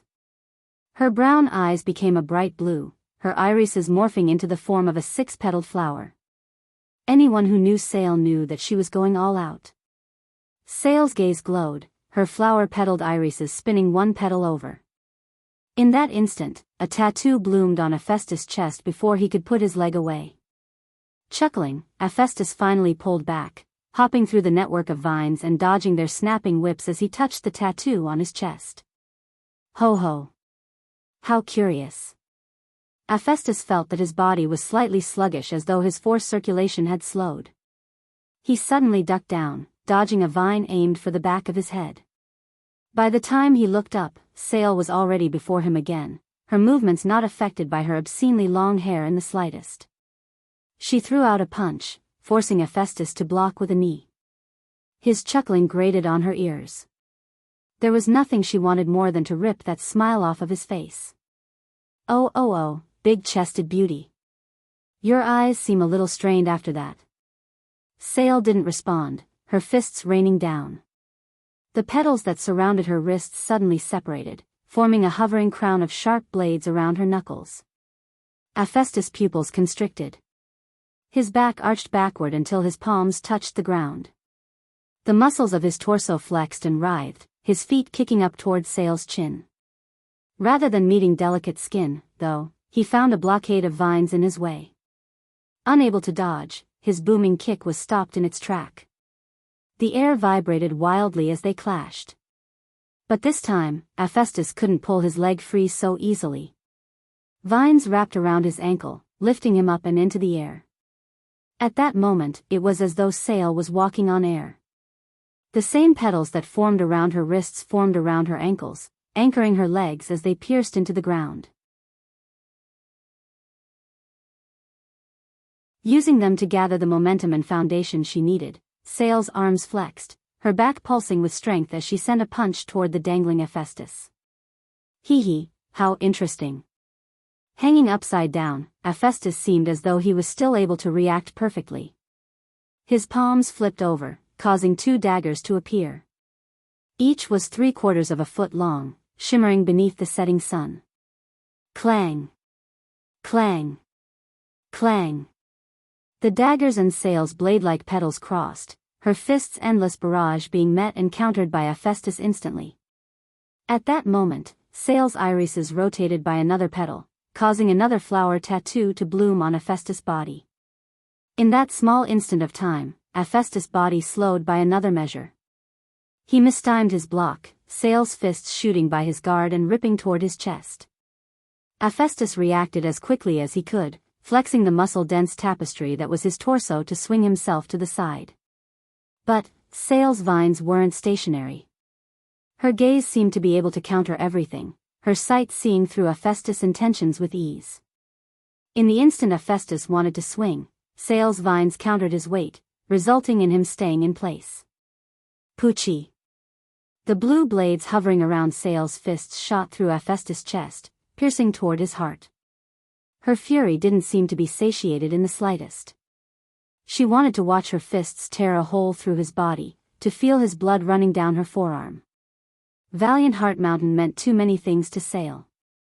She did everything she had to do, even lowering her head when she didn't want to, for the sake of watching it thrive and survive. There was little she cared more about than this. And of the few that existed, there was her master, a man she respected more than anyone else. Yet, not only was Hero Peak trying to force her dream to crumble, they were actually attacking her master in the process and dragging his name through the mud. She couldn't tolerate it. Sale roared, her fists driving forward.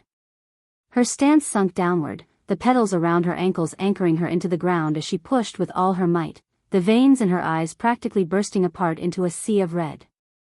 At that moment, Hephaestus coughed, his body racked with pain. Oof.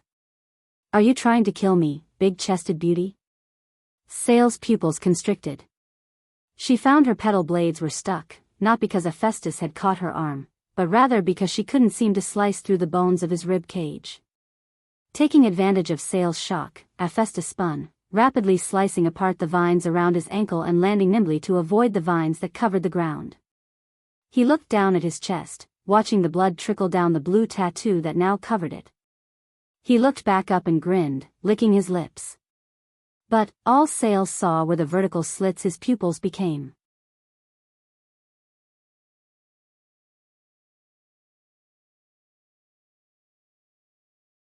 Chapter 658.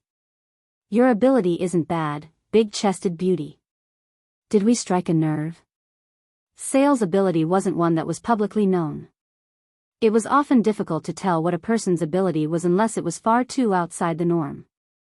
Something like the combination of techniques Sail had just used were most definitely too out there to not be an ability. Her eye technique, especially, made Hephaestus quite serious despite the grin on his face. She had only landed 2 of those tattoos on him, but just those 2 was enough to cut his force circulation down by 20%. Whether it was his force control or output, it all took a hit. Beyond that, Hephaestus' instincts also told him that landing these tattoos also allowed Sails to see through his force circulation as well, as though she had a connection to them. While her tattoos were hindering his force circulation, she could sense this flow and predict his next action based on this. It was truly a fearsome ability, indeed worthy of coming from a top disciple of Valiant Hall. In fact, if it wasn't for the lack of destructive ability, Hephaestus would feel that this ability was even better than Raylion's. If Hephaestus was honest, Sail's ability might even be at a higher evolutionary stage than Raylion's too. But there was a difference between Sail and Raylion. Hephaestus grinned a toothy grin when Sail didn't respond. I guess it's about time I get serious. It's a shame, big-chested beauty. You would think you would have realized by now that a fancier ability doesn't necessarily make you more powerful. At that moment, the change to Hephaestus' eyes set, his eyes glowing with a radiant yellow as the sun continued to set. His muscles wiggled and writhed, seemingly intent on bursting out from Hephaestus' tanned layer of skin. If Sail's ability made her a radiant diamond, Hephaestus' ability was just a copper coin found by the roadside. Sail could use all these beautiful tattoos and flower petals. As for Hephaestus, his ability was known simply from its title, Beast Mimicry. Author's note, stay away Kiba. Hephaestus could copy the physique of any beast he consumed the meat of into a humanoid figure. It allowed him their agility, their flexibility, their strength and their instincts all in a human form.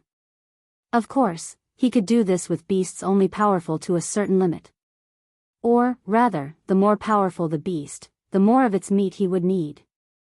Even a lower-level beast would need tens of carcasses for him to devour.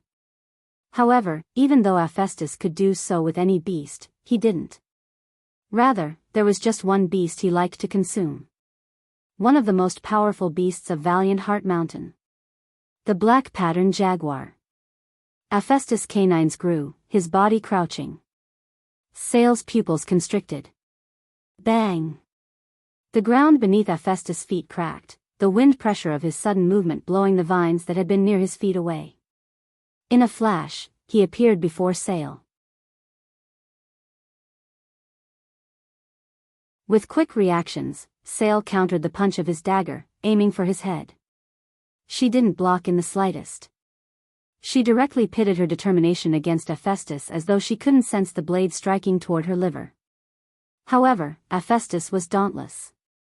Mid-flight, his shoulder dropped and his neck curled to one side. Sail immediately realized that if the trajectory of her punch were to continue, she would mere take a small chunk of Hephaestus' shoulder. But, if she didn't pull back, her torso would be stabbed through. Sail abandoned her thoughts of countering, retreating instantly. But it was then that her irises rotated by yet another petal. This was her true goal. As long as this tattoo landed, a 30% decline wasn't something even Hephaestus' ability could bridge the gap of. However, almost instantaneously, Hephaestus' strike came to a grinding halt at the same time. As though an agile jaguar, his muscles flexed all at once, his body hopping to one side. It was then that Sail's irises stopped rotating, but there was no third tattoo that appeared on Hephaestus. Eyesight was near instantaneous. But, as expected, the flower pattern had to travel through the air to land, making it avoidable. And, if Hephaestus was correct, Sale wouldn't be able to prepare another for another few minutes. He leapt forward, his daggers raining down in a combination of feints and sharp attacks. Sale landed a heavy foot backward, the blades hovering around her feet cracking the ground. But, at that moment, rather than helping her, they were a hindrance. When Sale went to lift her foot to take another step back and reposition herself for a counter, the split moment it took for her to pull out were all Hephaestus needed. He closed the distance between them, his daggers sweeping across and causing arcs of crimson to bloom. Sale narrowly dodged, her gaze flashing with anger when she realized that Hephaestus almost ripped her chest band in two. Was he still trying to humiliate her? In the next instant she winced, feeling a deep slice run through her torso. Sale! Jerson roared from the sidelines. Hephaestus' attack was relentless. The moment Sale suffered her first injury, it wasn't long before she suffered a second, then a third. As though a beast cornering their prey, Hephaestus' gaze bore down, he stalked forward, her momentum increasing and his canines glistening. His body became a lethal killing machine. His close combat ability was off the charts. His reaction time, his combination attacks, his counters. Each was more furious than the last. With just his two arms, he seemed capable of battling all of Sale's vines alone with her own arms and feet simultaneously. A single one of his strikes could sever a vine and counter her blade-infused punches. A single swing of his blade could tear a cut into her delicate skin and push her further into the pits of despair. The reversal was near instantaneous, and it only occurred to a single mistake, a single lapse. But in a battle of experts, this was all it took. Sale was pushed nearer to the end of the arena, her hatred brimming forth so fiercely that unshed tears brimmed at her eyes. However, what did fall wasn't those tears, but rather the blood from her popped blood vessels as she tried again and again to use her ability, only for Hephaestus to dodge as though he could predict her action before she took them. The members of Valiant Hall clenched their fists. Many shouted for Sale to just give up, but she didn't seem to hear any of them as the blood fell from her cheeks. Hephaestus cocked his hip back, his torso flexing as his leg whipped forward. It seemed to be the same strike he started the battle with, a devastating kick to the head capable of decapitating such a frail beauty. However, compared to then, after activating his ability in full, it was more than 3 times as lethal. Sale reacted quickly, putting up her arms to block. But this action was as good as giving up her arms for the rest of the battle. She already knew what would happen. It was then the words were spoken. "I think that's enough. Valiant Hall has lost." It was impossible to tell when exactly he appeared, but Lionel grabbed at Hephaestus' leg while sweeping Sale in his other arm. Bang! Both Lionel and Sale were sent flying, skidding across the arena and almost falling over another side. Lionel whistled, looking at his hand just as he managed to steady his feet from falling over the edge. He couldn't help but smile a bit bitterly. "Seems my wrist is fractured." He looked down at Sale, who seemed to have all but collapsed from exhaustion. Shaking his head, he walked down from the arena without looking back at Hephaestus. Withstanding the furious gazes of the Valiant Hall members, he handed Sale, who had fallen unconscious, to Jerson. "Let's go," Lionel said to Aina. "Let them have their fun for now." Lionel looked over his shoulder one last time, his gaze locking onto Raelion. A small smile tugged at his lip before he left. An odd atmosphere hung over the arena.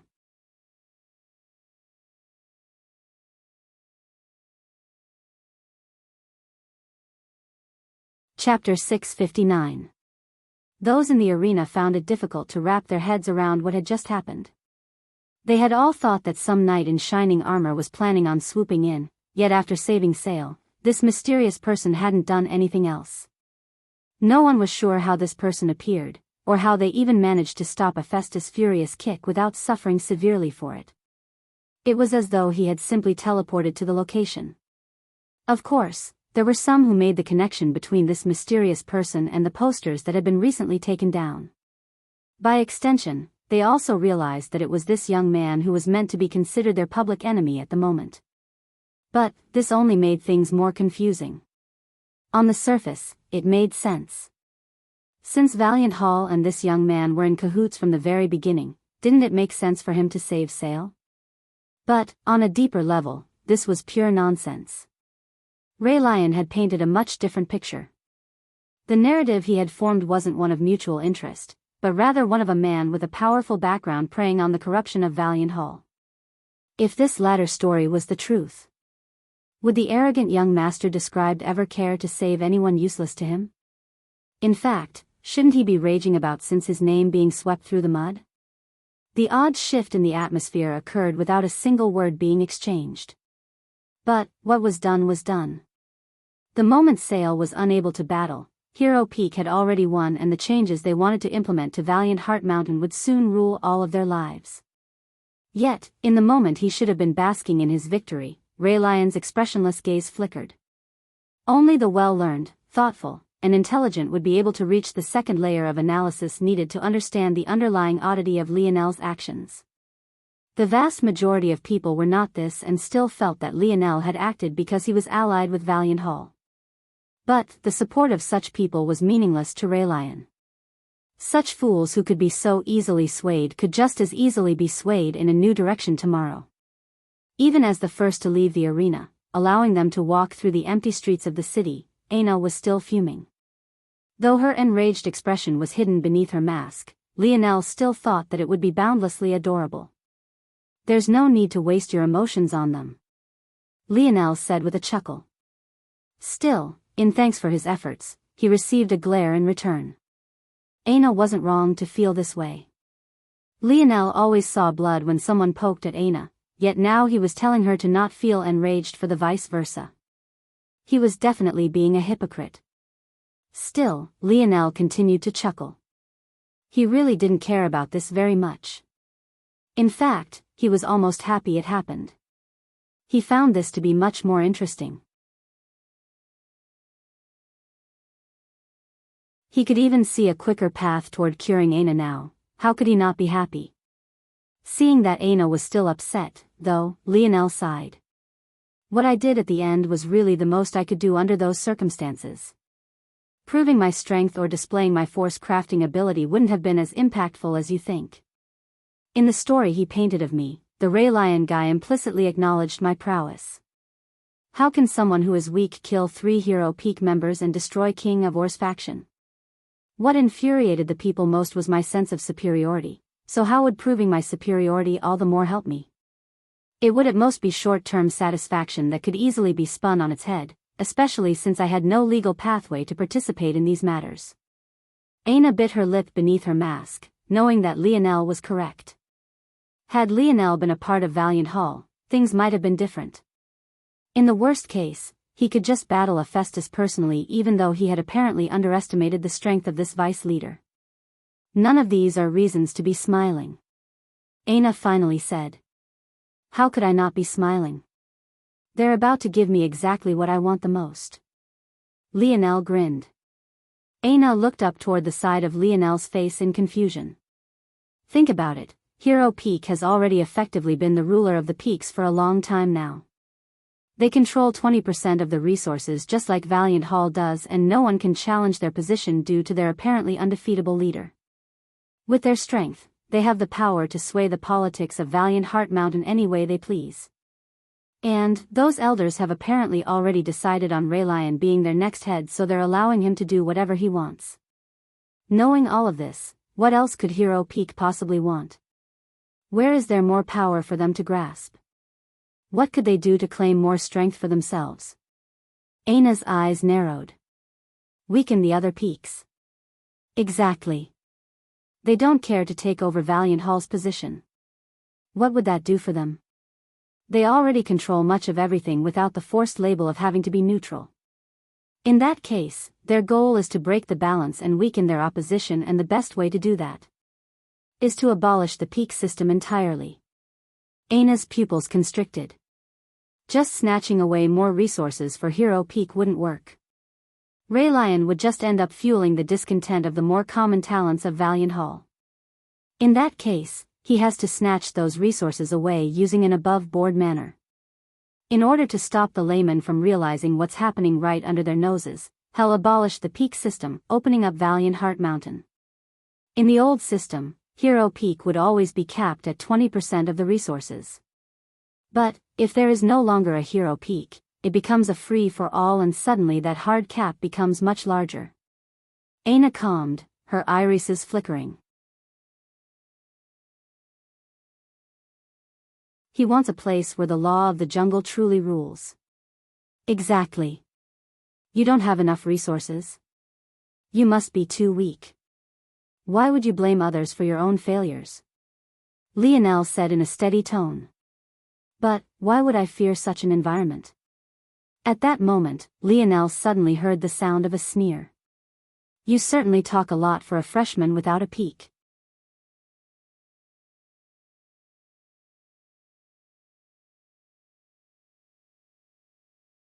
Chapter 660.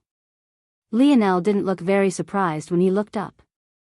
There might be an ability out there that could catch his senses off guard. In fact, he had run into one during the freshman trials, but it was clear that this older woman before him didn't have one. Or, maybe she just thought that her previous concealment was good enough. Magneral appeared before the couple silently. Her graying hair was done up in an untidy bun, her appearance being somewhat eccentric. She had thought that Lionel would be shocked by her appearance, but she was quite bitterly disappointed. Little Aina, is this where you've been? You didn't even leave a word behind. Lionel curiously observed Aina. It seemed that these two knew each other. Honestly, Lionel had thought that this was an elder Valiant Heart Mountain might have sent for the sake of trying to appease him. In reality, Lionel wasn't aware of who was in the know about the affairs surrounding him. He hardly knew much about the structure of Valiant Heart Mountain, let alone understanding which elders were considered the highest echelon and which weren't. But, it seemed that he was wrong. This meant one of two things. Either Valiant Heart was no longer afraid of offending him, something that was highly unlikely. Or, the highest echelon weren't aware that he had been dragged into this matter at all. How likely was it that the highest-ranking members of Valiant Heart, existences deep within the fifth dimension, had time to care about prank posters posted about a freshman? They might not even understand who Ray Lion had been referring to. Elder Magneral, what brings you here? After a small hint of surprise, Aina politely responded just the same way one would expect someone younger to speak to a member of the older generation. How could I not come here and see who my disciple is frolicking about with? You know, the reputation of a young woman is very important. Aina's brow wrinkled. She had felt alright with leaving this woman because she had already learned everything there was to learn from her after engrossing herself in study for almost 2 months. Magneral kept insisting that Aina become her disciple, but Aina's perspective on such things was different from Lionel. Lionel might not care very much about such a title. He had grown up on Earth, so the importance he attached to the word master wasn't very high. In his mind, it wouldn't be much different from having another coach. However, to Aina, who was far deeper into her understanding of this world in comparison to Lionel, she knew the heaviness one placed on such a title. Aina would accept her as a teacher, but a master? Aina didn't think they were fated in such a way. Yet, this woman kept calling her a disciple and was now commenting on her relationship. Lionel wasn't quite sure how to step in even though his brows were raised at an odd slant. I'll keep Elder Magneral's words in mind. Aina said lightly. Magneral shook her head, feeling Aina pulling further away. Seeing that this wasn't working, she turned her attention toward Lionel. Boy, how did you get involved in these matters? What matters? Lionel blinked. Do you take me for a fool? Even if I wasn't aware before, there's most definitely a grudge between you and Hero Peak. If not, you'd have a screw loose for interfering in that battle at the moment you did. Oh, that? Lionel shrugged. Is having a few grudges with Hero Peak a big deal? Of course it is a big deal. You don't need to pretend, I know you suffered no small defeat thanks to that one attack. If you can't even withstand a single strike from Hephaestus, what makes you think you can take on Ray Lion? Lionel really wasn't sure whether to laugh or cry at the antics of this old woman. He didn't even know what her purpose here was exactly. He found it difficult to get mad at an old lady who had to strain her head to look up at him just to meet his eyes. Rather than Lionel, it was actually Aina who didn't like Magneral's words very much. "Elder Magneral, I think that's enough." The old lady frowned, clearly not liking the tone of Aina's voice. "Don't you know that being embroiled in these things will only slow down your speed of improvement? If you have grudges with such powerful students so early on without having the strength to protect yourself, you'll be hampering your own growth. Are you willing to allow yourself to be dragged down?" Aina's gaze sparked, but Lionel pulled her back. "Thank you for your kind intentions, Elder Magneral," Lionel said with a light smile. "Bah, who's your elder? The biggest thank you that you could give me is leaving Aina alone." Lionel smiled and pulled Aina along to walk past Magneral. He seemingly didn't take the words of this old lady to heart. However, Magneral was stunned. She was an elder of Valiant Heart Mountain. Was she really being ignored like this? She was just about to snap with rage again, when she suddenly heard Lionel chuckling about something. "I really don't get it. Why do people think I'd be afraid of someone who didn't even dare to say my name?" Magneral stood frozen in place, her next shrill comment caught in her throat. As though Lionel's true ability was to see into the future, matters worked out exactly as he had predicted. The peak system was abolished, no longer requiring students to join specific peaks for the sake of using unique resources. Rather, everything now functioned via a merit system. Due to the distrust many had for Valiant Hall, all previously earned merit points were deemed null with the sole exception of those gained via battle missions which had easily verifiable conclusions. With Valiant Hall abolished, a new neutral party was needed to be constructed. But, rather than forming a separate existence, a council was constructed. This council, known as the Valiant Council, would be made of the most senior youths. It was hardly a surprise that the majority of this council was quickly filled with former Hero Peak members, among which was a certain king of Orisariath who had seemingly vanished during the past month. It was while these vast and sweeping changes were occurring that Lionel brought Aina back to Kayla's home, only to find a far gloomier atmosphere than even he was expecting. You're tuning into the Biyao's Wuxia Chronicles YouTube channel. Don't forget to subscribe and join us on this journey to catch the most captivating stories.